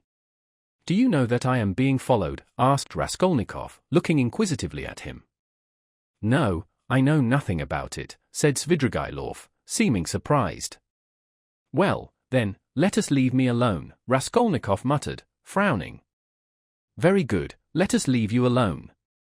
You had better tell me, if you come here to drink, and directed me twice to come here to you, why did you hide, and try to get away just now when I looked at the window from the street? I saw it. He. And why was it you lay on your sofa with closed eyes and pretended to be asleep, though you were wide awake while I stood in your doorway? I saw it. I may have had reasons. You know that yourself. And I may have had my reasons, though you don't know them. Raskolnikov dropped his right elbow on the table, leaned his chin in the fingers of his right hand, and stared intently at Svidrigailov. For a full minute he scrutinized his face, which had impressed him before. It was a strange face, like a mask, white and red, with bright red lips, with a flaxen beard, and still thick flaxen hair. His eyes were somehow too blue and their expression somehow too heavy and fixed. There was something awfully unpleasant in that handsome face, which looked so wonderfully young for his age. Svidrigailov was smartly dressed in light summer clothes and was particularly dainty in his linen. He wore a huge ring with a precious stone in it. Have I got to bother myself about you, too, now? Said Raskolnikov suddenly, coming with nervous impatience straight to the point. Even though perhaps you are the most dangerous man, if you care to injure me, I don't want to put myself out any more. I will show you at once that I don't prize myself as you probably think I do. I've come to tell you at once that if you keep to your former intentions with regard to my sister, and if you think to derive any benefit in that direction from what has been discovered of late, I will kill you before you get me locked up. You can reckon on my word. You know that I can keep it. And in the second place, if you want to tell me anything, for I keep fancying all this time that you have something to tell me, and make haste and tell it, for time is precious and very likely it will soon be too late. Why in such haste? Asked Svidrigailov, looking at him curiously. Everyone has his plans, Raskolnikov answered gloomily and impatiently. You urged me yourself to frankness just now, and at the first question you refused to answer, Svidrigailov observed with a smile. You keep fancying that I have aims of my own, and so you look at me with suspicion. Of course it's perfectly natural in your position. But though I should like to be friends with you, I shan't trouble myself to convince you of the contrary. The game isn't worth a candle, and I wasn't intending to talk to you about anything special. What did you want me for, then? It was you who came hanging about me. Why? Simply as an interesting subject for observation. I liked the fantastic nature of your position, that's what it was. Besides, you are the brother of a person who greatly interested me, and from that person I had in the past heard a very great deal about you, from which I gathered that you had a great influence over her. Isn't that enough? Ha ha ha. Still, I must admit that your question is rather complex, and is difficult for me to answer. Here, you, for instance, have come to me not only for a definite object, but for the sake of hearing something new. Isn't that so? Isn't that so? Persisted Svidrigailov with a sly smile. Well, can't you fancy then that I, too, on my way here in the train was reckoning on you, on your telling me something new, and on my making some profit out of you? You see what rich men we are. What profit could you make? How can I tell you? How do I know? You see in what a tavern I spend all my time, and it's my enjoyment. That's to say, it's no great enjoyment, but one must sit somewhere. That poor Katia now, you saw her. If only I had been a glutton now, a club gourmand, but you see I can eat this. He pointed to a little table in the corner where the remnants of a terrible-looking beefsteak and potatoes lay on a tin dish. Have you dined, by the way? I've had something and want nothing more.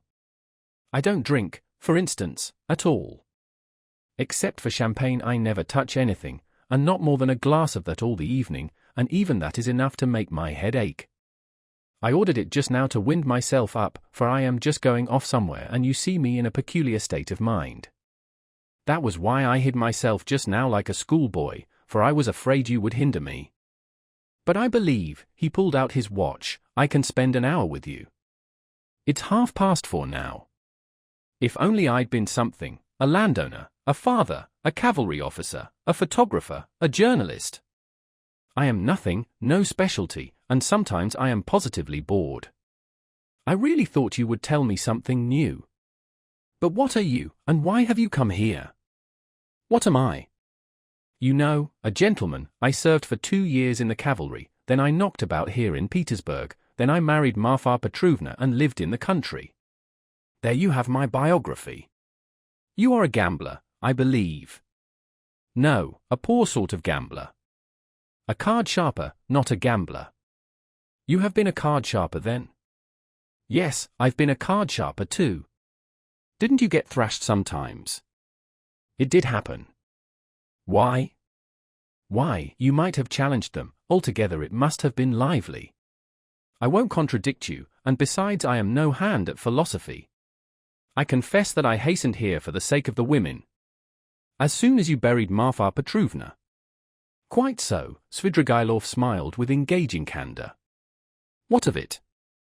You seem to find something wrong in my speaking like that about women. You ask whether I find anything wrong in vice. Vice? Oh, that's what you are after. But I'll answer you in order, first about women in general. You know I am fond of talking. Tell me, what should I restrain myself for? Why should I give up women, since I have a passion for them? It's an occupation, anyway. So you hope for nothing here but vice. Oh, very well, for vice then. You insist on its being vice. But anyway, I like a direct question. In this vice at least there is something permanent, founded indeed upon nature and not dependent on fantasy, something present in the blood like an ever-burning ember, forever setting one on fire and, maybe, not to be quickly extinguished, even with years. You'll agree it's an occupation of a sort.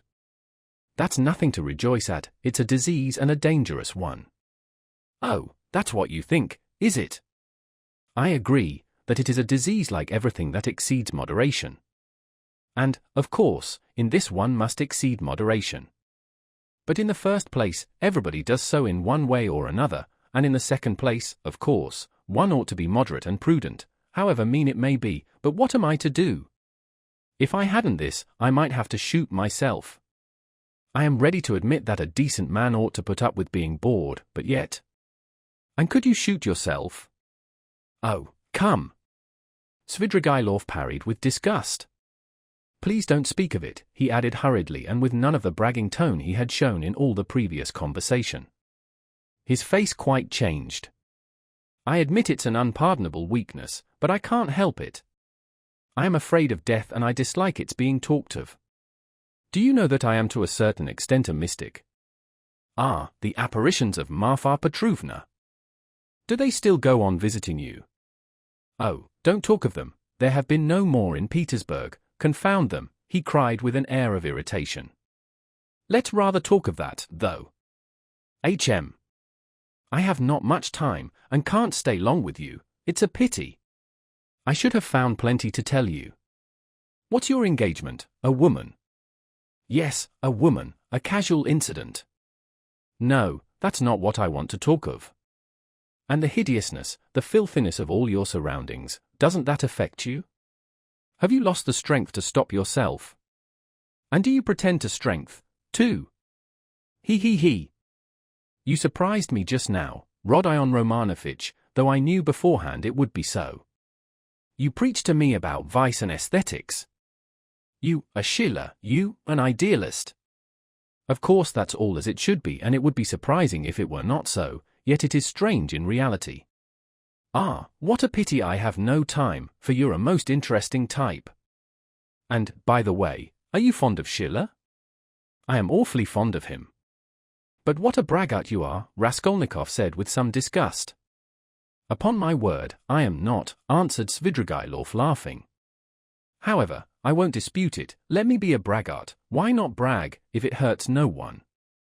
I spent 7 years in the country with Marfa Petrovna, so now when I come across an intelligent person like you, intelligent and highly interesting, I am simply glad to talk, and, besides, I've drunk that half-glass of champagne and it's gone to my head a little. And besides, there's a certain fact that has wound me up tremendously, but about that I will keep quiet. Where are you off to? He asked in alarm. Raskolnikov had begun getting up. He felt oppressed and stifled and, as it were, ill at ease at having come here. He felt convinced that Svidrigailov was the most worthless scoundrel on the face of the earth. Ak! Sit down, stay a little. Svidrigailov begged. Let them bring you some tea, anyway. Stay a little, I won't talk nonsense, about myself, I mean. I'll tell you something. If you like, I'll tell you how a woman tried to save me, as you would call it. It will be an answer to your first question indeed, for the woman was your sister. May I tell you? It will help to spend the time. Tell me, but I trust that you... Oh, don't be uneasy. Besides, even in a worthless low fellow like me, Avdotia Romanovna can only excite the deepest respect. Chapter 4. You know perhaps, yes, I told you myself, began Svidrigailov, that I was in the debtor's prison here, for an immense sum, and had not any expectation of being able to pay it. There's no need to go into particulars how Marfa Petrovna bought me out. Do you know to what a point of insanity a woman can sometimes love? She was an honest woman, and very sensible, although completely uneducated. Would you believe that this honest and jealous woman, after many scenes of hysterics and reproaches, condescended to enter into a kind of contract with me which she kept throughout our married life? She was considerably older than I, and besides, she always kept a clove or something in her mouth. There was so much swinishness in my soul, and honesty too, of a sort, as to tell her straight out that I couldn't be absolutely faithful to her. This confession drove her to frenzy, but yet she seems in a way to have liked my brutal frankness. She thought it showed I was unwilling to deceive her if I warned her like this beforehand, and for a jealous woman, you know, that's the first consideration.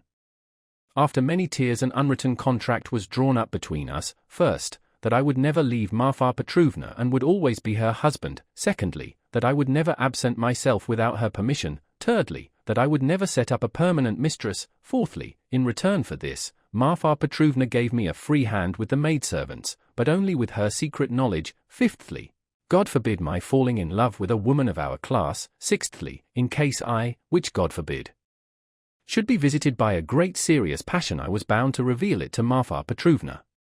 On this last score, however, Marfa Petrovna was fairly at ease. She was a sensible woman, and so she could not help looking upon me as a dissolute profligate incapable of real love. But a sensible woman and a jealous woman are two very different things, and that's where the trouble came in. But to judge some people impartially, we must renounce certain preconceived opinions and our habitual attitude to the ordinary people about us. I have reason to have faith in your judgment rather than in anyone's. Perhaps you have already heard a great deal that was ridiculous and absurd about Marfa Petrovna. She certainly had some very ridiculous ways, but I tell you frankly that I feel really sorry for the innumerable woes of which I was the cause. Well, and that's enough, I think, by way of a decorous orison funebre for the most tender wife of a most tender husband. When we quarrelled, I usually held my tongue and did not irritate her, and that gentlemanly conduct rarely failed to attain its object. It influenced her, it pleased her, indeed. These were times when she was positively proud of me. But your sister she couldn't put up with, anyway.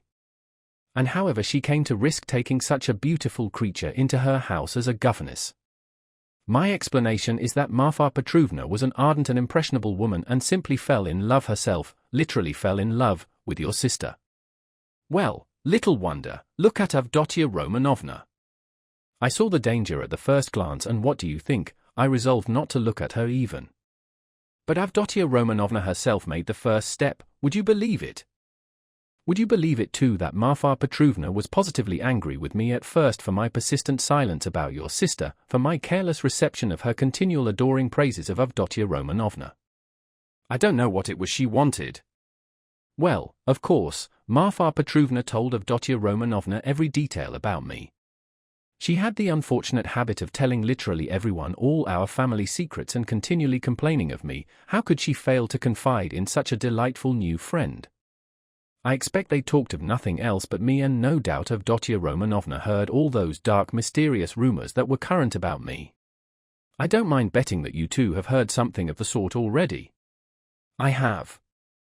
Luzhin charged you with having caused the death of a child. Is that true? Don't refer to those vulgar tales, I beg, said Svidrigailov with disgust and annoyance. If you insist on wanting to know about all that idiocy, I will tell you one day, but now. I was told too about some footmen of yours in the country whom you treated badly. I beg you to drop the subject, Svidrigailov interrupted again with obvious impatience.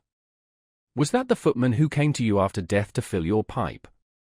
You told me about it yourself. Raskolnikov felt more and more irritated.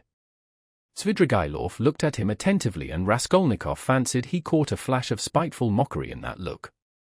But Svidrigailov restrained himself and answered very civilly. Yes, it was. I see that you, too, are extremely interested and shall feel it my duty to satisfy your curiosity at the first opportunity. Upon my soul. I see that I really might pass for a romantic figure with some people. Judge how grateful I must be to Marfa Petrovna for having repeated to Avdotya Romanovna such mysterious and interesting gossip about me. I dare not guess what impression it made on her, but in any case it worked in my interests. With all Avdotya Romanovna's natural aversion, and in spite of my invariably gloomy and repellent aspect, she did at least feel pity for me, pity for a lost soul. And if once a girl's heart is moved to pity, it's more dangerous than anything. She is bound to want to save him, to bring him to his senses, and lift him up and draw him to nobler aims, and restore him to new life and usefulness. Well, we all know how far such dreams can go. I saw at once that the bird was flying into the cage of herself. And I too made ready. I think you are frowning, Rodion Romanovitch? There's no need. As you know, it all ended in smoke. Hang it all, what a lot I am drinking. Do you know, I always, from the very beginning, regretted that it wasn't your sister's fate to be born in the 2nd or 3rd century AD, as the daughter of a reigning prince or some governor or proconsul in Asia Minor. She would undoubtedly have been one of those who would endure martyrdom and would have smiled when they branded her bosom with hot pincers. And she would have gone to it of herself. And in the 4th or 5th century she would have walked away into the Egyptian desert and would have stayed there 30 years living on roots and ecstasies and visions. She is simply thirsting to face some torture for someone, and if she can't get her torture, she'll throw herself out of a window. I've heard something of a Mr. Razumihin. He's said to be a sensible fellow, his surname suggests it, indeed. He's probably a divinity student. Well, he'd better look after your sister. I believe I understand her, and I am proud of it. But at the beginning of an acquaintance, as you know, one is apt to be more heedless and stupid. One doesn't see clearly. Hang it all, why is she so handsome? It's not my fault. In fact, it began on my side with a most irresistible physical desire. Avdotya Romanovna is awfully chaste, incredibly and phenomenally so. Take note, I tell you this about your sister as a fact. She is almost morbidly chaste, in spite of her broad intelligence, and it will stand in her way. There happened to be a girl in the house then, Parasha, a black-eyed wench, whom I had never seen before. She had just come from another village, very pretty, but incredibly stupid. She burst into tears, wailed so that she could be heard all over the place and caused scandal. One day after dinner Avdotya Romanovna followed me into an avenue in the garden and with flashing eyes insisted on my leaving poor Parasha alone. It was almost our first conversation by ourselves. I, of course, was only too pleased to obey her wishes, tried to appear disconcerted, embarrassed, in fact played my part not badly. Then came interviews, mysterious conversations, exhortations, entreaties, supplications, even tears. Would you believe it, even tears? Think what the passion for propaganda will bring some girls to. I, of course, threw it all on my destiny, posed as hungering and thirsting for light, and finally resorted to the most powerful weapon in the subjection of the female heart, a weapon which never fails one. It's the well-known resource, flattery. Nothing in the world is harder than speaking the truth and nothing easier than flattery. If there's the 100th part of a false note in speaking the truth, it leads to a discord, and that leads to trouble. But if all, to the last note, is false in flattery, it is just as agreeable, and is heard not without satisfaction. It may be a coarse satisfaction, but still a satisfaction. And however coarse the flattery, at least half will be sure to seem true. That's so for all stages of development and classes of society. A Vestal virgin might be seduced by flattery. I can never remember without laughter how I once seduced a lady who was devoted to her husband, her children, and her principles. What fun it was and how little trouble. And the lady really had principles, of her own, anyway. All my tactics lay in simply being utterly annihilated and prostrate before her purity. I flattered her shamelessly, and as soon as I succeeded in getting a pressure of the hand, even a glance from her, I would reproach myself for having snatched it by force, and would declare that she had resisted, so that I could never have gained anything but for my being so unprincipled. I maintained that she was so innocent that she could not foresee my treachery, and yielded to me unconsciously, unawares, and so on. In fact, I triumphed, while my lady remained firmly convinced that she was innocent, chaste, and faithful to all her duties and obligations and had succumbed quite by accident. And how angry she was with me when I explained to her at last that it was my sincere conviction that she was just as eager as I. Poor Marfa Petrovna was awfully weak on the side of flattery, and if I had only cared to, I might have had all her property settled on me during her lifetime. I am drinking an awful lot of wine now and talking too much. I hope you won't be angry if I mention now that I was beginning to produce the same effect on Avdotia Romanovna. But I was stupid and impatient and spoiled it all. Avdotia Romanovna had several times, and one time in particular, been greatly displeased by the expression of my eyes. Would you believe it? There was sometimes a light in them which frightened her and grew stronger and more unguarded till it was hateful to her. No need to go into detail, but we parted. There I acted stupidly again. I fell to jeering in the coarsest way at all such propaganda and efforts to convert me. Parasha came onto the scene again, and not she alone. In fact, there was a tremendous to-do. Ah, Rodion Romanovitch, if you could only see how your sister's eyes can flash sometimes. Never mind my being drunk at this moment and having had a whole glass of wine. I am speaking the truth. I assure you that this glance has haunted my dreams. The very rustle of her dress was more than I could stand at last. I really began to think that I might become epileptic. I could never have believed that I could be moved to such a frenzy. It was essential, indeed, to be reconciled, but by then it was impossible. And imagine what I did then. To what a pitch of stupidity a man can be brought by frenzy. Never undertake anything in a frenzy, Rodion Romanovitch. I reflected that Avdotia Romanovna was after all a beggar. Excuse me, that's not the word, but does it matter if it expresses the meaning, that she lived by her work, that she had her mother and you to keep? Hang it, you are frowning again. And I resolved to offer her all my money, 30,000 rubles I could have realized then, if she would run away with me here, to Petersburg. Of course I should have vowed eternal love, rapture, and so on. Do you know, I was so wild about her at that time that if she had told me to poison Marfa Petrovna or to cut her throat and to marry herself, it would have been done at once. But it ended in the catastrophe of which you know already. You can fancy how frantic I was when I heard that Marfa Petrovna had got hold of that scoundrelly attorney, Luzhin, and had almost made a match between them, which would really have been just the same thing as I was proposing. Wouldn't it? Wouldn't it? I notice that you've begun to be very attentive, you interesting young man. Svidrigailov struck the table with his fist impatiently. He was flushed. Raskolnikov saw clearly that the glass or glass and a half of champagne that he had sipped almost unconsciously was affecting him, and he resolved to take advantage of the opportunity. He felt very suspicious of Svidrigailov. Well, after what you have said, I am fully convinced that you have come to Petersburg with designs on my sister, he said directly to Svidrigailov, in order to irritate him further. Oh, nonsense, said Svidrigailov, seeming to rouse himself. Why, I told you, besides your sister can't endure me. Yes, I am certain that she can't, but that's not the point. Are you so sure that she can't? Svidrigailov screwed up his eyes and smiled mockingly. You are right, she doesn't love me, but you can never be sure of what has passed between husband and wife or lover and mistress. There's always a little corner which remains a secret to the world and is only known to those two. Will you answer for it that Avdotya Romanovna regarded me with aversion?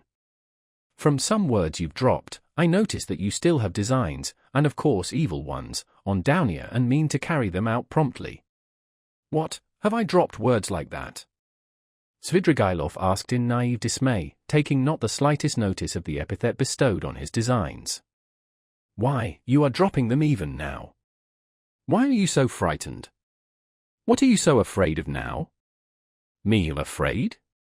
Afraid of you? You have rather to be afraid of me, chère Amy. But what nonsense! I've drunk too much though, I see that. I was almost saying too much again. Damn the wine. Hi. There, water. He snatched up the champagne bottle and flung it without ceremony out of the window. Philip brought the water. That's all nonsense, said Svidrigailov, wetting a towel and putting it to his head. But I can answer you in one word and annihilate all your suspicions. Do you know that I am going to get married? You told me so before. Did I?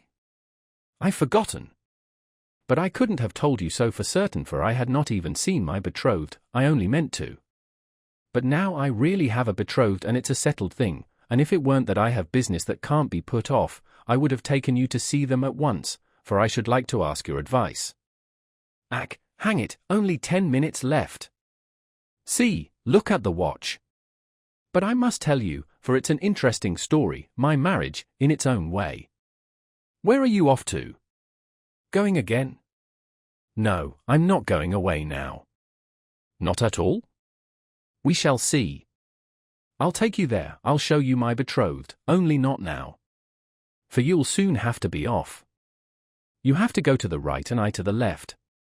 Do you know that Madame Reslich, the woman I am lodging with now, eh? I know what you're thinking, that she's the woman whose girl they say drowned herself in the winter. Come, are you listening? She arranged it all for me. You're bored, she said, you want something to fill up your time. For, you know, I am a gloomy, depressed person. Do you think I'm light-hearted? No, I'm gloomy. I do no harm, but sit in a corner without speaking a word for 3 days at a time. And that Reslich is a sly hussy, I tell you. I know what she has got in her mind, she thinks I shall get sick of it, abandon my wife and depart, and she'll get hold of her and make a profit out of her, in our class, of course, or higher. She told me the father was a broken-down retired official, who has been sitting in a chair for the last 3 years with his legs paralyzed. The mamma, she said, was a sensible woman. There is a son serving in the provinces, but he doesn't help, there is a daughter, who is married, but she doesn't visit them. And they've 2 little nephews on their hands, as though their own children were not enough, and they've taken from school their youngest daughter, a girl who'll be 16 in another month, so that then she can be married. She was for me. We went there. How funny it was. I present myself, a landowner, a widower, of a well-known name, with connections, with a fortune. What if I am 50 and she is not 16? Who thinks of that? But it's fascinating, isn't it? It is fascinating, ha ha. You should have seen how I talked to the papa and mamma. It was worth paying to have seen me at that moment. She comes in, curtsies, you can fancy, still in a short frock, an unopened bud. Flushing like a sunset, she had been told, no doubt. I don't know how you feel about female faces, but to my mind these 16 years, these childish eyes, shyness and tears of bashfulness are better than beauty, and she is a perfect little picture, too. Fair hair in little curls, like a lamb's, full little rosy lips, tiny feet, a charmer. Well, we made friends. I told them I was in a hurry owing to domestic circumstances, and the next day, that is the day before yesterday, we were betrothed. When I go now I take her on my knee at once and keep her there. Well, she flushes like a sunset and I kiss her every minute. Her mama of course impresses on her that this is her husband and that this must be so. It's simply delicious.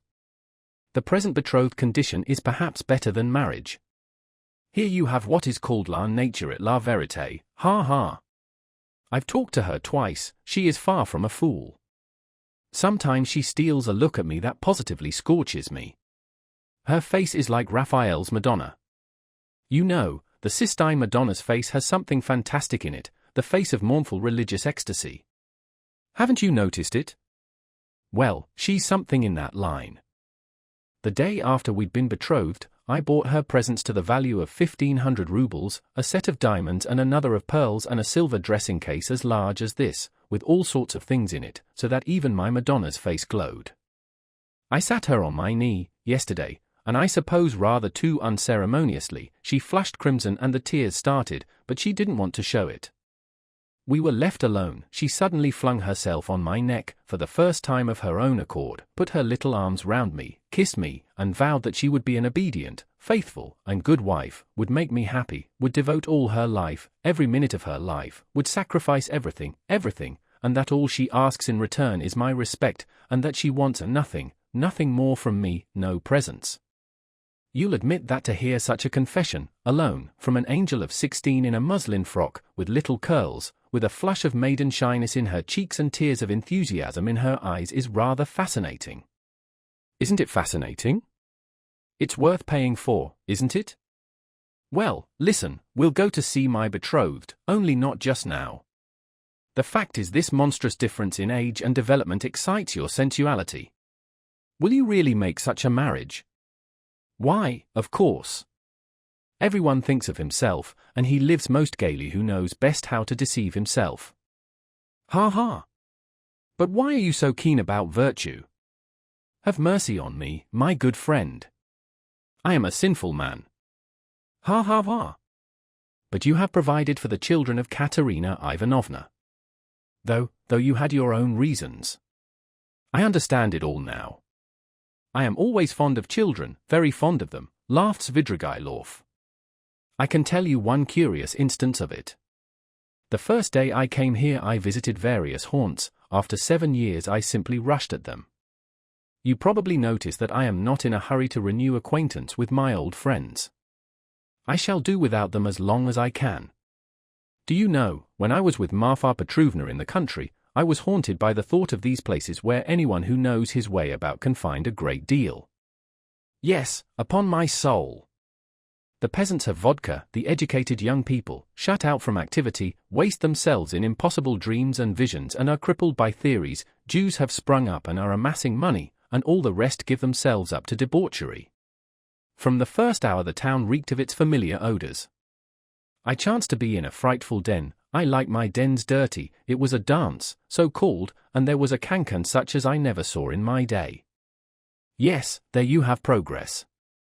All of a sudden I saw a little girl of 13, nicely dressed, dancing with a specialist in that line, with another one vis-à-vis. Her mother was sitting on a chair by the wall. You can't fancy what a cancan that was. The girl was ashamed, blushed, at last felt insulted, and began to cry. Her partner seized her and began whirling her round and performing before her. Everyone laughed, and I like your public, even the cancan public, they laughed and shouted, serves her right, serves her right. Shouldn't bring children. Well, it's not my business whether that consoling reflection was logical or not. I at once fixed on my plan, sat down by the mother, and began by saying that I too was a stranger and that people here were ill-bred and that they couldn't distinguish decent folks and treat them with respect, gave her to understand that I had plenty of money, offered to take them home in my carriage. I took them home and got to know them. They were lodging in a miserable little hole and had only just arrived from the country. She told me that she and her daughter could only regard my acquaintance as an honor. I found out that they had nothing of their own and had come to town upon some legal business. I proffered my services and money. I learnt that they had gone to the dancing saloon by mistake, believing that it was a genuine dancing class. I offered to assist in the young girl's education in French and dancing. My offer was accepted with enthusiasm as an honor, and we are still friendly. If you like, we'll go and see them, only not just now. Stop. Enough of your vile, nasty anecdotes, depraved, vile, sensual man. Schiller, you are a regular Schiller. O lava tu vatl Nisha? But you know I shall tell you these things on purpose, for the pleasure of hearing your outcries. I dare say. I can see I am ridiculous myself, muttered Raskolnikov angrily. Svidrigailov laughed heartily. Finally he called Philip, paid his bill, and began getting up. I say, but I am drunk, says cause, he said. It's been a pleasure. I should rather think it must be a pleasure, cried Raskolnikov, getting up. No doubt it is a pleasure for a worn-out profligate to describe such adventures with a monstrous project of the same sort in his mind, especially under such circumstances and to such a man as me. It's stimulating. Well, if you come to that, Svidrigailov answered, scrutinizing Raskolnikov with some surprise, if you come to that, you are a thorough cynic yourself. You've plenty to make you so, anyway. You can understand a great deal, and you can do a great deal too. But enough. I sincerely regret not having had more talk with you, but I shan't lose sight of you. Only wait a bit. Svidrigailov walked out of the restaurant. Raskolnikov walked out after him. Svidrigailov was not, however, very drunk. The wine had affected him for a moment, but it was passing off every minute. He was preoccupied with something of importance and was frowning. He was apparently excited and uneasy in anticipation of something. His manner to Raskolnikov had changed during the last few minutes, and he was ruder and more sneering every moment. Raskolnikov noticed all this, and he too was uneasy. He became very suspicious of Svidrigailov and resolved to follow him. They came out onto the pavement. You go to the right, and I to the left, or if you like, the other way. Only adieu, mon plaisir, may we meet again. And he walked to the right towards the Hay Market. Chapter 5. Raskolnikov walked after him. What's this? Cried Svidrigailov, turning round. I thought I said. It means that I am not going to lose sight of you now. What? Both stood still and gazed at one another, as though measuring their strength. From all your half-tipsy stories, Raskolnikov observed harshly, I am positive that you have not given up your designs on my sister, but are pursuing them more actively than ever. I have learnt that my sister received a letter this morning. You have hardly been able to sit still all this time. You may have unearthed a wife on the way, but that means nothing. I should like to make certain myself. Raskolnikov could hardly have said himself what he wanted and of what he wished to make certain. Upon my word. I'll call the police. Call away. Again they stood for a minute facing each other. At last Svidrigailov's face changed. Having satisfied himself that Raskolnikov was not frightened at his threat, he assumed a mirthful and friendly air. What a fellow! I purposely refrained from referring to your affair, though I am devoured by curiosity. It's a fantastic affair. I put it off till another time, but you're enough to rouse the dead. Well, let us go, only I warn you beforehand I am only going home for a moment, to get some money, then I shall lock up the flat, take a cab and go to spend the evening at the islands. Now are you going to follow me? I'm coming to your lodgings, not to see you but Sofia Semyonovna, to say I'm sorry not to have been at the funeral.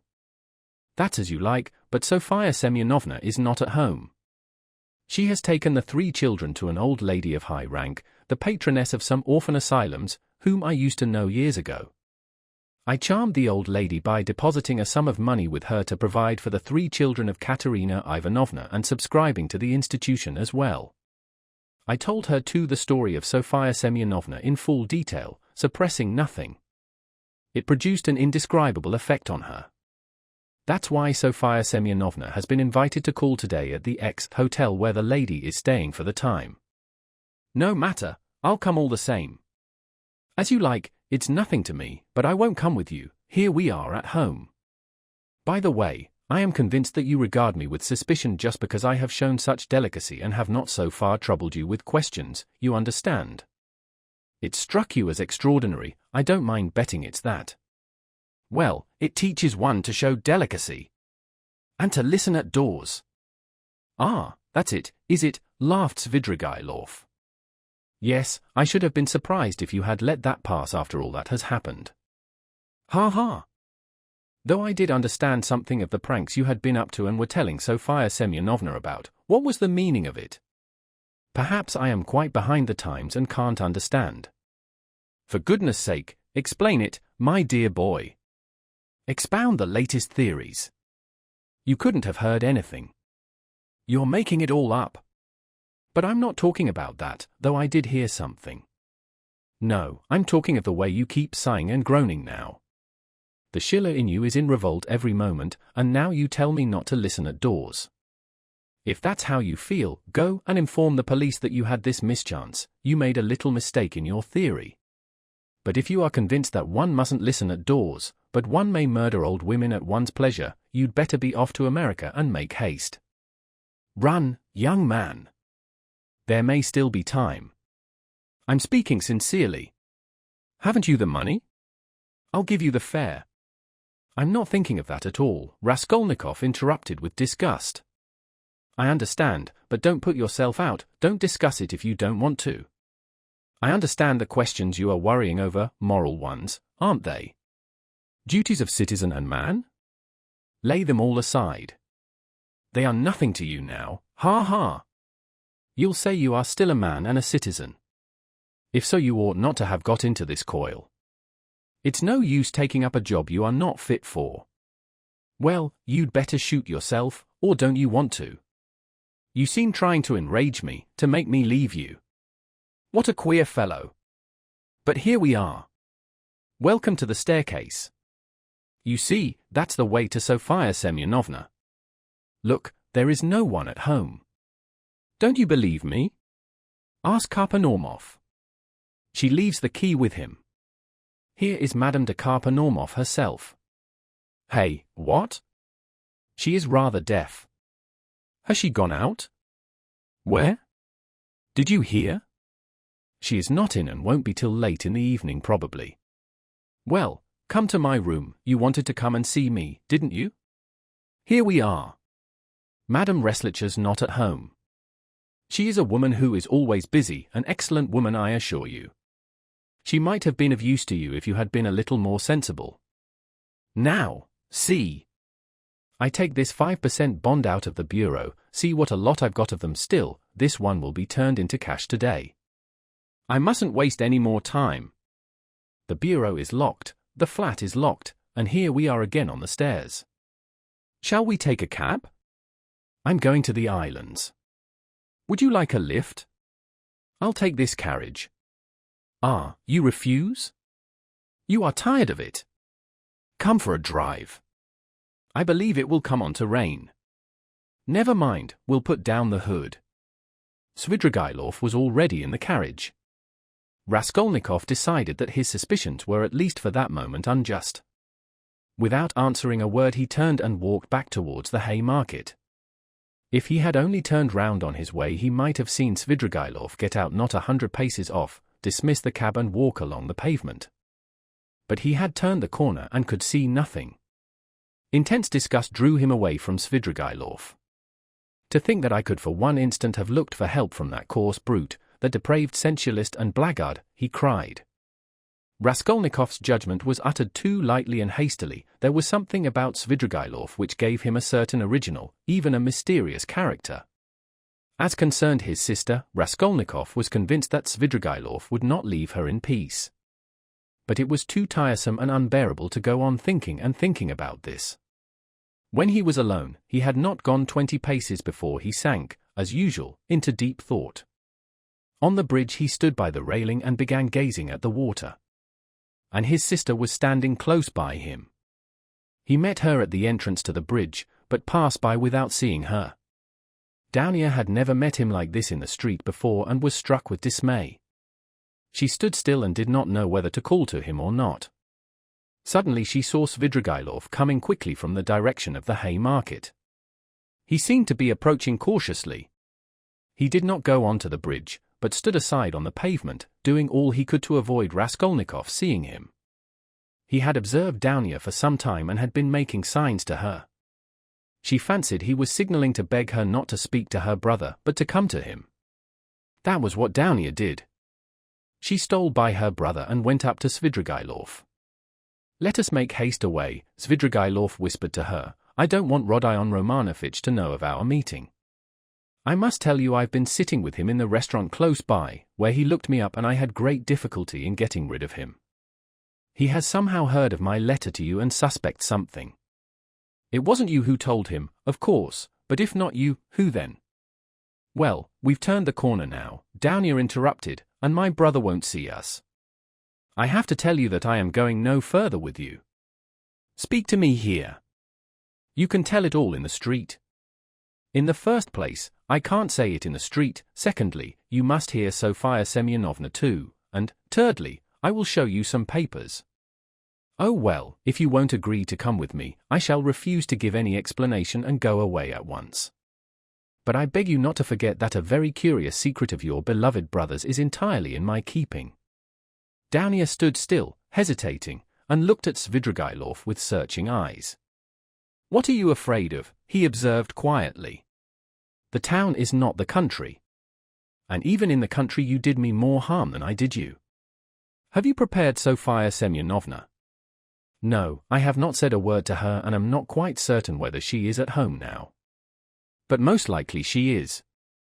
She has buried her stepmother today. She is not likely to go visiting on such a day. For the time I don't want to speak to anyone about it and I half regret having spoken to you. The slightest indiscretion is as bad as betrayal in a thing like this. I live there in that house, we are coming to it. That's the porter of our house, he knows me very well, you see, he's bowing, he sees I'm coming with a lady and no doubt he has noticed your face already and you will be glad of that if you are afraid of me and suspicious. Excuse my putting things so coarsely. I haven't a flat to myself, Sofia Semyonovna's room is next to mine, she lodges in the next flat. The whole floor is let out in lodgings. Why are you frightened like a child? Am I really so terrible?" Svidrigailov's lips were twisted in a condescending smile, but he was in no smiling mood. His heart was throbbing and he could scarcely breathe.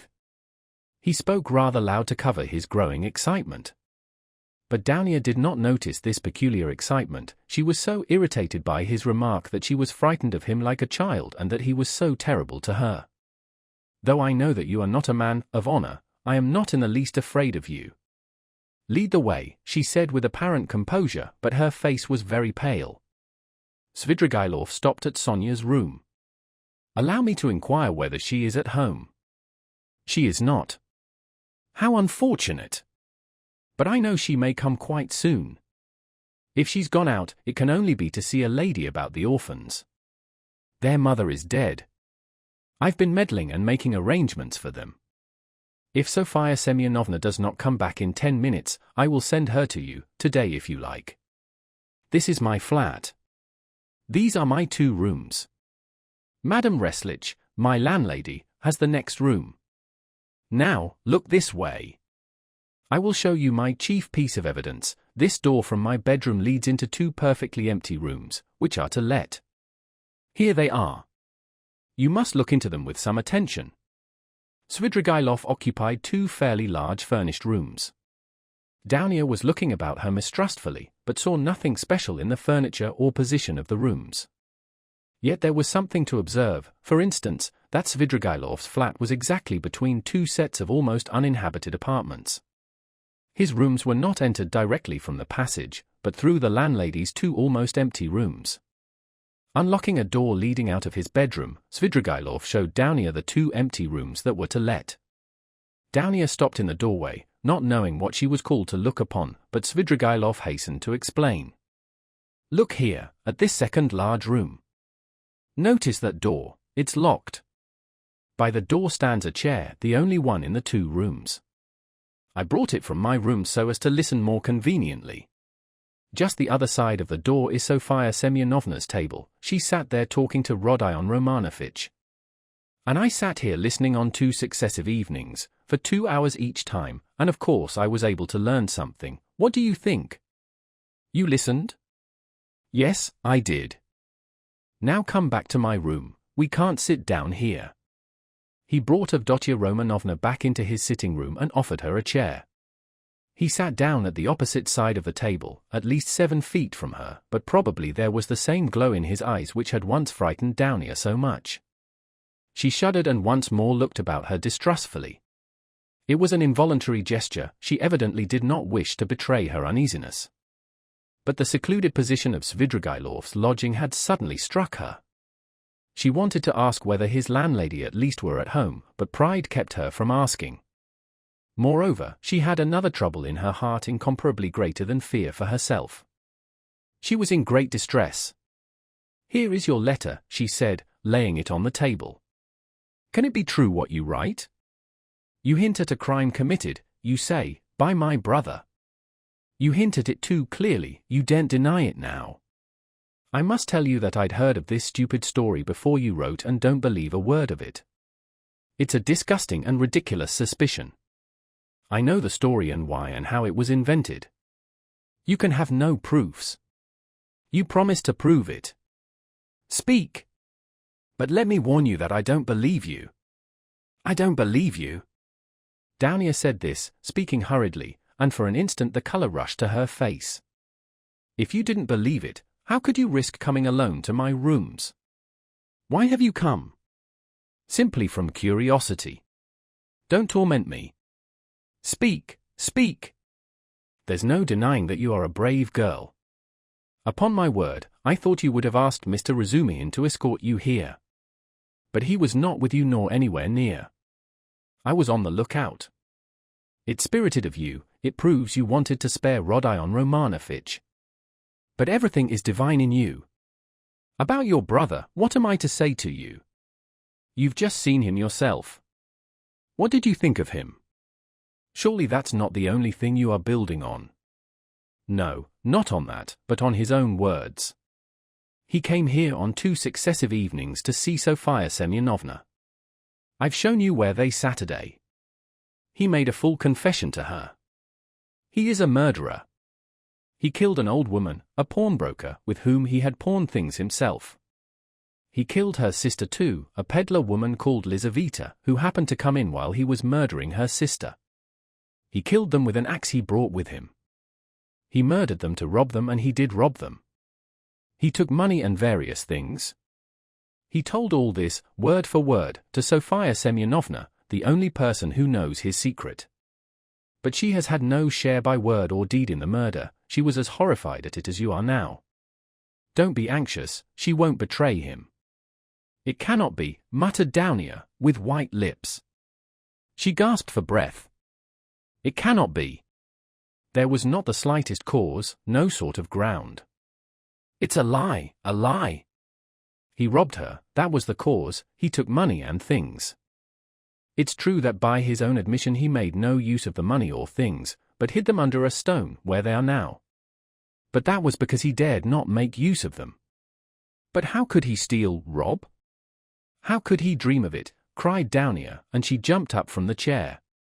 Why, you know him, and you've seen him. Can he be a thief? She seemed to be imploring Svidrigailov. She had entirely forgotten her fear. There are thousands and millions of combinations and possibilities, Avdotia Romanovna. A thief steals and knows he is a scoundrel, but I've heard of a gentleman who broke open the mail. Who knows, very likely he thought he was doing a gentlemanly thing. Of course I should not have believed it myself if I'd been told of it as you have, but I believe my own ears. He explained all the causes of it to Sofia Semyonovna too, but she did not believe her ears at first, yet she believed her own eyes at last. What were the causes? It's a long story, Avdotia Romanovna. Here's, how shall I tell you, a theory of a sort, the same one by which I for instance consider that a single misdeed is permissible if the principal aim is right, a solitary wrongdoing and hundreds of good deeds. It's galling too, of course, for a young man of gifts and overweening pride to know that if he had, for instance, a paltry 3,000, his whole career, his whole future would be differently shaped, and yet not to have that 3,000. Add to that, nervous irritability from hunger, from lodging in a hole, from rags, from a vivid sense of the charm of his social position and his sister's and mother's position too. Above all, vanity, pride and vanity, though goodness knows he may have good qualities too. I am not blaming him, please don't think it, Besides, it's not my business.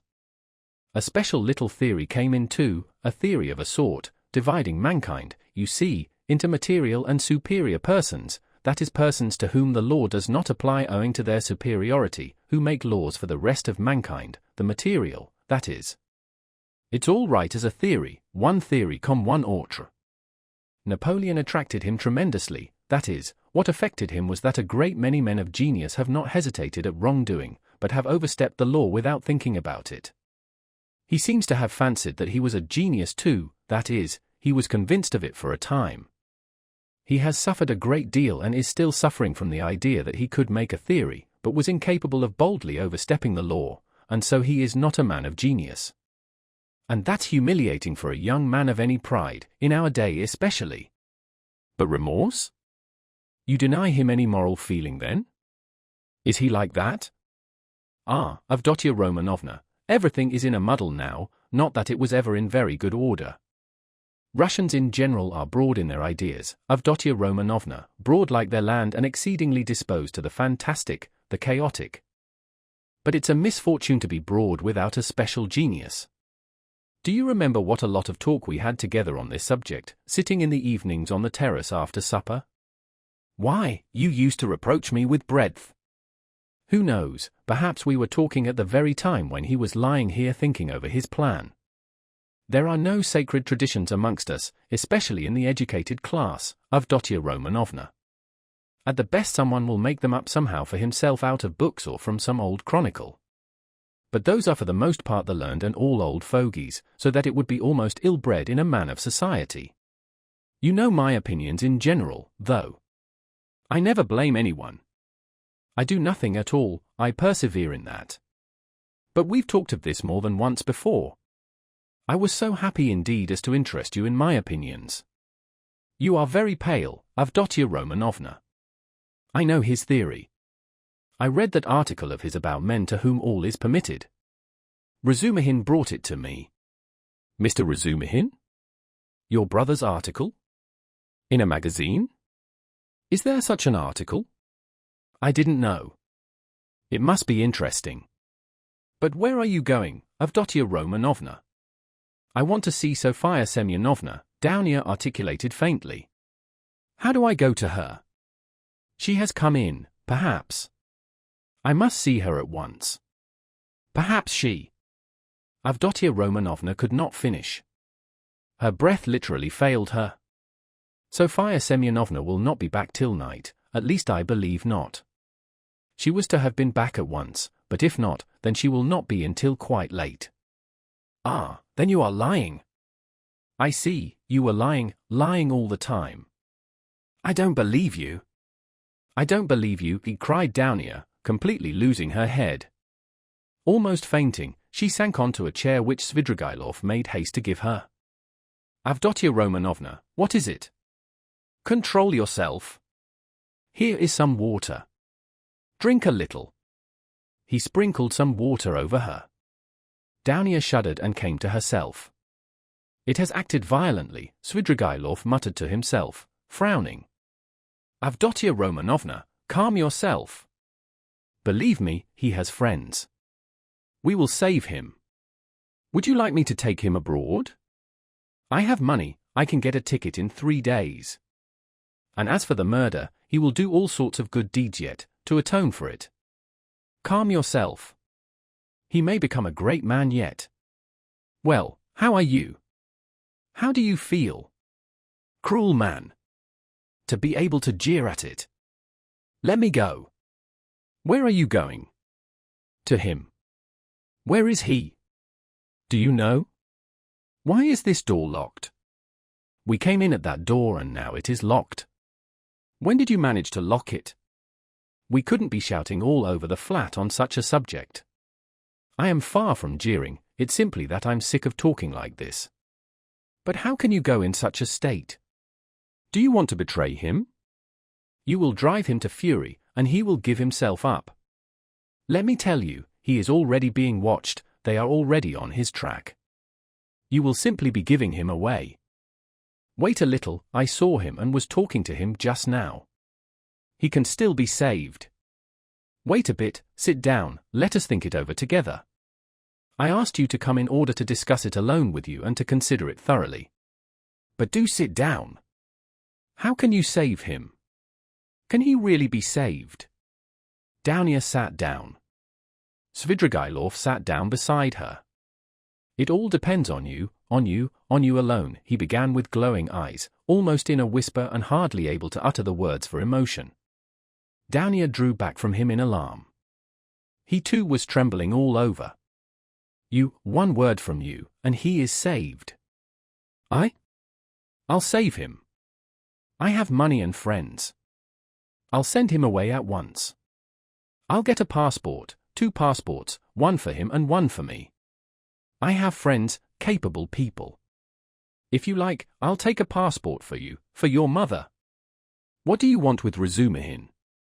I love you too. I love you beyond everything. Let me kiss the hem of your dress, let me. The very rustle of it is too much for me. Tell me, do that, and I'll do it. I'll do everything. I will do the impossible. What you believe, I will believe. I'll do anything. Don't look at me like that. Do you know that you are killing me? He was almost beginning to rave. Something seemed suddenly to go to his head. Dounia jumped up and rushed to the door. Open it. Open it, she called, shaking the door. Open it. Is there no one there? Svidrigailov got up and came to himself. His still trembling lips slowly broke into an angry, mocking smile. There is no one at home, he said quietly and emphatically. The landlady has gone out, and it's waste of time to shout like that. You are only exciting yourself uselessly. Where is the key? Open the door at once, base man. I have lost the key and cannot find it. This is an outrage, cried Dounia, turning pale as death. She rushed to the furthest corner, where she made haste to barricade herself with a little table. She did not scream, but she fixed her eyes on her tormentor and watched every movement he made. Svidrigailov remained standing at the other end of the room facing her. He was positively composed, at least in appearance, but his face was pale as before. The mocking smile did not leave his face. You spoke of outrage just now, Avdotia Romanovna. In that case you may be sure I've taken measures. Sofia Semyonovna is not at home. The Karpanormovs are far away, there are 5 locked rooms between. I am at least twice as strong as you are and I have nothing to fear, besides. For you could not complain afterwards. You surely would not be willing actually to betray your brother? Besides, no one would believe you. How should a girl have come alone to visit a solitary man in his lodgings? So that even if you do sacrifice your brother, you could prove nothing. It is very difficult to prove an assault, Avdotia Romanovna. Scoundrel, whispered Dounia indignantly. As you like, but observe I was only speaking by way of a general proposition. It's my personal conviction that you are perfectly right, violence is hateful. I only spoke to show you that you need have no remorse even if you were willing to save your brother of your own accord, as I suggest to you. You would be simply submitting to circumstances, to violence, in fact, if we must use that word.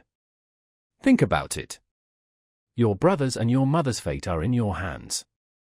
I will be your slave, all my life. I will wait here.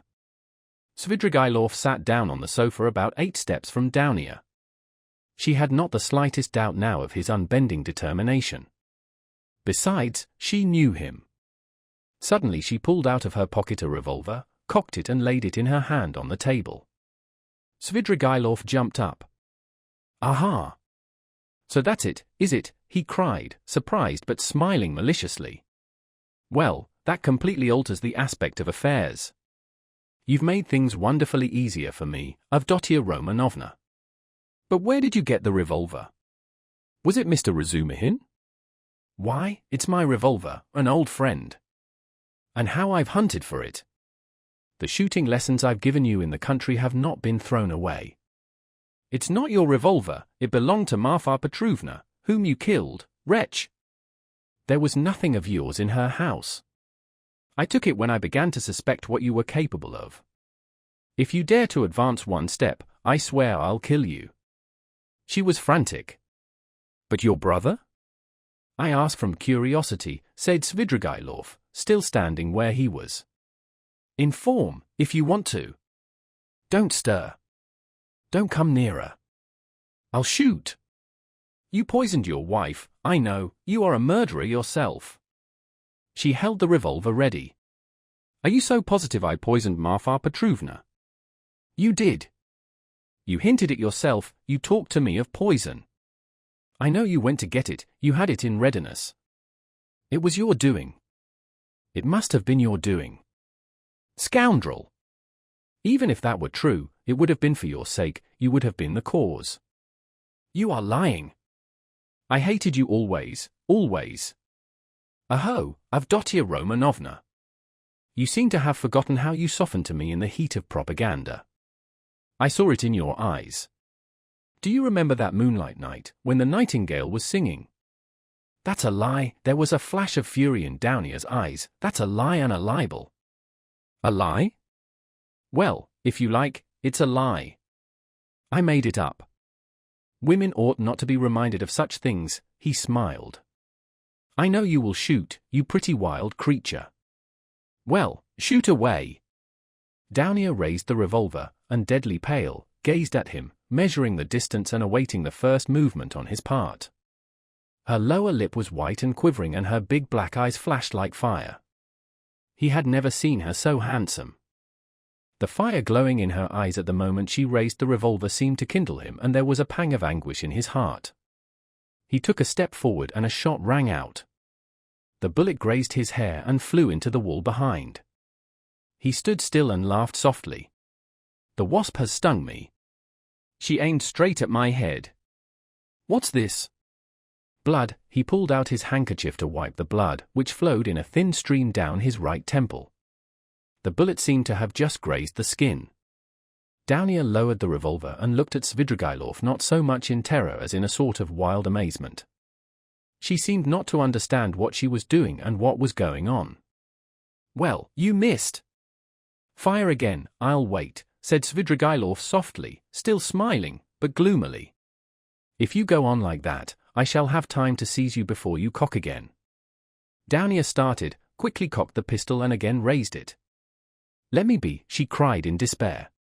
I swear I'll shoot again. I'll kill you. Well, at 3 paces you can hardly help it. But if you don't, then. His eyes flashed and he took 2 steps forward. Downier shot again, it missed fire. You haven't loaded it properly. Never mind, you have another charge there. Get it ready, I'll wait. He stood facing her, 2 paces away, waiting and gazing at her with wild determination, with feverishly passionate, stubborn, set eyes. Downier saw that he would sooner die than let her go. And now, of course she would kill him, at 2 paces. Suddenly she flung away the revolver. She's dropped it, said Svidrigailov with surprise, and he drew a deep breath. A weight seemed to have rolled from his heart, perhaps not only the fear of death, indeed he may scarcely have felt it at that moment. It was the deliverance from another feeling, darker and more bitter, which he could not himself have defined. He went to Downier and gently put his arm round her waist. She did not resist, but, trembling like a leaf, looked at him with suppliant eyes. He tried to say something, but his lips moved without being able to utter a sound. Let me go, Downier implored. Svidrigailov shuddered. Her voice now was quite different. Then you don't love me, he asked softly. Downier shook her head. And you can't? Never, he whispered in despair. Never. There followed a moment of terrible, dumb struggle in the heart of Svidrigailov. He looked at her with an indescribable gaze. Suddenly he withdrew his arm, turned quickly to the window and stood facing it. Another moment passed. Here's the key. He took it out of the left pocket of his coat and laid it on the table behind him, without turning or looking at Downier. Take it. Make haste. He looked stubbornly out of the window. Downier went up to the table to take the key. Make haste. Make haste, repeated Svidrigailov, still without turning or moving. But there seemed a terrible significance in the tone of that "make haste." Dounier understood it, snatched up the key, flew to the door, unlocked it quickly and rushed out of the room. A minute later, beside herself, she ran out onto the canal bank in the direction of X Bridge. Svidrigailov remained 3 minutes standing at the window. At last he slowly turned, looked about him and passed his hand over his forehead. A strange smile contorted his face, a pitiful, sad, weak smile, a smile of despair. The blood, which was already getting dry, smeared his hand. He looked angrily at it, then wetted a towel and washed his temple. The revolver which Dounier had flung away lay near the door and suddenly caught his eye. He picked it up and examined it. It was a little pocket 3-barrel revolver of old-fashioned construction. There were still 2 charges and 1 capsule left in it. It could be fired again. He thought a little, put the revolver in his pocket, took his hat and went out. Chapter 6. He spent that evening till 10 o'clock going from one low haunt to another. Katia too turned up and sang another gutter song, "How a Certain Villain and Tyrant." Began kissing Katia. Svidrigailov treated Katia and the organ grinder and some singers and the waiters and 2 little clerks.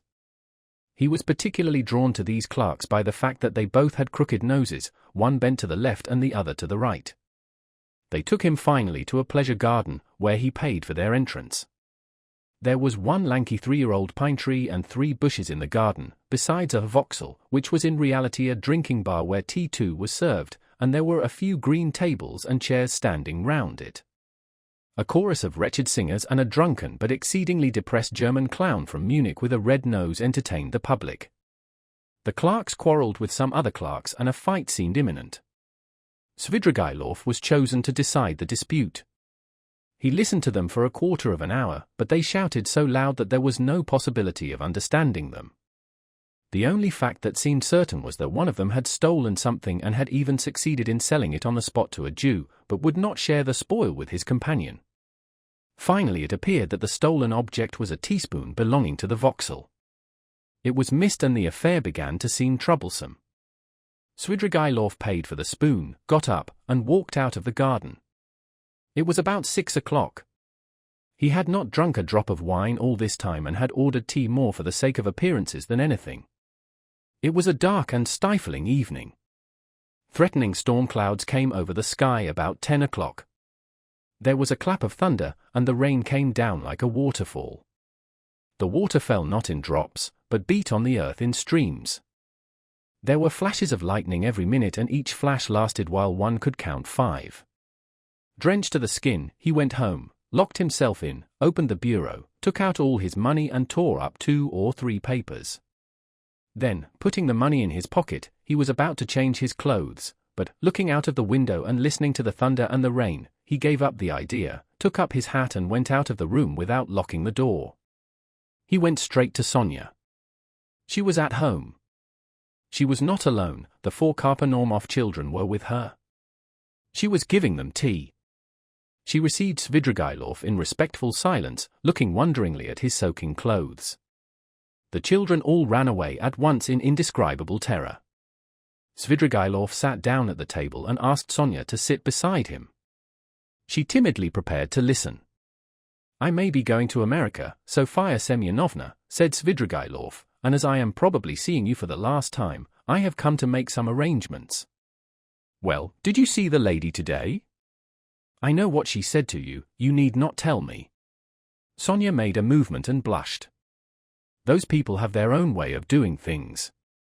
As to your sisters and your brother, they are really provided for and the money assigned to them I've put into safekeeping and have received acknowledgments. You had better take charge of the receipts, in case anything happens. Here, take them. Well now, that's settled. Here are 3 5% bonds to the value of 3,000 rubles. Take those for yourself, entirely for yourself, and let that be strictly between ourselves, so that no one knows of it, whatever you hear. You will need the money, for to go on living in the old way, Sofia Semyonovna, is bad, and besides there is no need for it now. I am so much indebted to you, and so are the children and my stepmother," said Sonia hurriedly, "and if I've said so little, please don't consider." That's enough. That's enough. But as for the money, Arkady Ivanovitch, I am very grateful to you, but I don't need it now. I can always earn my own living. Don't think me ungrateful. If you are so charitable, that money. It's for you, Sofia Semyonovna, and please don't waste words over it. I haven't time for it. You will want it. Rodion Romanovich has two alternatives, a bullet in the brain or Siberia. Sonia looked wildly at him and started.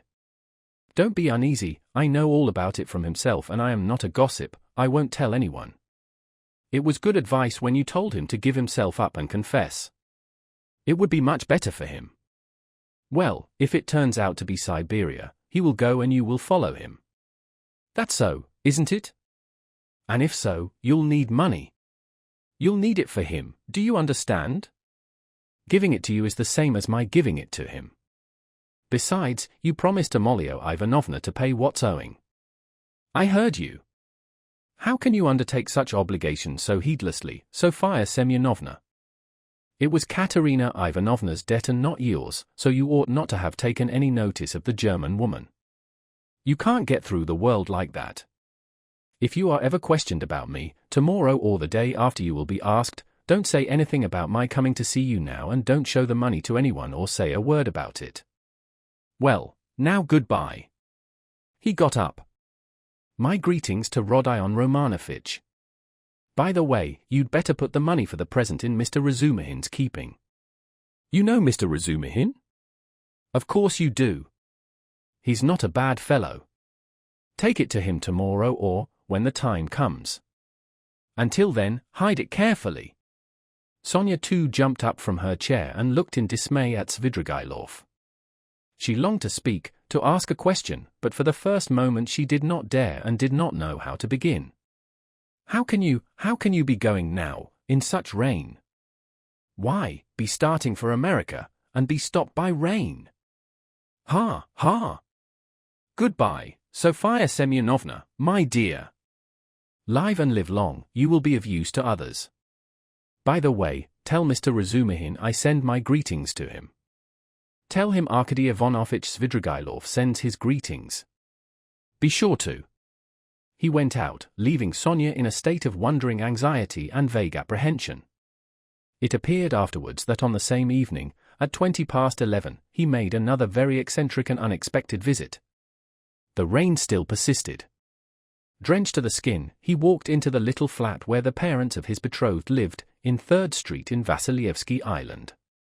He knocked some time before he was admitted, and his visit at first caused great perturbation, but Svidrigailov could be very fascinating when he liked, so that the first, and indeed very intelligent surmise of the sensible parents that Svidrigailov had probably had so much to drink that he did not know what he was doing vanished immediately. The decrepit father was wheeled in to see Svidrigailov by the tender and sensible mother, who as usual began the conversation with various irrelevant questions. She never asked a direct question, but began by smiling and rubbing her hands, and then, if she were obliged to ascertain something, for instance, when Svidrigailov would like to have the wedding, she would begin by interested and almost eager questions about Paris and the court life there, and only by degrees brought the conversation round to 3rd Street. On other occasions this had of course been very impressive, but this time Arkady Ivanovitch seemed particularly impatient, and insisted on seeing his betrothed at once, though he had been informed, to begin with, that she had already gone to bed. The girl of course appeared. Svidrigailov informed her at once that he was obliged by very important affairs to leave Petersburg for a time, and therefore brought her 15,000 rubles and begged her accept them as a present from him, as he had long been intending to make her this trifling present before their wedding. The logical connection of the present with his immediate departure and the absolute necessity of visiting them for that purpose in pouring rain at midnight was not made clear. But it all went off very well, even the inevitable ejaculations of wonder and regret, the inevitable questions were extraordinarily few and restrained. On the other hand, the gratitude expressed was most glowing and was reinforced by tears from the most sensible of mothers. Svidrigailov got up, laughed, kissed his betrothed, patted her cheek, declared he would soon come back, and noticing in her eyes, together with childish curiosity, a sort of earnest dumb inquiry, reflected and kissed her again, though he felt sincere anger inwardly at the thought that his present would be immediately locked up in the keeping of the most sensible of mothers. He went away, leaving them all in a state of extraordinary excitement, but the tender mamma, speaking quietly in a half-whisper, settled some of the most important of their doubts, concluding that Svidrigailov was a great man, a man of great affairs and connections and of great wealth. There was no knowing what he had in his mind. He would start off on a journey and give away money just as the fancy took him, so that there was nothing surprising about it. Of course it was strange that he was wet through, but Englishmen, for instance, are even more eccentric, and all these people of high society didn't think of what was said of them and didn't stand on ceremony. Possibly, indeed, he came like that on purpose to show that he was not afraid of anyone. Above all, not a word should be said about it, for God knows what might come of it, and the money must be locked up, and it was most fortunate that Fedosia, the cook, had not left the kitchen. And above all not a word must be said to that old cat, Madame Reslich, and so on and so on. They sat up whispering till 2 o'clock, but the girl went to bed much earlier, amazed and rather sorrowful. Svidrigailov meanwhile, exactly at midnight, crossed the bridge on the way back to the mainland. The rain had ceased and there was a roaring wind. He began shivering, and for one moment he gazed at the black waters of the Little Never with a look of special interest, even inquiry. But he soon felt it very cold. Standing by the water, he turned and went towards Y Prospect. He walked along that endless street for a long time, almost half an hour, more than once stumbling in the dark on the wooden pavement, but continually looking for something on the right side of the street. He had noticed passing through this street lately that there was a hotel somewhere towards the end, built of wood, but fairly large, and its name he remembered was something like Adrianople. He was not mistaken, the hotel was so conspicuous in that God-forsaken place that he could not fail to see it even in the dark. It was a long, blackened wooden building, and in spite of the late hour there were lights in the windows and signs of life within. He went in and asked a ragged fellow who met him in the corridor for a room. The latter, scanning Svidrigailov, pulled himself together and led him at once to a close and tiny room in the distance, at the end of the corridor, under the stairs. There was no other, all were occupied. The ragged fellow looked inquiringly. "Is there tea?" he asked Svidrigailov. "Yes, sir." "What else is there?" "Veal, vodka, savories." "Bring me tea and veal." "And you want nothing else?" he asked with apparent surprise. "Nothing, nothing." The ragged man went away, completely disillusioned. It must be a nice place, thought Svidrigailov. How was it I didn't know it? I expect I look as if I came from a café chantant and have had some adventure on the way. It would be interesting to know who stayed here. He lighted the candle and looked at the room more carefully. It was a room so low-pitched that Svidrigailov could only just stand up in it. It had one window, the bed, which was very dirty, and the plain-stained chair and table almost filled it up. The walls looked as though they were made of planks, covered with shabby paper, so torn and dusty that the pattern was indistinguishable, though the general color, yellow, could still be made out. One of the walls was cut short by the sloping ceiling, though the room was not an attic but just under the stairs. Svidrigailov set down the candle, sat down on the bed and sank into thought. But a strange persistent murmur which sometimes rose to a shout in the next room attracted his attention. The murmur had not ceased from the moment he entered the room. He listened, someone was upbraiding and almost tearfully scolding, but he heard only one voice. Svidrigailov got up, shaded the light with his hand and at once he saw light through a crack in the wall. He went up and peeped through. The room, which was somewhat larger than his, had 2 occupants. One of them, a very curly-headed man with a red inflamed face, was standing in the pose of an orator, without his coat, with his legs wide apart to preserve his balance, and smiting himself on the breast. He reproached the other with being a beggar, with having no standing whatever. He declared that he had taken the other out of the gutter and he could turn him out when he liked, and that only the finger of Providence sees it all. The object of his reproaches was sitting in a chair, and had the air of a man who wants dreadfully to sneeze, but can't. He sometimes turned sheepish and befog eyes on the speaker, but obviously had not the slightest idea what he was talking about and scarcely heard it. A candle was burning down on the table, there were wine glasses, a nearly empty bottle of vodka, bread and cucumber, and glasses with the dregs of stale tea. After gazing attentively at this, Svidrigailov turned away indifferently and sat down on the bed. The ragged attendant, returning with the tea, could not resist asking him again whether he didn't want anything more, and again receiving a negative reply, finally withdrew. Svidrigailov made haste to drink a glass of tea to warm himself, but could not eat anything. He began to feel feverish. He took off his coat and, wrapping himself in the blanket, lay down on the bed. He was annoyed. It would have been better to be well for the occasion, he thought with a smile.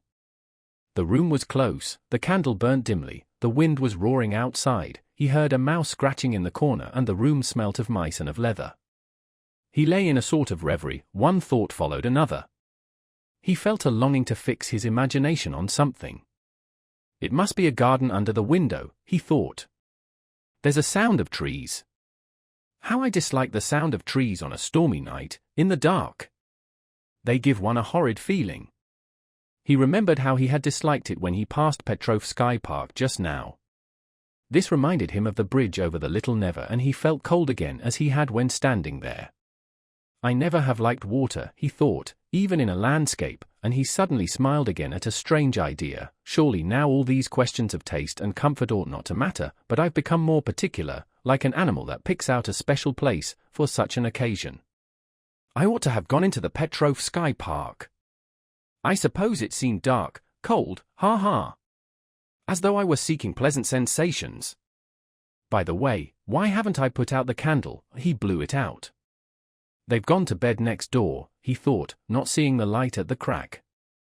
Well, now, Marfa Petrovna, now is the time for you to turn up, it's dark, and the very time and place for you. But now you won't come. He suddenly recalled how, an hour before carrying out his design on Downia, he had recommended Raskolnikov to trust her to Razumihin's keeping. I suppose I really did say it, as Raskolnikov guessed, to tease myself. But what a rogue that Raskolnikov is!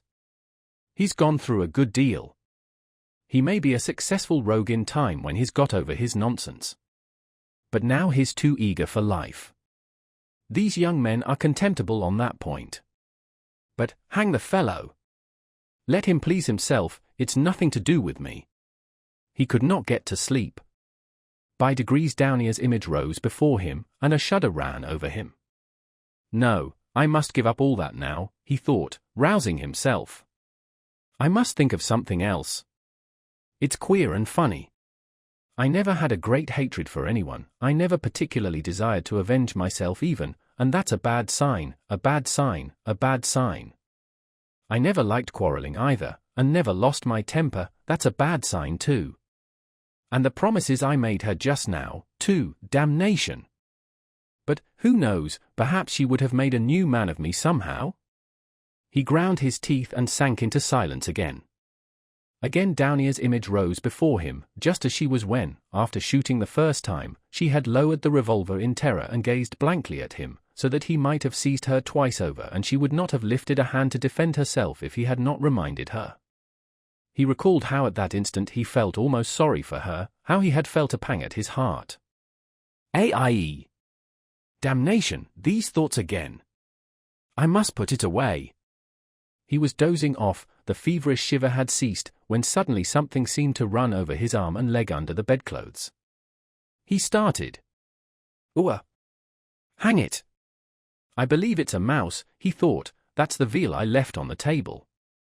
He felt fearfully disinclined to pull off the blanket, get up, get cold, but all at once something unpleasant ran over his leg again. He pulled off the blanket and lighted the candle. Shaking with feverish chill he bent down to examine the bed, there was nothing. He shook the blanket and suddenly a mouse jumped out on the sheet. He tried to catch it, but the mouse ran to and fro in zigzags without leaving the bed, slipped between his fingers, ran over his hand and suddenly darted under the pillow. He threw down the pillow, but in one instant felt something leap on his chest and dart over his body and down his back under his shirt. He trembled nervously and woke up. The room was dark. He was lying on the bed and wrapped up in the blanket as before. The wind was howling under the window. How disgusting, he thought with annoyance. He got up and sat on the edge of the bedstead with his back to the window. It's better not to sleep at all, he decided. There was a cold damp draught from the window, however. Without getting up he drew the blanket over him and wrapped himself in it. He was not thinking of anything and did not want to think. But one image rose after another, incoherent scraps of thought without beginning or end passed through his mind. He sank into drowsiness. Perhaps the cold, or the dampness, or the dark, or the wind that howled under the window and tossed the trees roused a sort of persistent craving for the fantastic. He kept dwelling on images of flowers. He fancied a charming flower garden, a bright, warm, almost hot day, a holiday, Trinity Day. A fine, sumptuous country cottage in the English taste overgrown with fragrant flowers, with flower beds going round the house. The porch, wreathed in climbers, was surrounded with beds of roses. A light, cool staircase, carpeted with rich rugs, was decorated with rare plants in china pots. He noticed particularly in the windows nosegays of tender, white, heavily fragrant narcissus bending over their bright, green, thick long stalks. He was reluctant to move away from them, but he went up the stairs and came into a large, high drawing room, and again everywhere, at the windows, the doors onto the balcony, and on the balcony itself, were flowers. The floors were strewn with freshly cut fragrant hay, the windows were open, a fresh, cool, light air came into the room. The birds were chirruping under the window, and in the middle of the room, on a table covered with a white satin shroud, stood a coffin. The coffin was covered with white silk and edged with a thick white frill. Wreaths of flowers surrounded it on all sides. Among the flowers lay a girl in a white muslin dress, with her arms crossed and pressed on her bosom, as though carved out of marble. But her loose fair hair was wet. There was a wreath of roses on her head. The stern and already rigid profile of her face looked as though chiseled of marble too, and the smile on her pale lips was full of an immense unchildish misery and sorrowful appeal. Svidrigaïlov knew that girl. There was no holy image, no burning candle beside the coffin, no sound of prayers. The girl had drowned herself. She was only 14, but her heart was broken. And she had destroyed herself, crushed by an insult that had appalled and amazed that childish soul, had smirched that angel purity with unmerited disgrace, and torn from her a last scream of despair, unheeded and brutally disregarded, on a dark night in the cold and wet while the wind howled. Svidrigaïlov came to himself, got up from the bed and went to the window. He felt for the latch and opened it. The wind lashed furiously into the little room and stung his face and his chest, only covered with his shirt, as though with frost. Under the window there must have been something like a garden, and apparently a pleasure garden.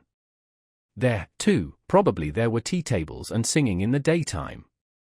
Now drops of rain flew in at the window from the trees and bushes. It was dark as in a cellar, so that he could only just make out some dark blurs of objects. Svidrigaïlov, bending down with elbows on the window sill, gazed for 5 minutes into the darkness. The boom of a cannon, followed by a second one, resounded in the darkness of the night. Ah, the signal! The river is overflowing, he thought. By morning it will be swirling down the street in the lower parts, flooding the basements and cellars. The cellar rats will swim out, and men will curse in the rain and wind as they drag their rubbish to their upper stories. What time is it now? And he had hardly thought it when, somewhere near, a clock on the wall, ticking away hurriedly, struck 3. Aha! It will be light in an hour. Why wait? I'll go out at once straight to the park. I'll choose a great bush there drenched with rain, so that as soon as one's shoulder touches it, millions of drops drip on one's head. He moved away from the window, shut it, lighted the candle, put on his waistcoat, his overcoat and his hat and went out, carrying the candle, into the passage to look for the ragged attendant who would be asleep somewhere in the midst of candle ends and all sorts of rubbish, to pay him for the room and leave the hotel. It's the best minute, I couldn't choose a better. He walked for some time through a long narrow corridor without finding anyone and was just going to call out, when suddenly in a dark corner between an old cupboard and the door he caught sight of a strange object which seemed to be alive. He bent down with the candle and saw a little girl, not more than 5 years old, shivering and crying, with her clothes as wet as a soaking house flannel. She did not seem afraid of Svidrigaïlov, but looked at him with blank amazement out of her big black eyes. Now and then she sobbed as children do when they have been crying a long time, but are beginning to be comforted. The child's face was pale and tired, she was numb with cold. How can she have come here? She must have hidden here and not slept all night. He began questioning her. The child, suddenly becoming animated, chattered away in her baby language, something about Mammy and that Mammy would beat her, and about some cup that she had broken. The child chattered on without stopping. He could only guess from what she said that she was a neglected child, whose mother, probably a drunken cook in the service of the hotel, whipped and frightened her, that the child had broken a cup of her mother's and was so frightened that she had run away the evening before, had hidden for a long while somewhere outside in the rain, at last had made her way in here, hidden behind the cupboard and spent the night there, crying and trembling from the damp, the darkness and the fear that she would be badly beaten for it. He took her in his arms, went back to his room, sat her on the bed, and began undressing her. The torn shoes which she had on her stockingless feet were as wet as if they had been standing in a puddle all night. When he had undressed her, he put her on the bed, covered her up and wrapped her in the blanket from her head downwards. She fell asleep at once. Then he sank into dreary musing again. What folly to trouble myself, he decided suddenly with an oppressive feeling of annoyance. What idiocy! In vexation he took up the candle to go and look for the ragged attendant again and make haste to go away. Damn the child, he thought as he opened the door, but he turned again to see whether the child was asleep. He raised the blanket carefully. The child was sleeping soundly, she had got warm under the blanket, and her pale cheeks were flushed. But strange to say, that flush seemed brighter and coarser than the rosy cheeks of childhood. It's a flush of fever, thought Svidrigailov. It was like the flush from drinking, as though she had been given a full glass to drink. Her crimson lips were hot and glowing, but what was this? He suddenly fancied that her long black eyelashes were quivering, as though the lids were opening and a sly crafty eye peeped out with an unchildlike wink, as though the little girl were not asleep, but pretending. Yes, it was so. Her lips parted in a smile. The corners of her mouth quivered, as though she were trying to control them. But now she quite gave up all effort, now it was a grin, a broad grin, there was something shameless, provocative in that quiet and childish face, it was depravity, it was the face of a harlot, the shameless face of a French harlot. Now both eyes opened wide, they turned a glowing, shameless glance upon him, they laughed, invited him. There was something infinitely hideous and shocking in that laugh, in those eyes, in such nastiness in the face of a child. What, at 5 years old? Svidrigailov muttered in genuine horror. What does it mean? And now she turned to him, her little face all aglow, holding out her arms. Accursed child! Svidrigailov cried, raising his hand to strike her, but at that moment he woke up. He was in the same bed, still wrapped in the blanket. The candle had not been lighted, and daylight was streaming in at the windows. I've had nightmare all night. He got up angrily, feeling utterly shattered, his bones ached. There was a thick mist outside and he could see nothing. It was nearly 5. He had overslept himself. He got up, put on his still damp jacket and overcoat. Feeling the revolver in his pocket, he took it out and then he sat down, took a notebook out of his pocket and in the most conspicuous place on the title page wrote a few lines in large letters. Reading them over, he sank into thought with his elbows on the table. The revolver and the notebook lay beside him. Some flies woke up and settled on the untouched veal, which was still on the table. He stared at them and at last with his free right hand began trying to catch one. He tried till he was tired, but could not catch it. At last, realizing that he was engaged in this interesting pursuit, he started, got up and walked resolutely out of the room. A minute later he was in the street. A thick milky mist hung over the town. Svidrigailov walked along the slippery dirty wooden pavement towards the Little Neva. He was picturing the waters of the Little Neva swollen in the night, Petrovsky Island, the wet paths, the wet grass, the wet trees and bushes and at last the bush. He began ill-humouredly staring at the houses, trying to think of something else. There was not a cabman or a passer-by in the street. The bright yellow, wooden, little houses looked dirty and dejected with their closed shutters. The cold and damp penetrated his whole body and he began to shiver. From time to time he came across shop signs and read each carefully. At last he reached the end of the wooden pavement and came to a big stone house. A dirty, shivering dog crossed his path with its tail between its legs. A man in a greatcoat lay face downwards, dead drunk, across the pavement. He looked at him and went on. A high tower stood up on the left. "Bah," he shouted, "here is a place. Why should it be Petrovsky? It will be in the presence of an official witness anyway." He almost smiled at this new thought and turned into the street where there was the big house with the tower. At the great closed gates of the house, a little man stood with his shoulder leaning against them, wrapped in a grey soldier's coat, with a copper Achilles helmet on his head. He cast a drowsy and indifferent glance at Svidrigailov. His face wore that perpetual look of peevish dejection, which is so sourly printed on all faces of Jewish race without exception. They both, Svidrigailov and Achilles, stared at each other for a few minutes without speaking. At last it struck Achilles as irregular for a man not drunk to be standing 3 steps from him, staring and not saying a word. "What do you want here?" he said, without moving or changing his position. "Nothing, brother, good morning," answered Svidrigailov. "This isn't the place. I am going to foreign parts, brother." "To foreign parts?" "To America." "America?" Svidrigailov took out the revolver and cocked it. Achilles raised his eyebrows. "I say, this is not the place for such jokes."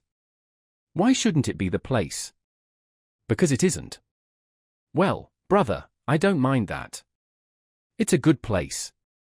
When you are asked, you just say he was going," he said, "to America." He put the revolver to his right temple. "You can't do it here, it's not the place," cried Achilles, rousing himself, his eyes growing bigger and bigger. Svidrigailov pulled the trigger. Chapter 7. The same day, about 7 o'clock in the evening, Raskolnikov was on his way to his mother's and sister's lodging, the lodging in Bakaliev's house which Razumihin had found for them. The stairs went up from the street. Raskolnikov walked with lagging steps, as though still hesitating whether to go or not. But nothing would have turned him back, his decision was taken. Besides, it doesn't matter, they still know nothing, he thought, and they are used to thinking of me as eccentric. He was appallingly dressed, his clothes torn and dirty, soaked with a night's rain. His face was almost distorted from fatigue, exposure, the inward conflict that had lasted for 24 hours. He had spent all the previous night alone, God knows where. But anyway he had reached a decision. He knocked at the door which was opened by his mother. Dounia was not at home. Even the servant happened to be out. At first Pulcheria Alexandrova was speechless with joy and surprise, then she took him by the hand and drew him into the room. "Here you are," she began, faltering with joy. "Don't be angry with me, Rodya, for welcoming you so foolishly with tears. I am laughing, not crying." "Did you think I was crying?" "No, I am delighted, but I've got into such a stupid habit of shedding tears. I've been like that ever since your father's death. I cry for anything. Sit down, dear boy, you must be tired, I see you are. Ah, how muddy you are. I was in the rain yesterday, mother." Raskolnikov began. No, Pulcheria Alexandrova hurriedly interrupted, "You thought I was going to cross-question you in the womanish way I used to. Don't be anxious, I understand it all, now I've learned the ways here and truly I see for myself that they are better. I've made up my mind once for all, how could I understand your plans and expect you to give an account of them? God knows what concerns and plans you may have, or what ideas you are hatching, so it's not for me to keep nudging your elbow, asking you what you are thinking about? But, my goodness! Why am I running to and fro as though I were crazy? I am reading your article in the magazine for the 3rd time, Rodya.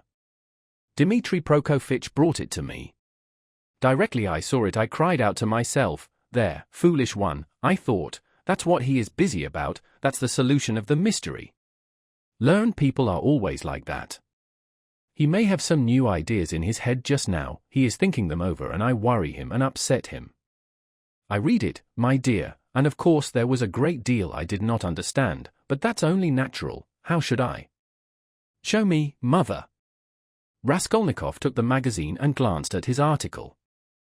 Incongruous as it was with his mood and his circumstances, he felt that strange and bitter-sweet sensation that every author experiences the first time he sees himself in print. Besides, he was only 23. It lasted only a moment. After reading a few lines he frowned and his heart throbbed with anguish. He recalled all the inward conflict of the preceding months. He flung the article on the table with disgust and anger. But, however foolish I may be, Roger, I can see for myself that you will very soon be one of the leading, if not the leading man, in the world of Russian thought. And they dared to think you were mad. You don't know, but they really thought that. Ah, the despicable creatures, how could they understand genius? And Dounier was all but believing it. What do you say to that? Your father sent twice to magazines, the first time poems, I've got the manuscript and will show you, and the second time a whole novel, I begged him to let me copy it out, and how we prayed that they should be taken, they weren't. I was breaking my heart, Roger, 6 or 7 days ago over your food and your clothes and the way you are living. But now I see again how foolish I was, for you can attain any position you like by your intellect and talent. No doubt you don't care about that for the present and you are occupied with much more important matters. Dounier's not at home, mother. No, Roger. I often don't see her, she leaves me alone. Dmitri Prokofitch comes to see me, it's so good of him, and he always talks about you. He loves you and respects you, my dear. I don't say that Dounier is very wanting in consideration. I am not complaining. She has her ways and I have mine. She seems to have got some secrets of late and I never have any secrets from you too. Of course, I am sure that Dounier has far too much sense, and besides she loves you and me, but I don't know what it will all lead to. You've made me so happy by coming now, Roger, but she has missed you by going out. When she comes in I'll tell her, your brother came in while you were out. Where have you been all this time? You mustn't spoil me, Roger, you know, come when you can, but if you can't, it doesn't matter, I can wait. I shall know, anyway, that you are fond of me, that will be enough for me. I shall read what you write, I shall hear about you from everyone, and sometimes you'll come yourself to see me. What could be better? Here you've come now to comfort your mother, I see that. Here Pulcheria Alexandrova began to cry. Here I am again. Don't mind my foolishness. My goodness, why am I sitting here, she cried, jumping up. There is coffee and I don't offer you any. Ah, that's the selfishness of old age. I'll get it at once. Mother, don't trouble, I am going at once. I haven't come for that. Please listen to me. Pulcheria Alexandrova went up to him timidly.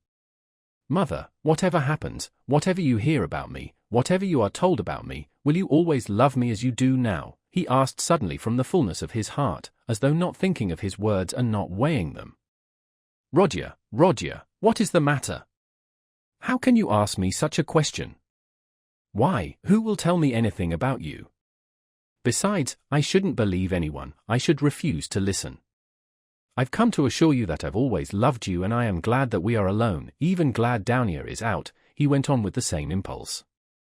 I have come to tell you that though you will be unhappy, you must believe that your son loves you now more than himself, and that all you thought about me, that I was cruel and didn't care about you, was all a mistake. I shall never cease to love you. Well, that's enough, I thought I must do this and begin with this. Pulcheria Alexandrova embraced him in silence, pressing him to her bosom and weeping gently. I don't know what is wrong with you, Roger, she said at last. I've been thinking all this time that we were simply boring you and now I see that there is a great sorrow in store for you, and that's why you are miserable. I've foreseen it a long time, Roger. Forgive me for speaking about it. I keep thinking about it and lie awake at nights. Your sister lay talking in her sleep all last night, talking of nothing but you. I caught something, but I couldn't make it out. I felt all the morning as though I were going to be hanged, waiting for something, expecting something, and now it has come. Roger, where are you going? You are going away somewhere. Yes. That's what I thought. I can come with you, you know, if you need me. And Dounier, too, she loves you dearly, and Sofia Semyonovna may come with us if you like. You see, I am glad to look upon her as a daughter even.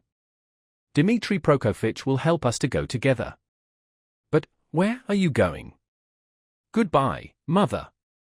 What, today? She cried, as though losing him forever. I can't stay, I must go now. And can't I come with you? No, but kneel down and pray to God for me. Your prayer perhaps will reach him. Let me bless you and sign you with the cross. That's right, that's right. Oh, God, what are we doing? Yes, he was glad, he was very glad that there was no one there, that he was alone with his mother. For the first time after all those awful months his heart was softened. He fell down before her, he kissed her feet and both wept, embracing. And she was not surprised and did not question him this time. For some days she had realized that something awful was happening to her son and that now some terrible minute had come for him. Roger, my darling, my firstborn, she said sobbing, now you are just as when you were little. You would run like this to me and hug me and kiss me. When your father was living and we were poor, you comforted us simply by being with us, and when I buried your father, how often we wept together at his grave and embraced, as now. And if I've been crying lately, it's that my mother's heart had a foreboding of trouble. The first time I saw you, that evening, you remember, as soon as we arrived here, I guessed simply from your eyes. My heart sank at once, and today when I opened the door and looked at you, I thought the fatal hour had come. Roger, Roger, you are not going away today. No. You'll come again? Yes. I'll come. Roger, don't be angry, I don't dare to question you. I know I mustn't. Only say 2 words to me, is it far where you are going? Very far. What is awaiting you there? Some post or career for you. What God sends, only pray for me.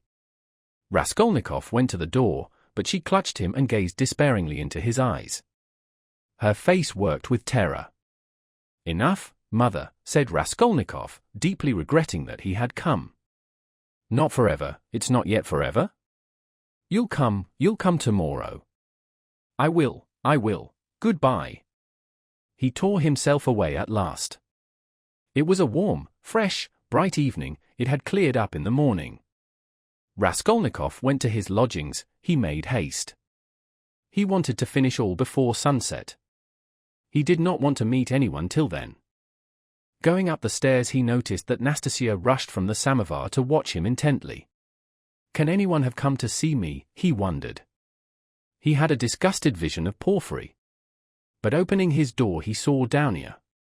She was sitting alone, plunged in deep thought, and looked as though she had been waiting a long time. He stopped short in the doorway. She rose from the sofa in dismay and stood up facing him. Her eyes, fixed upon him, betrayed horror and infinite grief. And from those eyes alone he saw at once that she knew. Am I to come in or go away? He asked uncertainly. I've been all day with Sofia Semyonovna. We were both waiting for you. We thought that you would be sure to come there.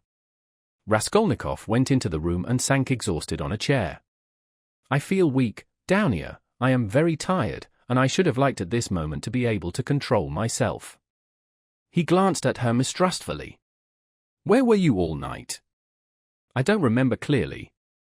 You see, sister, I wanted to make up my mind once for all, and several times I walked by the Neva. I remember that I wanted to end it all there, but I couldn't make up my mind, he whispered, looking at her mistrustfully again. Thank God. That was just what we were afraid of, Sofia Semyonovna and I. Then you still have faith in life? Thank God, thank God. Raskolnikov smiled bitterly. I haven't faith, but I have just been weeping in mother's arms. I haven't faith, but I have just asked her to pray for me. I don't know how it is, Dounia, I don't understand it. Have you been at mother's? Have you told her? Cried Dounia, horror-stricken. Surely you haven't done that? No, I didn't tell her, in words, but she understood a great deal.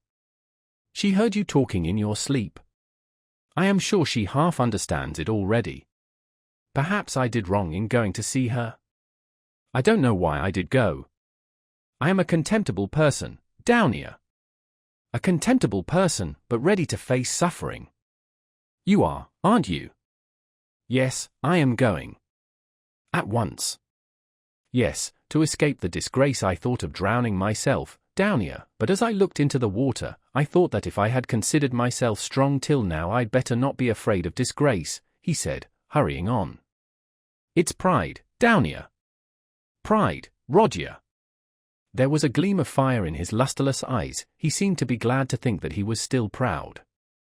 You don't think, sister, that I was simply afraid of the water? He asked, looking into her face with a sinister smile. Oh, Roger, hush, cried Downey bitterly. Silence lasted for 2 minutes. He sat with his eyes fixed on the floor. Downey stood at the other end of the table and looked at him with anguish. Suddenly he got up. It's late, it's time to go.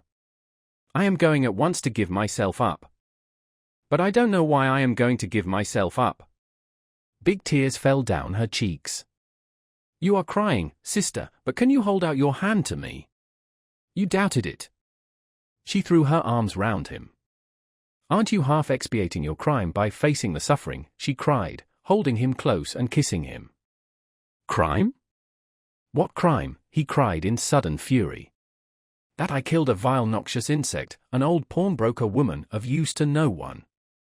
Killing her was atonement for 40 sins. She was sucking the life out of poor people. Was that a crime? I am not thinking of it, and I am not thinking of expiating it, and why are you all rubbing it in on all sides? A crime! A crime! Only now I see clearly the imbecility of my cowardice, now that I have decided to face this superfluous disgrace. It's simply because I am contemptible and have nothing in me that I have decided to, perhaps too for my advantage, as that Porphyry suggested. Brother, what are you saying? Why, you have shed blood, cried Downey in despair. Which all men shed, he put in almost frantically, which flows and has always flowed in streams, which is spilt like champagne, and for which men are crowned in the capital and are called afterwards benefactors of mankind. Look into it more carefully and understand it. I too wanted to do good to men and would have done hundreds, thousands of good deeds to make up for that one piece of stupidity, not stupidity even, simply clumsiness, for the idea was by no means so stupid as it seems now that it has failed. Everything seems stupid when it fails. By that stupidity I only wanted to put myself into an independent position, to take the first step, to obtain means, and then everything would have been smoothed over by benefits immeasurable in comparison. But I couldn't carry out even the first step, because I am contemptible, that's what's the matter. And yet I won't look at it as you do. If I had succeeded I should have been crowned with glory, but now I'm trapped. But that's not so, not so. Brother, what are you saying? It's not picturesque, not aesthetically attractive. I fail to understand why bombarding people by regular siege is more honorable. The fear of appearances is the first symptom of impotence. I've never recognized this more clearly than now, and I am further than ever from seeing that what I did was a crime. I've never been stronger and more convinced than now. The color had rushed into his pale, exhausted face, but as he uttered his last explanation, he happened to meet Downey's eyes and he saw such anguish in them that he could not help being checked. He felt that he had, anyway, made these two poor women miserable, that he was, anyway, the cause. Downey, darling, if I am guilty forgive me, though I cannot be forgiven if I am guilty. Goodbye. We won't dispute. It's time, high time to go. Don't follow me, I beseech you, I have somewhere else to go. But you go at once and sit with mother. I entreat you to. It's my last request of you. Don't leave her at all. I left her in a state of anxiety that she is not fit to bear. She will die or go out of her mind. Be with her. Razumihin will be with you. I've been talking to him. Don't cry about me. I'll try to be honest and manly all my life, even if I am a murderer. Perhaps I shall some day make a name. I won't disgrace you, you will see, I'll still show.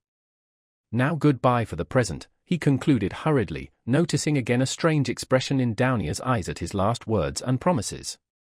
Why are you crying? Don't cry, we are not parting forever. Yes. Wait a minute, I'd forgotten. He went to the table, took up a thick dusty book, opened it and took from between the pages a little watercolor portrait on ivory. It was the portrait of his landlady's daughter, who had died of fever, that strange girl who had wanted to be a nun. For a minute he gazed at the delicate expressive face of his betrothed, kissed the portrait and gave it to Dounier. "I used to talk a great deal about it to her, only to her," he said thoughtfully. "To her heart I confided much of what has since been so hideously realized. Don't be uneasy," he returned to Dounier, "she was as much opposed to it as you, and I am glad that she is gone. The great point is that everything now is going to be different, is going to be broken in two," he cried, suddenly returning to his dejection. "Everything, everything, and am I prepared for it? Do I want it myself? They say it is necessary for me to suffer. What's the object of these senseless sufferings? Shall I know any better what they are for, when I am crushed by hardships and idiocy, and weak as an old man after 20 years penal servitude? And what shall I have to live for then? Why am I consenting to that life now? Oh, I knew I was contemptible when I stood looking at the Never at daybreak today." At last they both went out. It was hard for Dounier, but she loved him. She walked away, but after going 50 paces she turned round to look at him again. He was still in sight.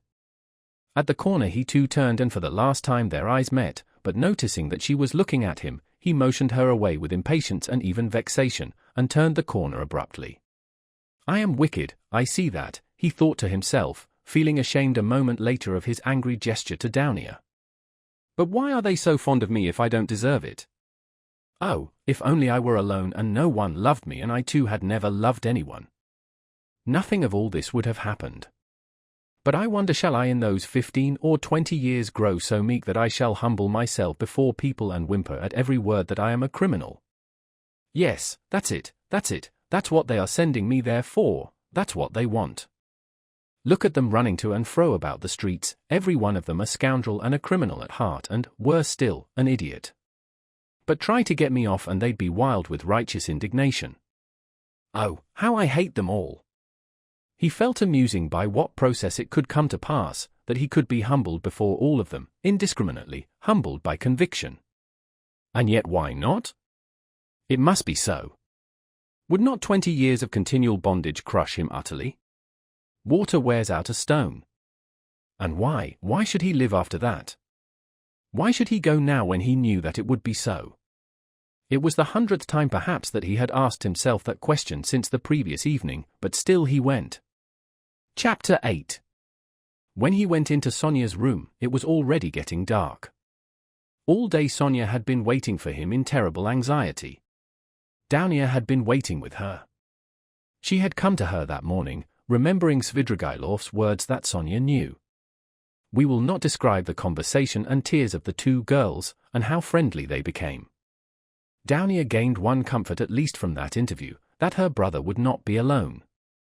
He had gone to her, Sonia, first with his confession. He had gone to her for human fellowship when he needed it. She would go with him wherever fate might send him. Dounier did not ask, but she knew it was so. She looked at Sonia almost with reverence and at first almost embarrassed her by it. Sonia was almost on the point of tears. She felt herself, on the contrary, hardly worthy to look at Dounier. Dounier's gracious image when she had bowed to her so attentively and respectfully at their first meeting in Raskolnikov's room had remained in her mind as one of the fairest visions of her life. Dounier at last became impatient and, leaving Sonia, went to her brother's room to await him there. She kept thinking that he would come there first. When she had gone, Sonia began to be tortured by the dread of his committing suicide, and Dounier too feared it. But they had spent the day trying to persuade each other that that could not be, and both were less anxious while they were together. As soon as they parted, each thought of nothing else. Sonia remembered how Svidrigailov had said to her the day before that Raskolnikov had two alternatives, Siberia or. Besides, she knew his vanity, his pride, and his lack of faith.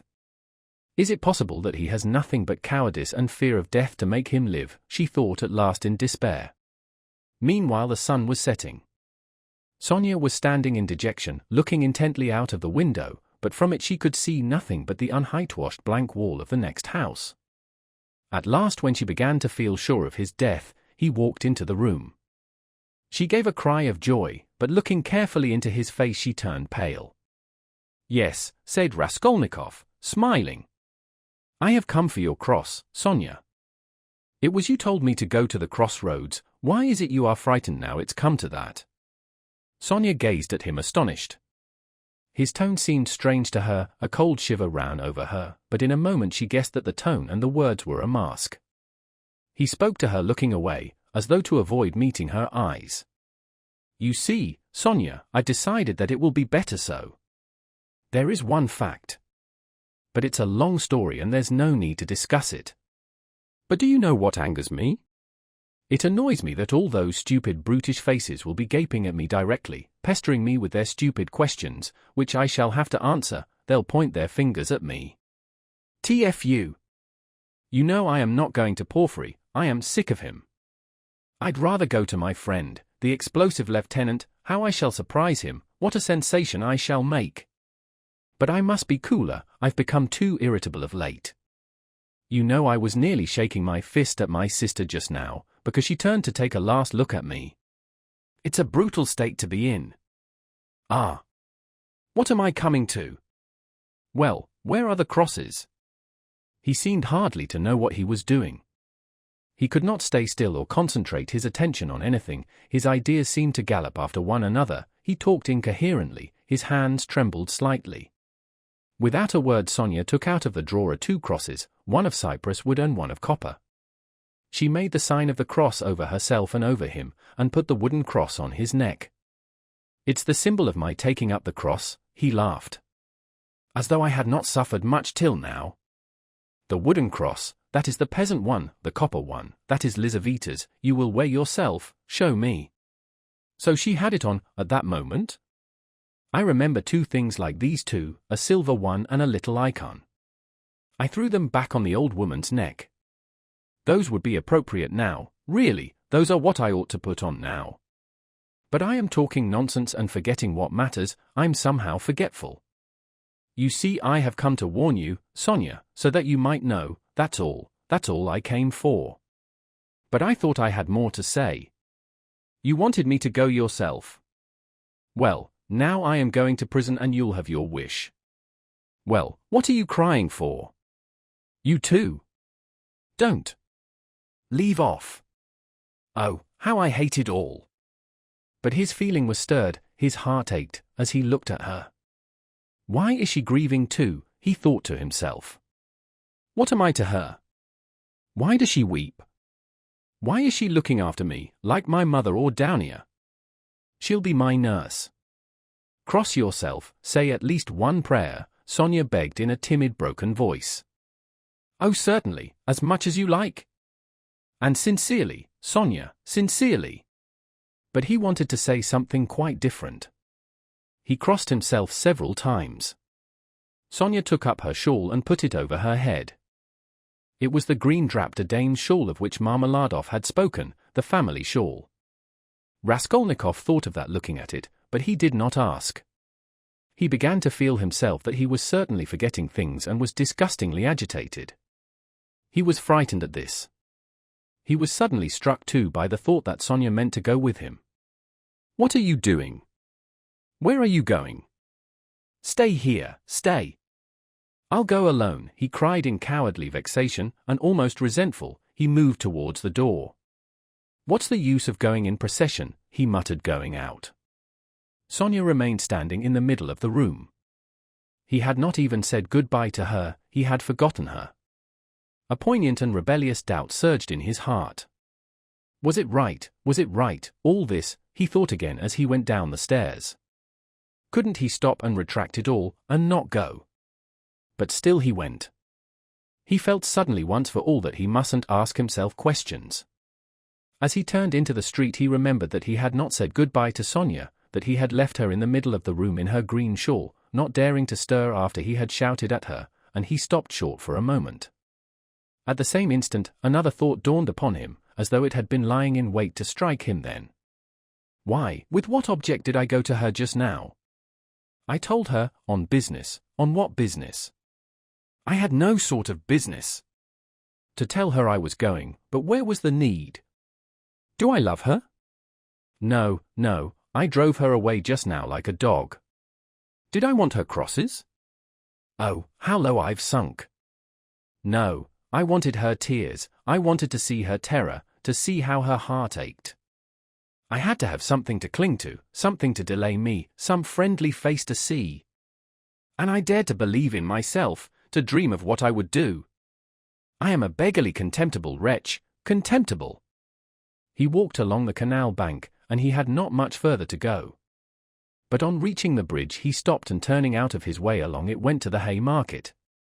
He looked eagerly to right and left, gazed intently at every object, and could not fix his attention on anything. Everything slipped away. In another week, another month, I shall be driven in a prison van over this bridge. How shall I look at the canal then? I should like to remember this, slipped into his mind. Look at this sign. How shall I read those letters then? It's written here a campenny, that's a thing to remember, that letter A, and to look at it again in a month. How shall I look at it then? What shall I be feeling and thinking then? How trivial it all must be, what I am fretting about now. Of course it must all be interesting, in its way. Ha ha ha. What am I thinking about? I am becoming a baby, I am showing off to myself. Why am I ashamed? Phoo! How people shove! That fat man, a German he must be, who pushed against me. Does he know whom he pushed? There's a peasant woman with a baby, begging. It's curious that she thinks me happier than she is. I might give her something for the incongruity of it.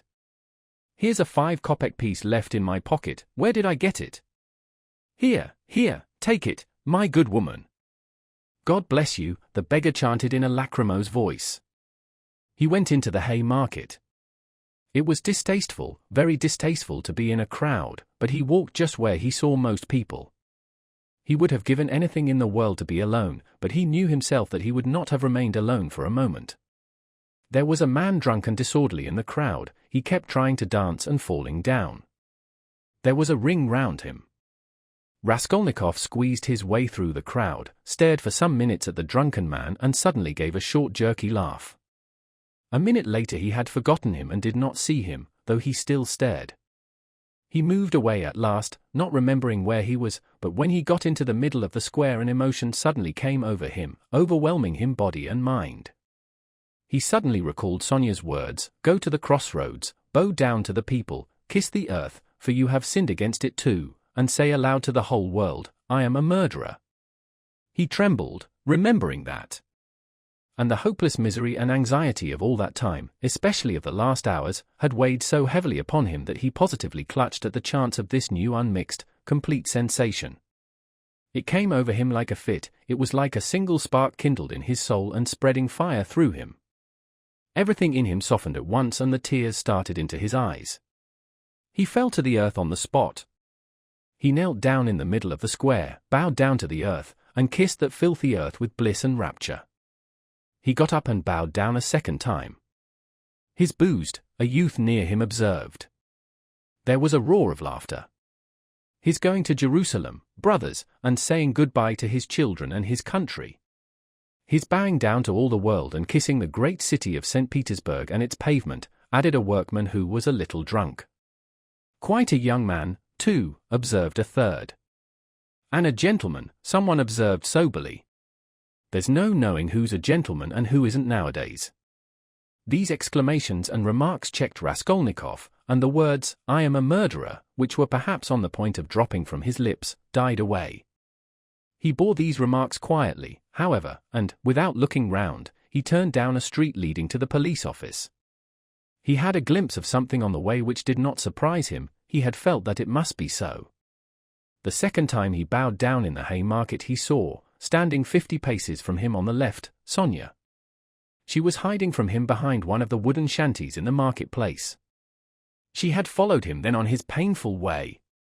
Raskolnikov at that moment felt and knew once for all that Sonia was with him forever and would follow him to the ends of the earth, wherever fate might take him. It wrung his heart, but he was just reaching the fatal place. He went into the yard fairly resolutely. He had to mount to the third story. I shall be some time going up, he thought. He felt as though the fateful moment was still far off, as though he had plenty of time left for consideration. Again the same rubbish, the same eggshells lying about on the spiral stairs, again the open doors of the flats, again the same kitchens and the same fumes and stench coming from them. Raskolnikov had not been here since that day. His legs were numb and gave way under him, but still they moved forward. He stopped for a moment to take breath, to collect himself, so as to enter like a man. But why?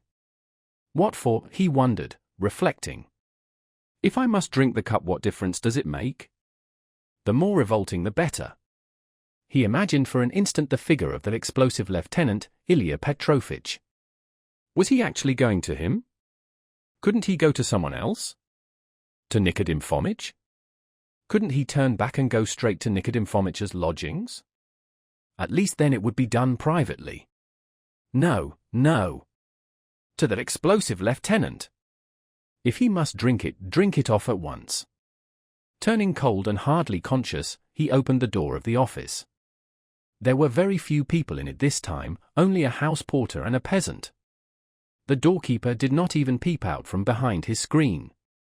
Raskolnikov walked into the next room.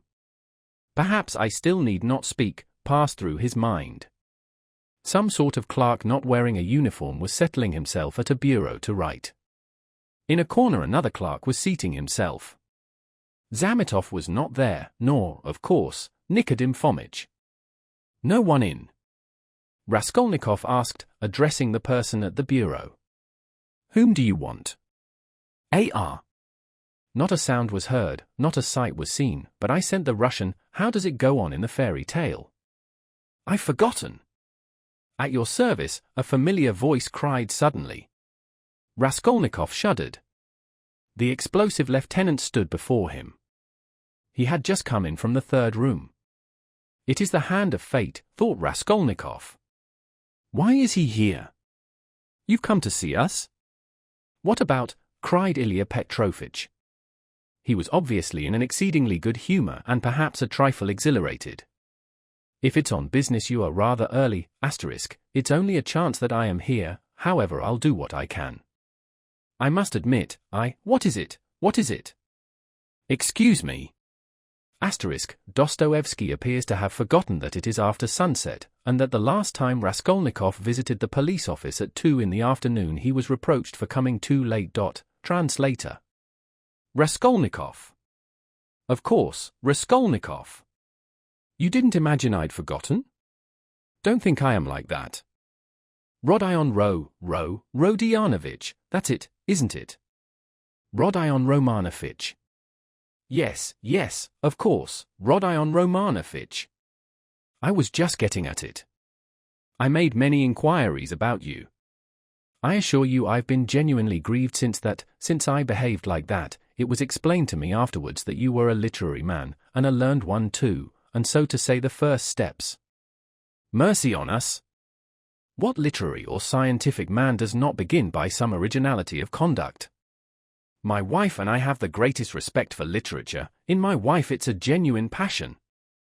Literature and art. If only a man is a gentleman, all the rest can be gained by talents, learning, good sense, genius. As for a hat, well, what does a hat matter? I can buy a hat as easily as I can a bun, but what's under the hat, what the hat covers, I can't buy that. I was even meaning to come and apologize to you, but thought maybe you'd. But I am forgetting to ask you, is there anything you want really? I hear your family have come. Yes, my mother and sister. I've even had the honor and happiness of meeting your sister, a highly cultivated and charming person. I confess I was sorry I got so hot with you. There it is. But as for my looking suspiciously at your fainting fit, that affair has been cleared up splendidly. Bigotry and fanaticism. I understand your indignation. Perhaps you are changing your lodging on account of your family's arriving. No, I only looked in. I came to ask. I thought that I should find Zametov here. Oh, yes. Of course, you've made friends, I heard. Well, no, Zametov is not here. Yes, we've lost Zametov. He's not been here since yesterday. He quarreled with everyone on leaving, in the rudest way. He is a feather-headed youngster, that's all. One might have expected something from him, but there, you know what they are, our brilliant young men. He wanted to go in for some examination, but it's only to talk and boast about it. It will go no further than that. Of course it's a very different matter with you or Mr. Razumihin there, your friend. Your career is an intellectual one and you won't be deterred by failure. For you, one may say, all the attractions of life nihilist, you are an ascetic, a monk, a hermit. A book, a pen behind your ear, a learned research, that's where your spirit soars. I am the same way myself. Have you read Livingstone's Travels? No. Oh, I have. There are a great many nihilists about nowadays, you know, and indeed it is not to be wondered at. What sort of days are they? I ask you. But we thought, you are not a nihilist, of course? Answer me openly, openly. And no. Believe me, you can speak openly to me as you would to yourself. Official duty is one thing, but you are thinking I meant to say friendship is quite another? No, you're wrong. It's not friendship, but the feeling of a man and a citizen, the feeling of humanity and of love for the Almighty. I may be an official, but I am always bound to feel myself a man and a citizen. You were asking about Zametov. Zametov will make a scandal in the French style in a house of bad reputation, over a glass of champagne. That's all your Zametov is good for. While I'm perhaps, so to speak, burning with devotion and lofty feelings, and besides I have rank, consequence, a post. I am married and have children, I fulfill the duties of a man and a citizen, but who is he, may I ask? I appeal to you as a man ennobled by education. Then these midwives, too, have become extraordinarily numerous. Raskolnikov raised his eyebrows inquiringly. The words of Ilya Petrovitch, who had obviously been dining, were for the most part a stream of empty sounds for him. But some of them he understood. He looked at him inquiringly, not knowing how it would end. I mean those crop-headed wenches, the talkative Ilya Petrovitch continued. Midwives is my name for them. I think it a very satisfactory one, ha ha. They go to the academy, study anatomy. If I fall ill, am I to send for a young lady to treat me? What do you say? Ha ha. Ilya Petrovitch laughed, quite pleased with his own wit. It's an immoderate zeal for education, but once you're educated, that's enough. Why abuse it? Why insult honorable people, as that scoundrel Zametov does? Why did he insult me, I ask you? Look at these suicides, too, how common they are, you can't fancy. People spend their last halfpenny and kill themselves, boys and girls and old people. Only this morning we heard about a gentleman who had just come to town. Nil Pavlich, I say, what was the name of that gentleman who shot himself? Svidrigailov, someone answered from the other room with drowsy listlessness. Raskolnikov started. Svidrigailov? Svidrigailov has shot himself, he cried. What, do you know Svidrigailov? Yes. I knew him. He hadn't been here long. Yes, that's so. He had lost his wife, was a man of reckless habits and all of a sudden shot himself, and in such a shocking way. He left in his notebook a few words, that he dies in full possession of his faculties and that no one is to blame for his death. He had money, they say. How did you come to know him? I was acquainted, my sister was governess in his family. Bah. Then no doubt you can tell us something about him. You had no suspicion? I saw him yesterday, he was drinking wine, I knew nothing. Raskolnikov felt as though something had fallen on him and was stifling him. You've turned pale again. It's so stuffy here.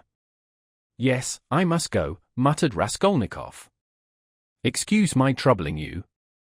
Oh, not at all, as often as you like. It's a pleasure to see you and I am glad to say so. Ilya Petrovitch held out his hand. I only wanted. I came to see Zametov. I understand, and it's a pleasure to see you. I am very glad. Goodbye, Raskolnikov smiled. He went out, he reeled, he was overtaken with giddiness and did not know what he was doing. He began going down the stairs, supporting himself with his right hand against the wall. He fancied that a porter pushed past him on his way upstairs to the police office, that a dog in the lower story kept up a shrill barking and that a woman flung a rolling pin at it and shouted.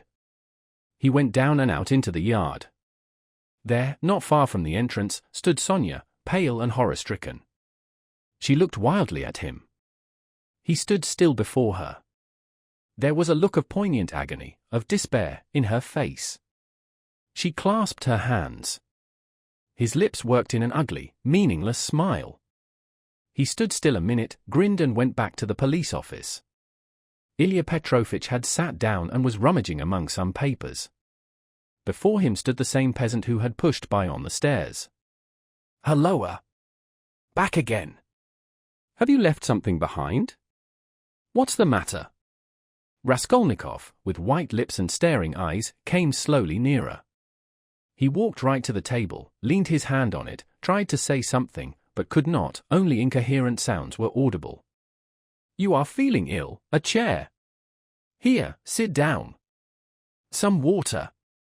Raskolnikov dropped onto a chair, but he kept his eyes fixed on the face of Ilya Petrovitch, which expressed unpleasant surprise.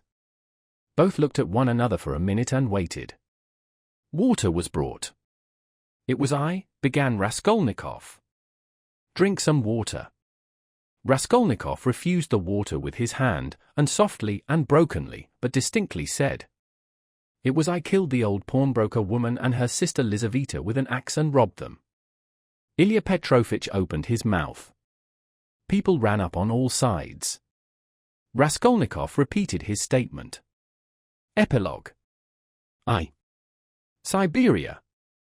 On the banks of a broad solitary river stands a town, one of the administrative centers of Russia. In the town there is a fortress, in the fortress there is a prison. In the prison the second-class convict Rodion Raskolnikov has been confined for 9 months. Almost a year and a half has passed since his crime. There had been little difficulty about his trial. The criminal adhered exactly, firmly, and clearly to his statement. He did not confuse nor misrepresent the facts, nor soften them in his own interest, nor omit the smallest detail. He explained every incident of the murder, the secret of the pledge, the piece of wood with a strip of metal, which was found in the murdered woman's hand. He described minutely how he had taken her keys, what they were like, as well as the chest and its contents. He explained the mystery of Lizaveta's murder, described how Koh and, after him, the student knocked, and repeated all they had said to one another, how he afterwards had run downstairs and heard Nikolai and Dmitri shouting, how he had hidden in the empty flat and afterwards gone home. He ended by indicating the stone in the yard off the Voznesensky Prospect under which the purse and the trinkets were found.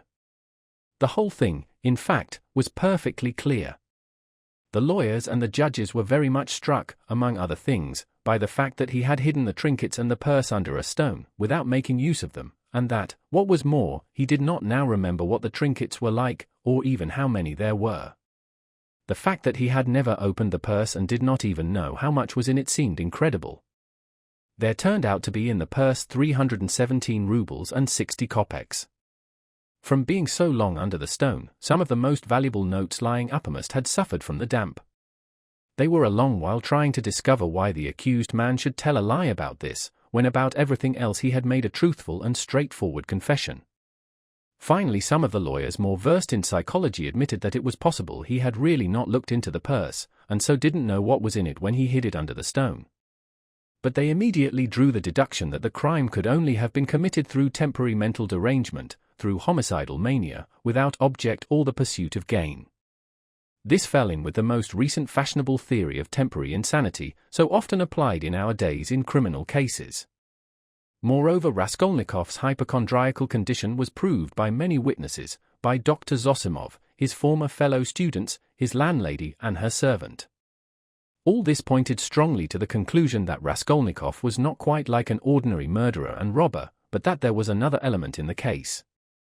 To the intense annoyance of those who maintained this opinion, the criminal scarcely attempted to defend himself. To the decisive question as to what motive impelled him to the murder and the robbery, he answered very clearly with the coarsest frankness that the cause was his miserable position, his poverty and helplessness, and his desire to provide for his first steps in life by the help of the 3,000 rubles he had reckoned on finding. He had been led to the murder through his shallow and cowardly nature, exasperated moreover by privation and failure. To the question what led him to confess, he answered that it was his heartfelt repentance. All this was almost coarse. The sentence, however, was more merciful than could have been expected, perhaps partly because the criminal had not tried to justify himself, but had rather shown a desire to exaggerate his guilt.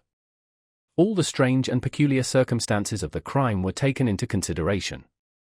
There could be no doubt of the abnormal and poverty-stricken condition of the criminal at the time. The fact that he had made no use of what he had stolen was put down partly to the effect of remorse, partly to his abnormal mental condition at the time of the crime.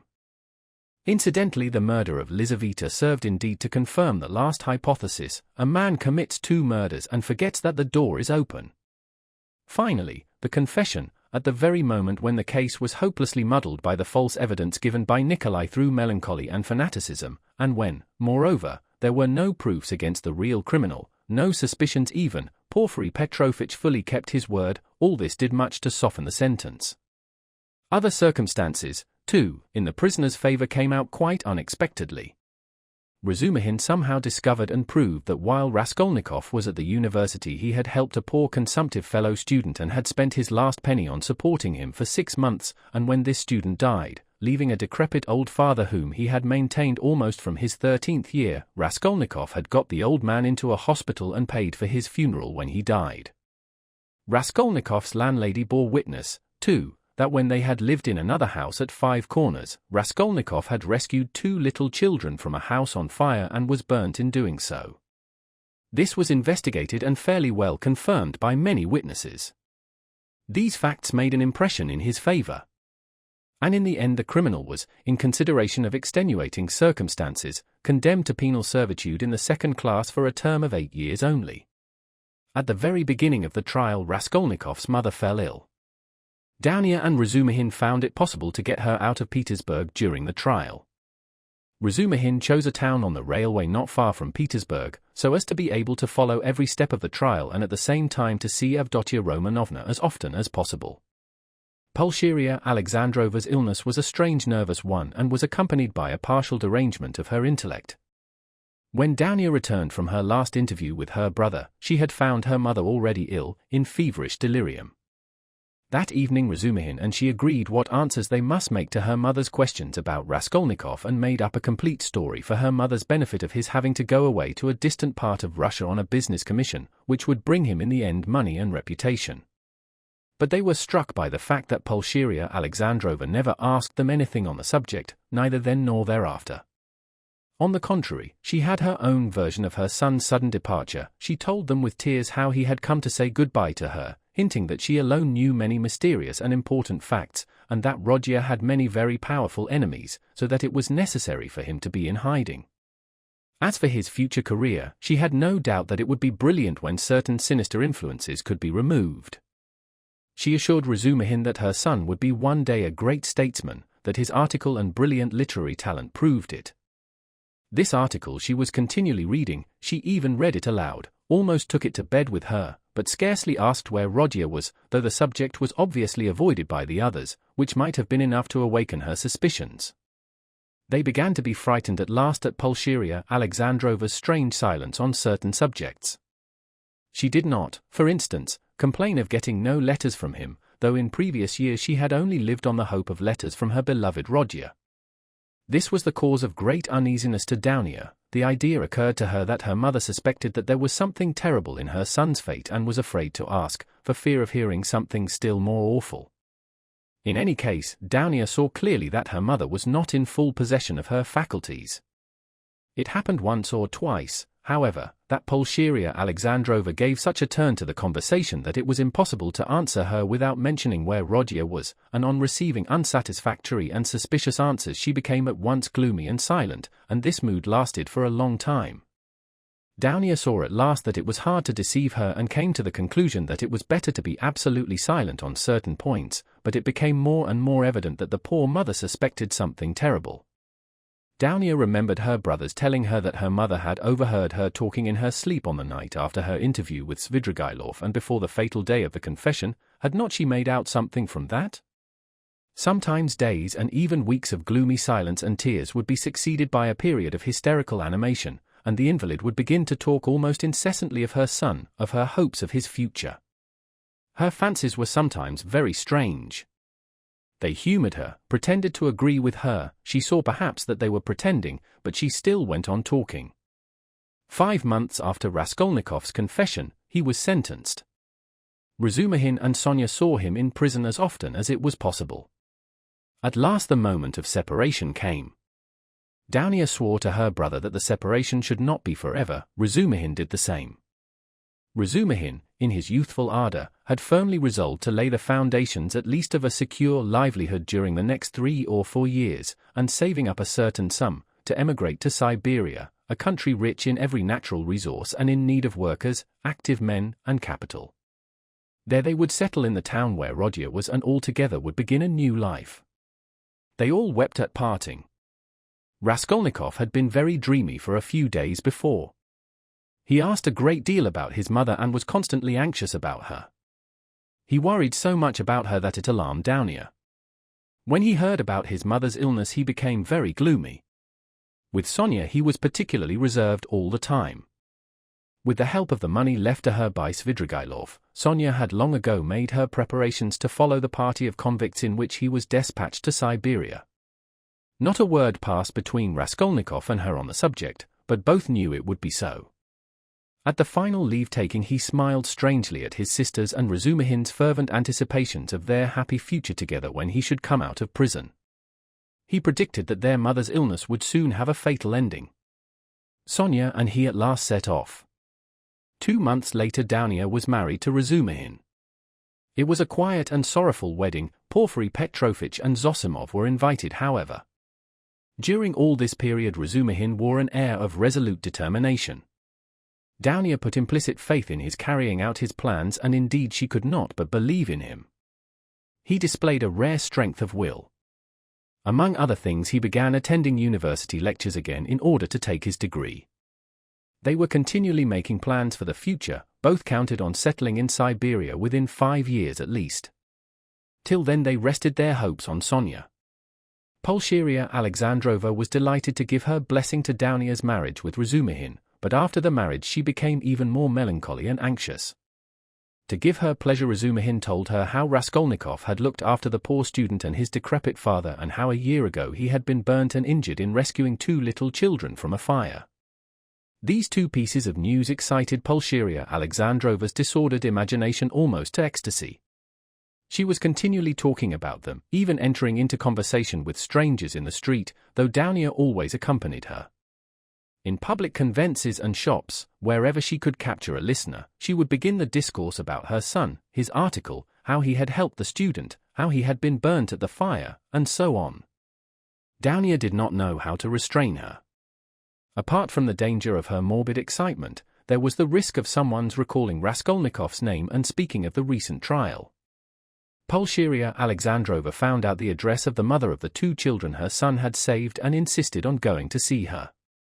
At last her restlessness reached an extreme point.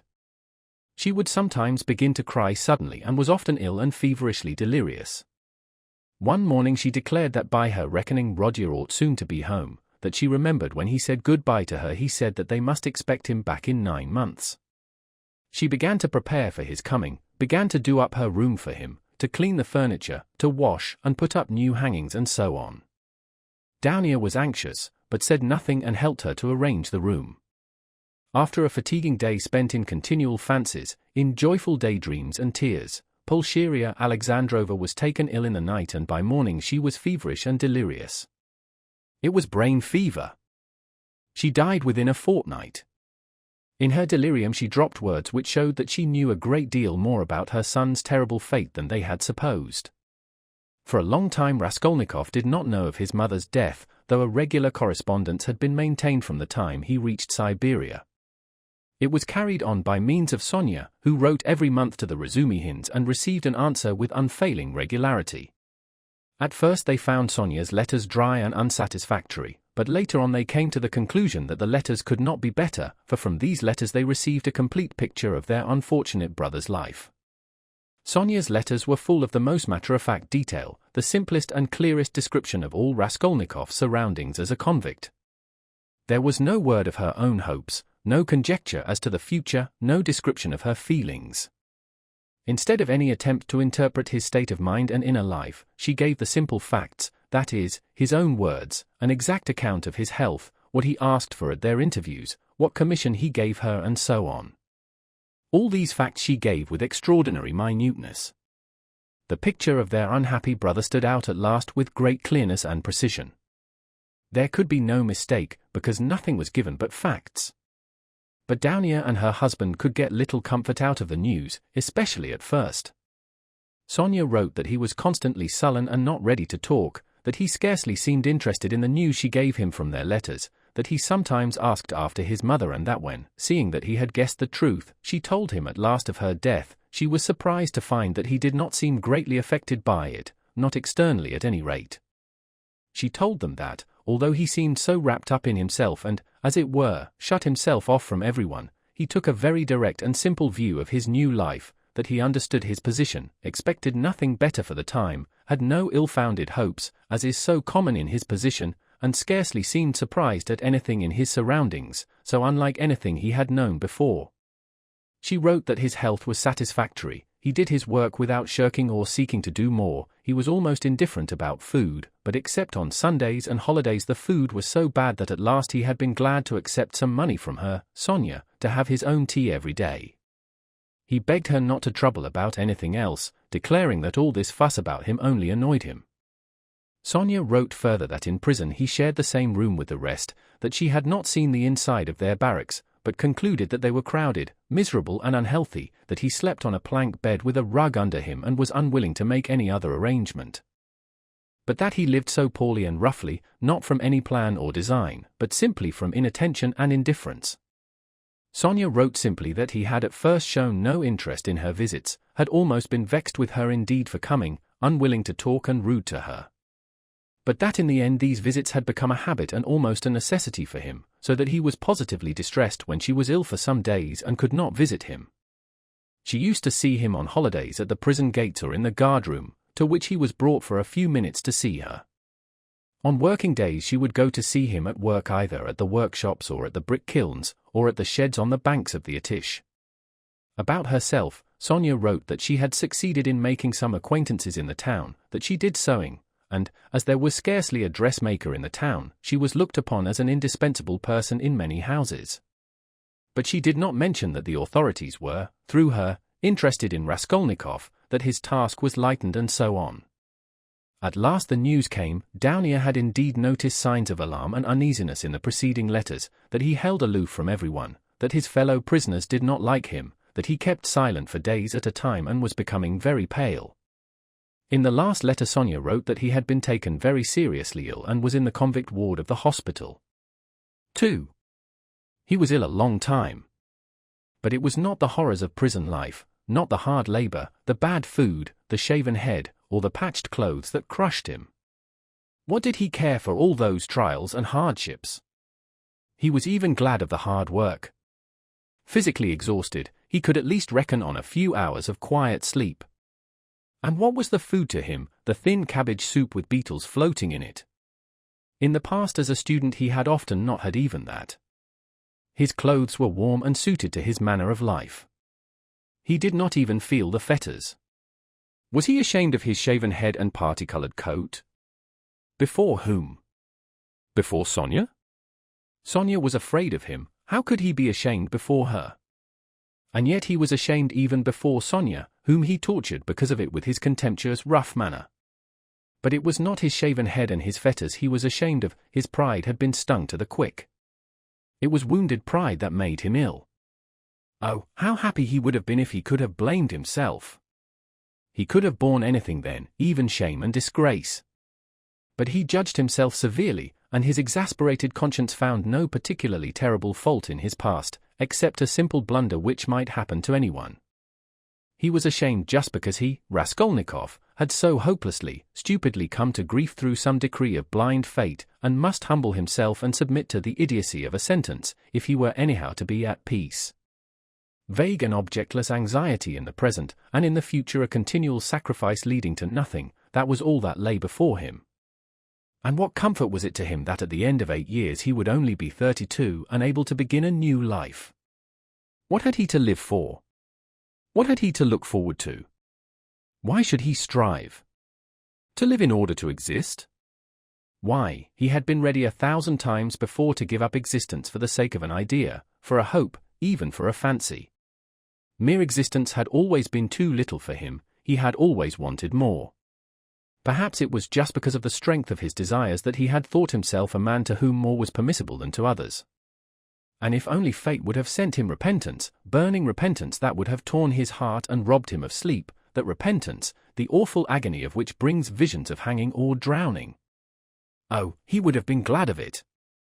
Tears and agonies would at least have been life. But he did not repent of his crime. At least he might have found relief in raging at his stupidity, as he had raged at the grotesque blunders that had brought him to prison. But now in prison, in freedom, he thought over and criticized all his actions again and by no means found them so blundering and so grotesque as they had seemed at the fatal time. In what way, he asked himself, was my theory stupider than others that have swarmed and clashed from the beginning of the world? One has only to look at the thing quite independently, broadly, and uninfluenced by commonplace ideas, and my idea will by no means seem so strange. Oh, skeptics and halfpenny philosophers, why do you halt halfway? Why does my action strike them as so horrible? He said to himself. Is it because it was a crime? What is meant by crime? My conscience is at rest. Of course, it was a legal crime, of course, the letter of the law was broken and blood was shed. Well, punish me for the letter of the law, and that's enough. Of course, in that case many of the benefactors of mankind who snatched power for themselves instead of inheriting it ought to have been punished at their first steps. But those men succeeded and so they were right, and I didn't, and so I had no right to have taken that step. It was only in that he recognized his criminality, only in the fact that he had been unsuccessful and had confessed it. He suffered too from the question, why had he not killed himself? Why had he stood looking at the river and preferred to confess? Was the desire to live so strong and was it so hard to overcome it?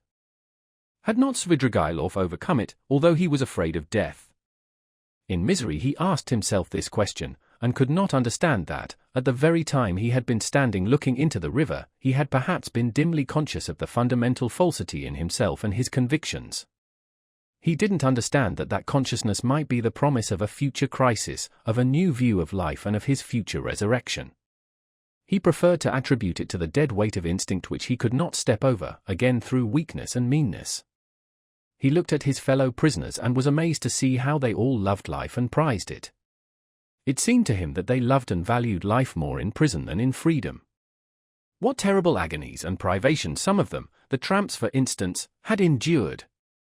Could they care so much for a ray of sunshine, for the primeval forest, the cold spring hidden away in some unseen spot, which the tramp had marked 3 years before, and longed to see again, as he might to see his sweetheart, dreaming of the green grass round it and the bird singing in the bush? As he went on he saw still more inexplicable examples. In prison, of course, there was a great deal he did not see and did not want to see, he lived as it were with downcast eyes. It was loathsome and unbearable for him to look. But in the end there was much that surprised him and he began, as it were involuntarily, to notice much that he had not suspected before.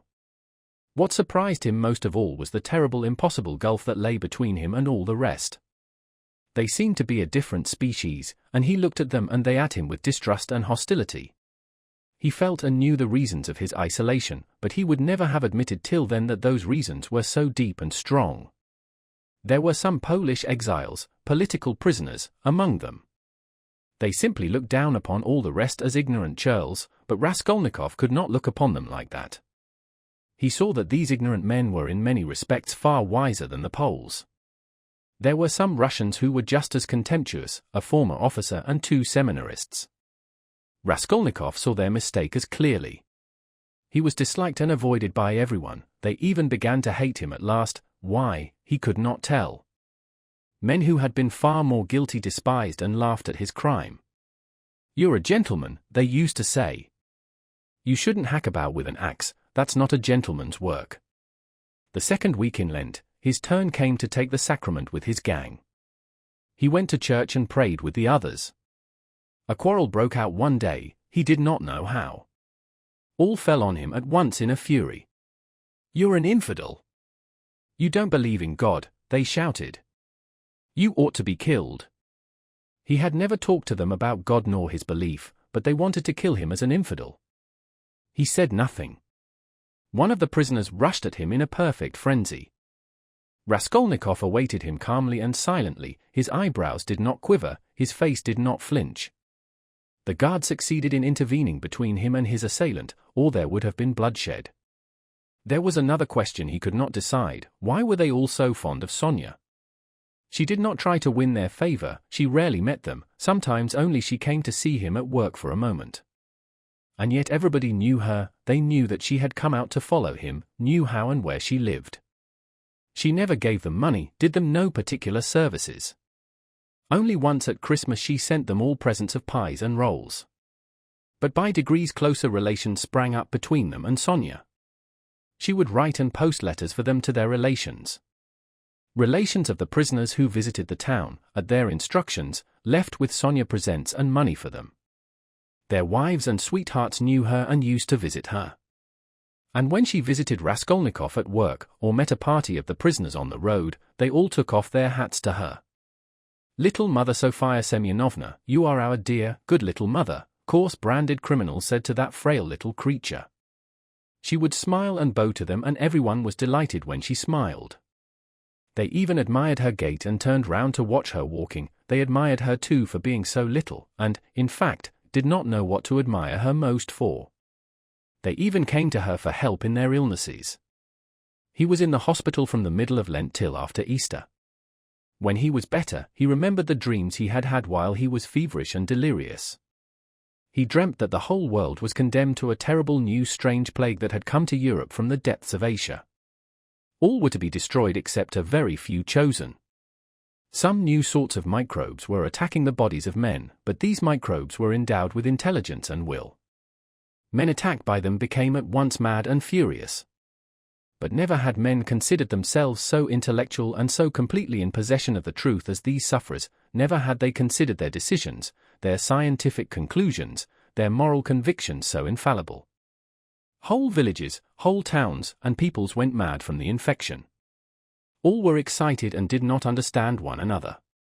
Each thought that he alone had the truth and was wretched looking at the others, beat himself on the breast, wept, and wrung his hands. They did not know how to judge and could not agree what to consider evil and what good. They did not know whom to blame, whom to justify. Men killed each other in a sort of senseless spite. They gathered together in armies against one another, but even on the march the armies would begin attacking each other, the ranks would be broken and the soldiers would fall on each other, stabbing and cutting, biting and devouring each other. The alarm bell was ringing all day long in the towns. Men rushed together, but why they were summoned and who was summoning them no one knew. The most ordinary trades were abandoned, because everyone proposed his own ideas, his own improvements, and they could not agree. The land too was abandoned. Men met in groups, agreed on something, swore to keep together, but at once began on something quite different from what they had proposed. They accused one another, fought and killed each other. There were conflagrations and famine. All men and all things were involved in destruction. The plague spread and moved further and further. Only a few men could be saved in the whole world. They were a pure chosen people, destined to found a new race and a new life, to renew and purify the earth, but no one had seen these men, no one had heard their words and their voices.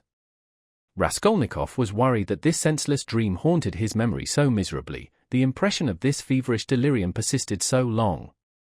The second week after Easter had come. There were warm, bright spring days. In the prison ward the grating windows under which the sentinel paced were opened. Sonia had only been able to visit him twice during his illness, each time she had to obtain permission, and it was difficult. But she often used to come to the hospital yard, especially in the evening, sometimes only to stand a minute and look up at the windows of the ward. One evening, when he was almost well again, Raskolnikov fell asleep. On waking up he chanced to go to the window, and at once saw Sonia in the distance at the hospital gate. She seemed to be waiting for someone. Something stabbed him to the heart at that minute. He shuddered and moved away from the window. Next day Sonia did not come, nor the day after. He noticed that he was expecting her uneasily. At last he was discharged. On reaching the prison he learnt from the convicts that Sofia Semyonovna was lying ill at home and was unable to go out. He was very uneasy and sent to inquire after her. He soon learnt that her illness was not dangerous. Hearing that he was anxious about her, Sonia sent him a penciled note, telling him that she was much better, that she had a slight cold and that she would soon, very soon come and see him at his work. His heart throbbed painfully as he read it. Again it was a warm, bright day. Early in the morning, at 6 o'clock, he went off to work on the river bank, where they used to pound alabaster and where there was a kiln for baking it in a shed. There were only 3 of them sent. One of the convicts went with the guard to the fortress to fetch a tool, the other began getting the wood ready and laying it in the kiln. Raskolnikov came out of the shed onto the river bank, sat down on a heap of logs by the shed and began gazing at the wide deserted river. From the high bank a broad landscape opened before him, the sound of singing floated faintly audible from the other bank. In the vast steppe, bathed in sunshine, he could just see, like black specks, the nomads' tents. There was freedom, there other men were living, utterly unlike those here. Their time itself seemed to stand still, as though the age of Abraham and his flocks had not passed. Raskolnikov sat gazing, his thoughts passed into daydreams, into contemplation. He thought of nothing, but a vague restlessness excited and troubled him. Suddenly he found Sonia beside him. She had come up noiselessly and sat down at his side. It was still quite early, the morning chill was still keen. She wore her poor old burnous and the green shawl. Her face still showed signs of illness, it was thinner and paler. She gave him a joyful smile of welcome, but held out her hand with her usual timidity. She was always timid of holding out her hand to him and sometimes did not offer it at all, as though afraid he would repel it. He always took her hand as though with repugnance, always seemed vexed to meet her and was sometimes obstinately silent throughout her visit. Sometimes she trembled before him and went away deeply grieved. But now their hands did not part. He stole a rapid glance at her and dropped his eyes on the ground without speaking. They were alone, no one had seen them. The guard had turned away for the time. How it happened he did not know. But all at once something seemed to seize him and fling him at her feet. He wept and threw his arms round her knees. For the first instant she was terribly frightened and she turned pale. She jumped up and looked at him trembling. But at the same moment she understood, and a light of infinite happiness came into her eyes. She knew and had no doubt that he loved her beyond everything and that at last the moment had come. They wanted to speak, but could not. Tears stood in their eyes. They were both pale and thin, but those sick pale faces were bright with the dawn of a new future, of a full resurrection into a new life. They were renewed by love, the heart of each held infinite sources of life for the heart of the other. They resolved to wait and be patient. They had another 7 years to wait, and what terrible suffering and what infinite happiness before them. But he had risen again and he knew it and felt it in all his being, while she only lived in his life. On the evening of the same day, when the barracks were locked, Raskolnikov lay on his plank bed and thought of her. He had even fancied that day that all the convicts who had been his enemies looked at him differently. He had even entered into talk with them and they answered him in a friendly way. He remembered that now, and thought it was bound to be so. Wasn't everything now bound to be changed? He thought of her. He remembered how continually he had tormented her and wounded her heart. He remembered her pale and thin little face. But these recollections scarcely troubled him now. He knew with what infinite love he would now repay all her sufferings. And what were all the agonies of the past? Everything, even his crime, his sentence and imprisonment, seemed to him now in the first rush of feeling an external, strange fact with which he had no concern. But he could not think for long together of anything that evening, and he could not have analyzed anything consciously, he was simply feeling. Life had stepped into the place of theory and something quite different would work itself out in his mind. Under his pillow lay the New Testament. He took it up mechanically. The book belonged to Sonia, it was the one from which she had read the raising of Lazarus to him. At first he was afraid that she would worry him about religion, would talk about the gospel and pester him with books. But to his great surprise she had not once approached the subject and had not even offered him the Testament. He had asked her for it himself not long before his illness and she brought him the book without a word. Till now he had not opened it. He did not open it now, but one thought passed through his mind: can her convictions not be mine now? Her feelings, her aspirations at least? She too had been greatly agitated that day, and at night she was taken ill again. But she was so happy, and so unexpectedly happy, that she was almost frightened of her happiness. 7 years, only 7 years. At the beginning of their happiness at some moments they were both ready to look on those 7 years as though they were 7 days. He did not know that the new life would not be given him for nothing, that he would have to pay dearly for it, that it would cost him great striving, great suffering. But that is the beginning of a new story, the story of the gradual renewal of a man, the story of his gradual regeneration, of his passing from one world into another, of his initiation into a new unknown life. That might be the subject of a new story, but our present story is ended.